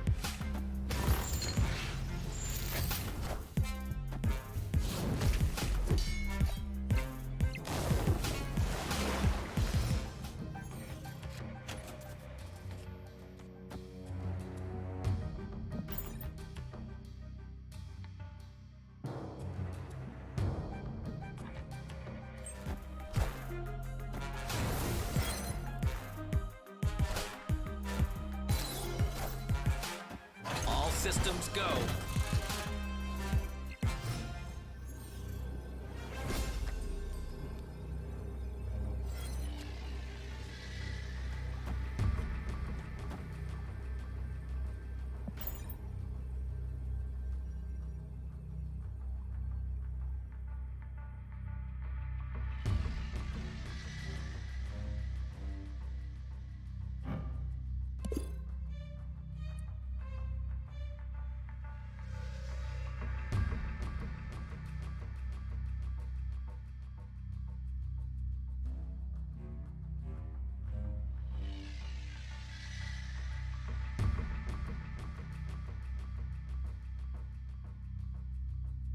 This is a long pause into don't play anything into the rescue path to play around our Shang-Chi.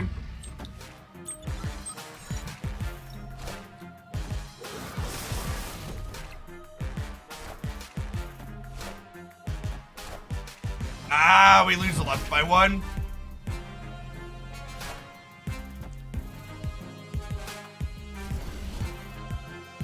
Am I supposed to Jubilee here? What's my deck? I think I was supposed to Jubilee there. My deck was Enchantress and what? Lady Sif? No, I already have Lady Sif. Enchantress and... No, Taskmaster's in hand. Oh, Wave. Okay, so... If I would have... So, Jubilee was the same amount of power or possibly 1 more. And if we would have hit the 1 more, we would have full tied. So, it would have been 9-9, up 7, up 7. Okay. So, I should have stopped to count the Jubilee. So, Jubilee was strictly better. She would have been the same or more.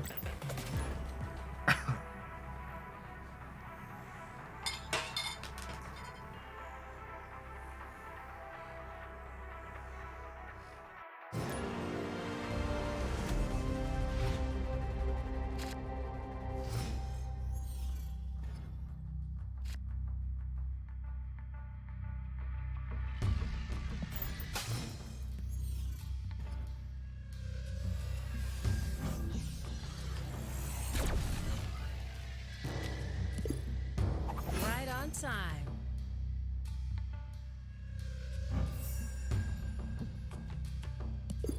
God damn it, Agatha. 2/3 chance to make a good decision. 2/3 chance to make a good decision.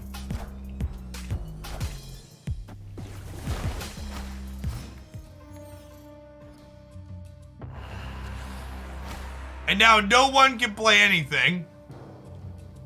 Do I snap them because we're in Death's Domain? I'm gonna snap the Death's Domain. Yes! Nailed it! Nailed it! Do do do do do do do do do do do. Agatha's never made a misplay in her life, chat. You just don't understand what she's doing sometimes. We're just not quite on her level. She knows what's best. She knows what's best.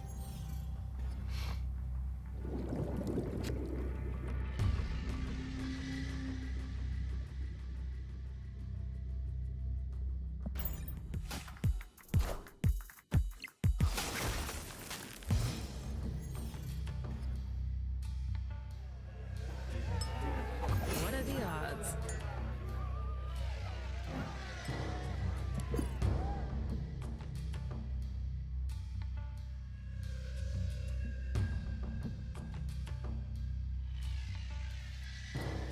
God bless America, Agatha.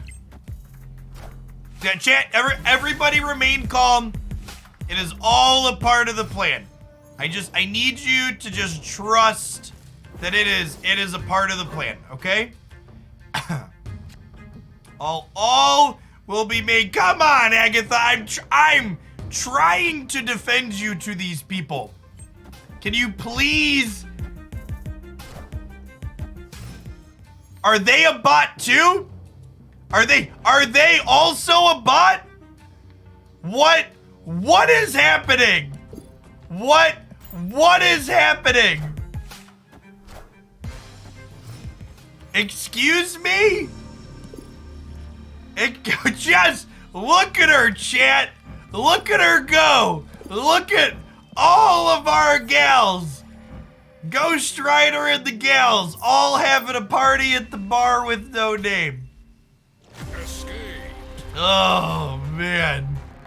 Oh, Agatha. Come on, gal. Classic girls' night out with Hellrider.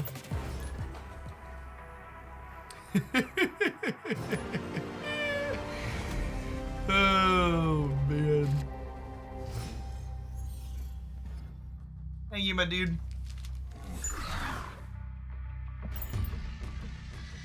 Do a better plan. You have a better plan? I bet your plan's probably better than Agatha's, Jacob. Probably. Probably. She plays my cards for me. Okay, Mike's gonna play my card without me trying. Why? Because Agatha's doing it. She's in charge. Great.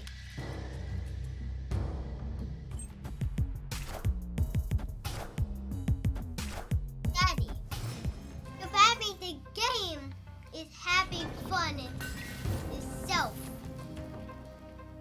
That means because AI is probably the code.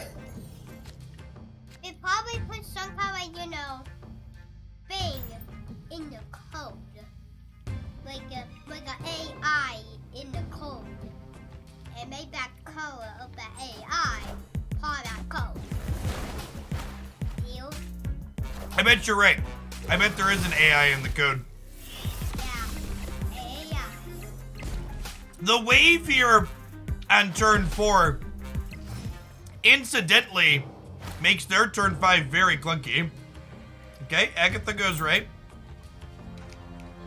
His hair is great.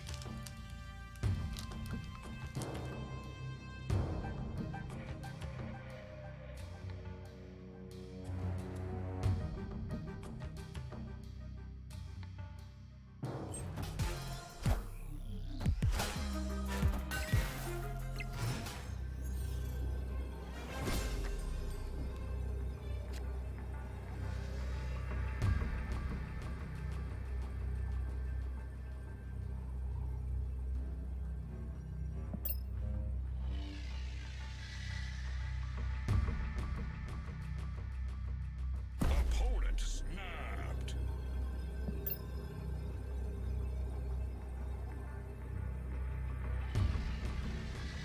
Probably dead, right?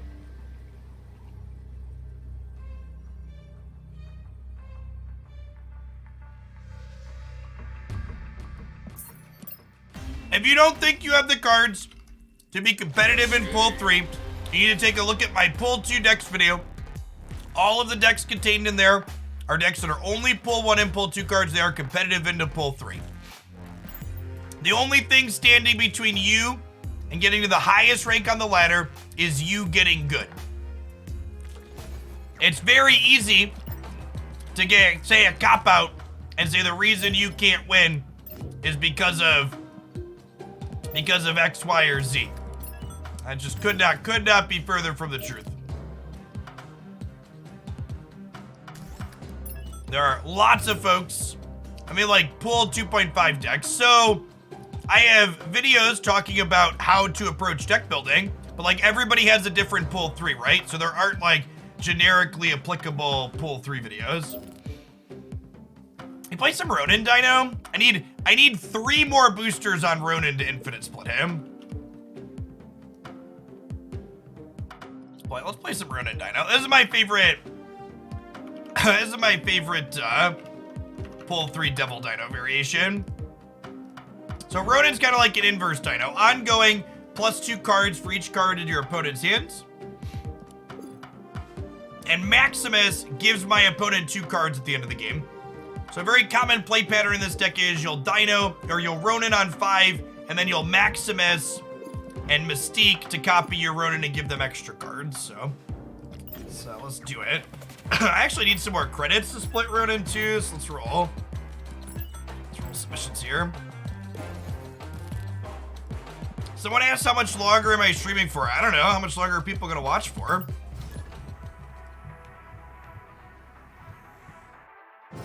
If we stay above 2,000 people, I plan to go for another hour or so. Forever. Maybe. We'll see. It drops off at some point. Is the expected.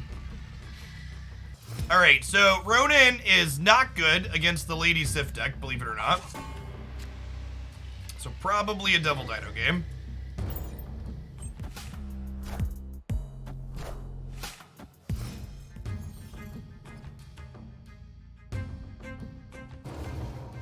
Superflow is nice. So I get to I get to Moon Girl. Moon Girl actually is awkward because...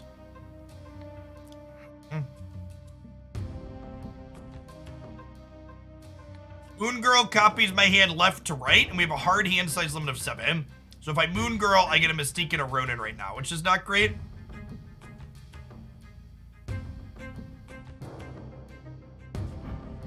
I could take a second in Quinjet. I kind of wanted to Mystique a Dino, but yeah, maybe it's Mystique Quinjet for the extra cheap stuff here.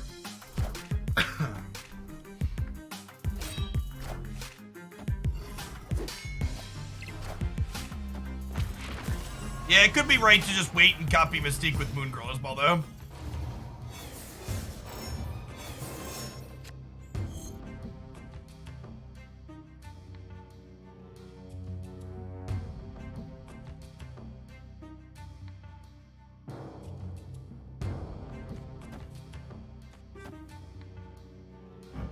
Short of that.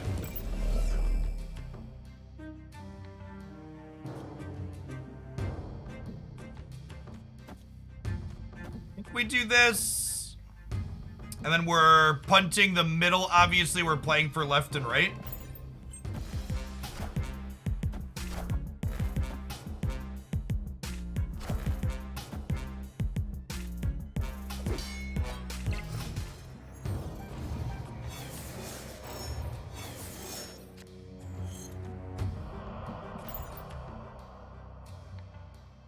Jones. Okay, there's like a mid-range deck with like Lady Sif plus Ghost Rider.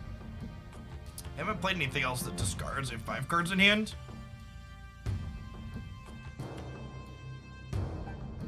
What's a competitive Hella deck look like? I don't really like any of the Hella decks. I think they're all a little bit on the weak side.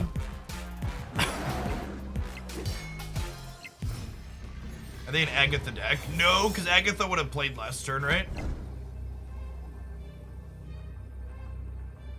Is this snappable? I don't like their deck is kind of random, so I don't know that I feel good snapping, because I could kind of have anything here, right?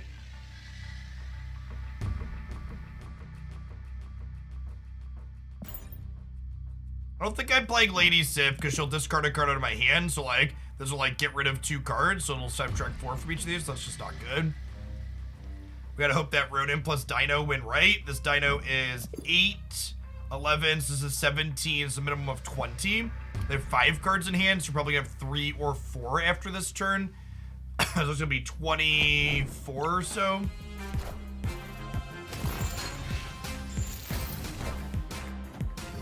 It's not enough, unfortunately.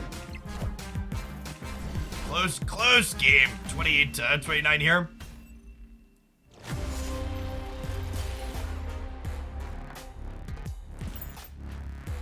Ronan boosters.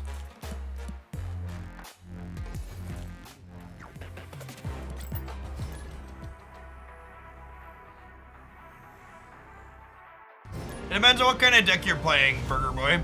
So Iceman's better in a deck that's going to be playing on curve. Sunspot's better in a deck that like doesn't have as good of a curve.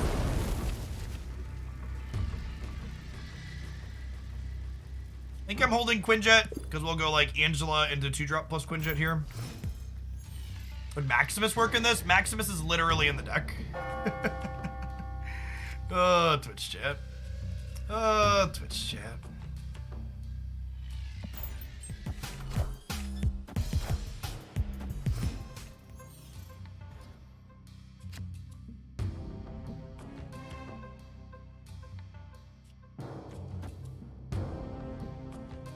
Why is the 1-month sub icon a butt plug? I'm not here to kink shame because you're into what you're into, but if you think the 1-month sub icon is a butt plug, you're kind of telling on yourself. Be safe. Make sure you have a safe word. All right. Am I playing Quinjet middle or am I playing Quinjet left?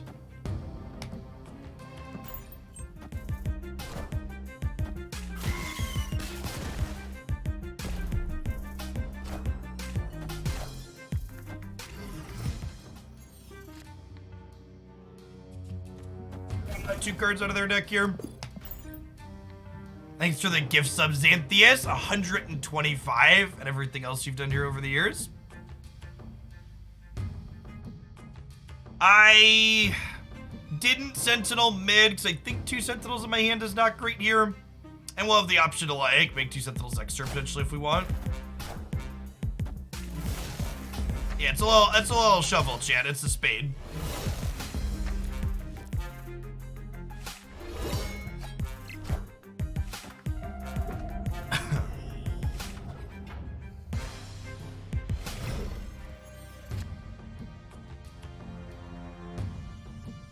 Okay, that's a Devil Dino. How do we feel about Hood middle? I think I'm into it.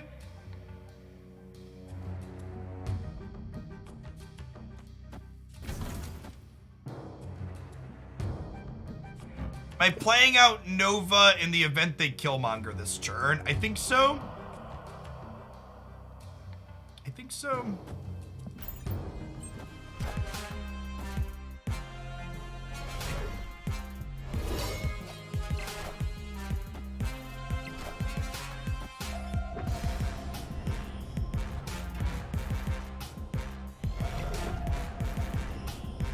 It's about to be a Big Panther.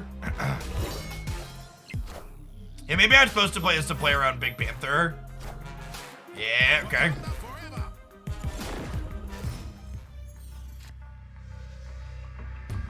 Yeah, that's a good suggestion. I'd be down one. I didn't want to be down 1 Sentinel, but playing around Cat when they're teeing up Forge is ideal. This is one of those snaps people do that's just like not great. It's like you're clearly winning. Take your 1 cube. I might have given you 2 if you don't snap me.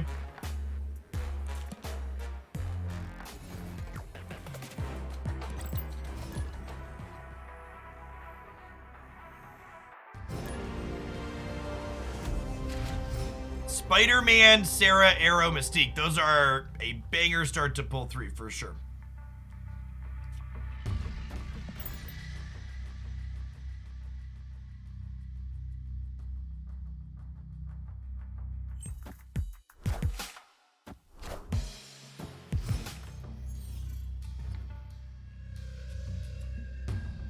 I played Hood to the right. So I want to play Angela into Stark Tower because it's a great location to deploy a bunch of things afterwards. Yeah, I already have a video about when to snap rotary properly. Check it out here. If you're new to Marvel Snap and you haven't done so, would highly recommend checking out everything on my Marvel Snap Minute playlist. Bunch of videos walking you through the basics on things. Cosmo over here. Well, Moon Girl left, gives us another Ronan, another Demon, another Cable, sounds great.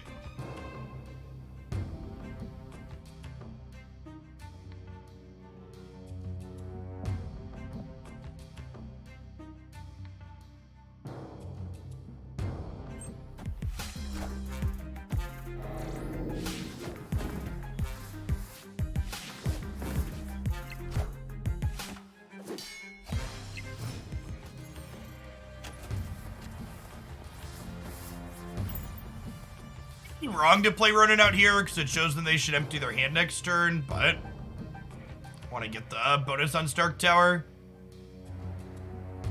Next turn, we're probably just vomiting out the demons and a couple of 2s. It's like Demon, Cable, Sentinel. Unless we draw like a Devil Dino. If we draw Devil Dino, it's probably like Dino.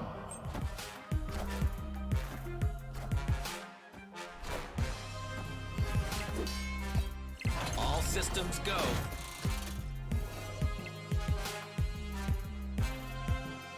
Weird that they played Miles center rather than playing it to the left or the right to choose where it went. Hey, congrats on 70, Zupa. So, I think we just play for all 3 here, right?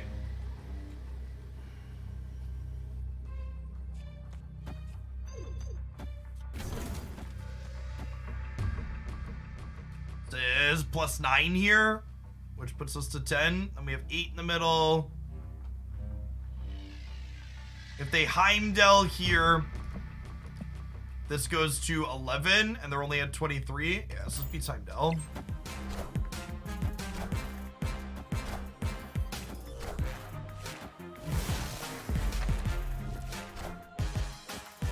Collector is more power than Cable. It is not?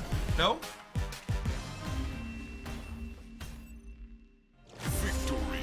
Collector would have been, they'd both be 2 there if the Sentinel's actually not doing anything because of Cosmo. You do have to be careful with your Cosmo in this deck. Cosmo is a powerful hate card, and it's an it's like an anti-Enchantress, anti-Shang-Chi card, but you want to make sure you don't catch your own on-reveals if you can avoid it.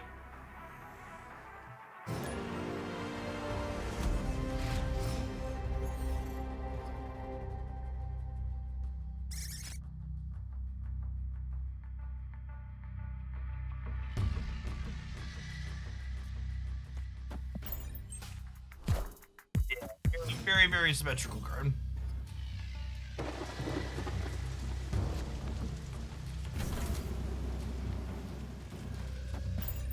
Let's Cable into the aisle.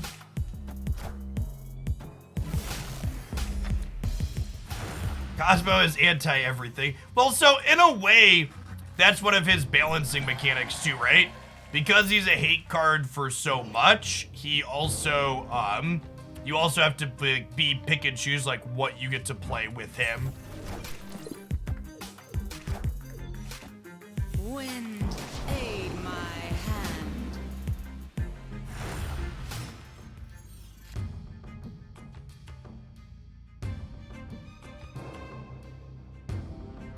Yeah, Ronan and Maximus, they basically give you redundancy, right? So you have more...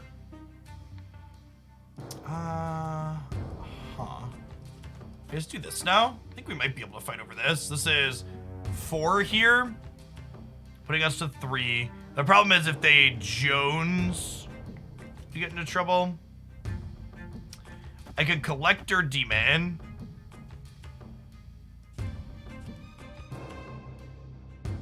By Collector Demon, that's 7. They're up by 4, and they're going up to 8. I don't think we can beat what's her name there.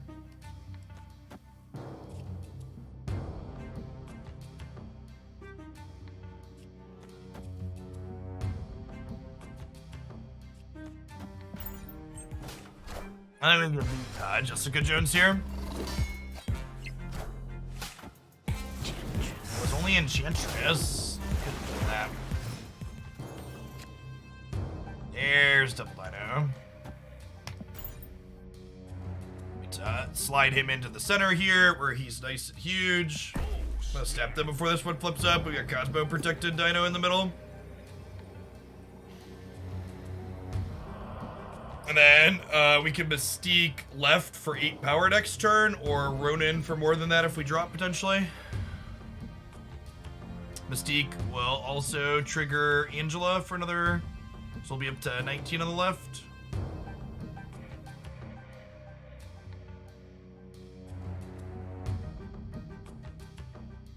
Wow, they're leaving. Okay. Sure.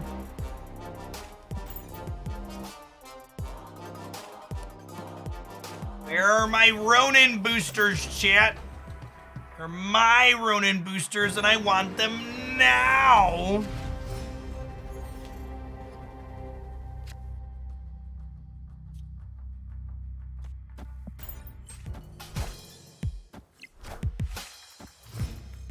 Let's dodge in here. Not afraid to play into the... Well... This board is something.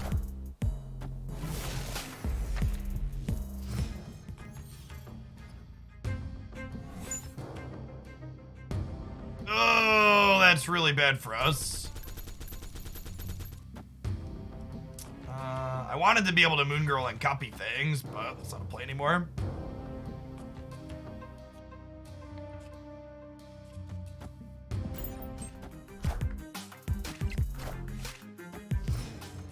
Our hand was full, so Max is basically a free roll.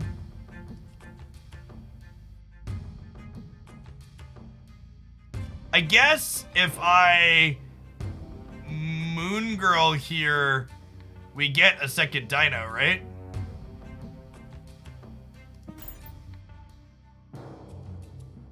Sure.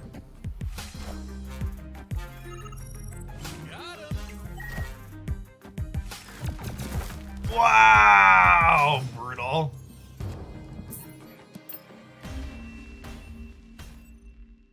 Escaped.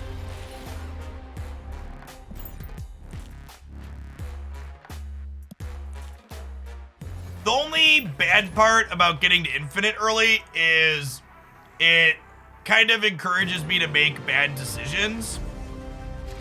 I do a lot of things later with, I do a lot of things later where you'll hear me be like, okay, I wouldn't do this if we weren't already infinite, etc. And then like when the next season starts, I'll like chase rabbits more.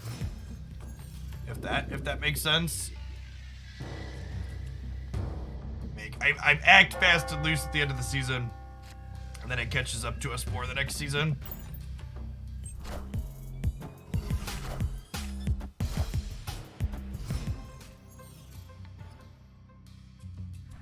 Bad decisions makes good content. Sometimes.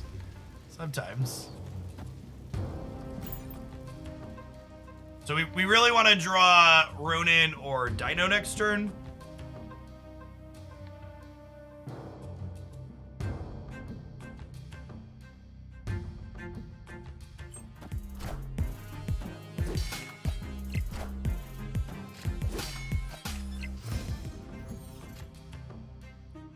Okay.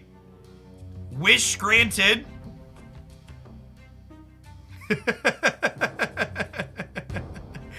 Well, shit. I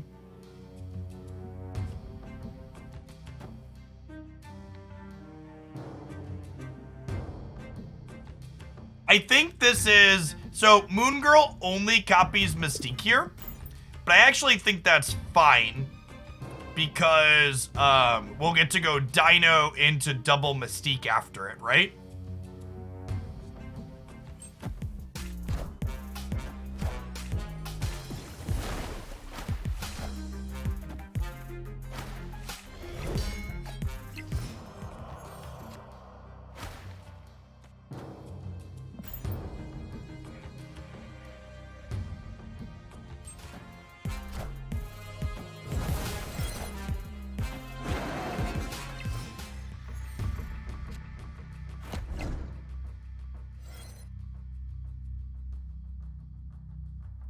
I could go Mystique,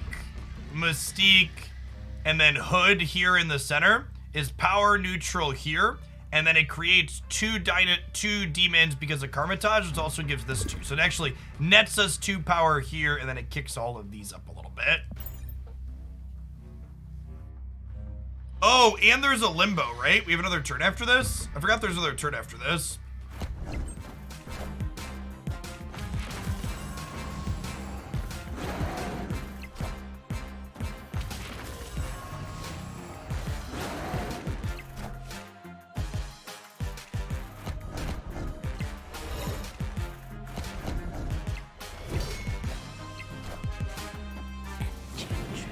Well, I'm glad we had priority here, so our Mystiques don't get turned off.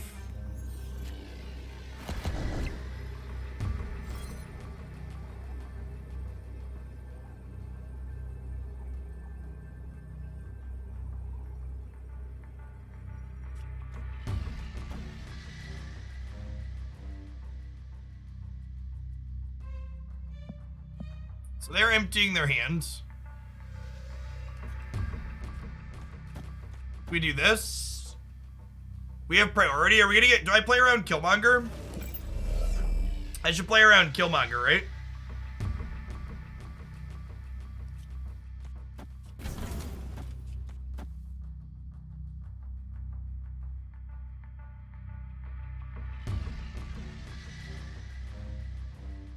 Go to block Shang-Chi.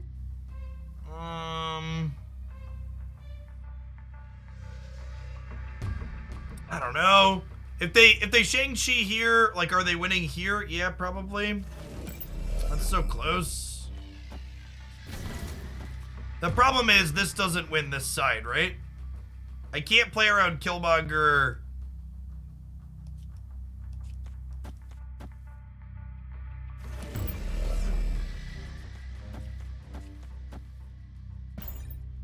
This plays around Shang-Chi by putting these to 8.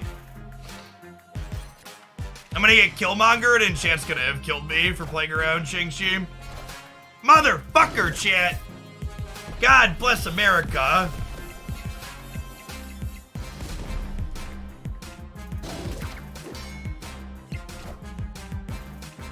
Wait, they had both? Why didn't they Shang-Chi the left?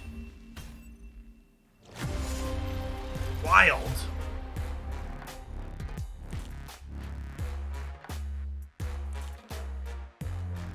Yeah, I just ran out of time. I shouldn't have stopped to consider chat's line here. Do we lose anyways? They ended up with 15 here, right? My line would have put 7 and 3 here. Yeah, I think we lose anyways, right?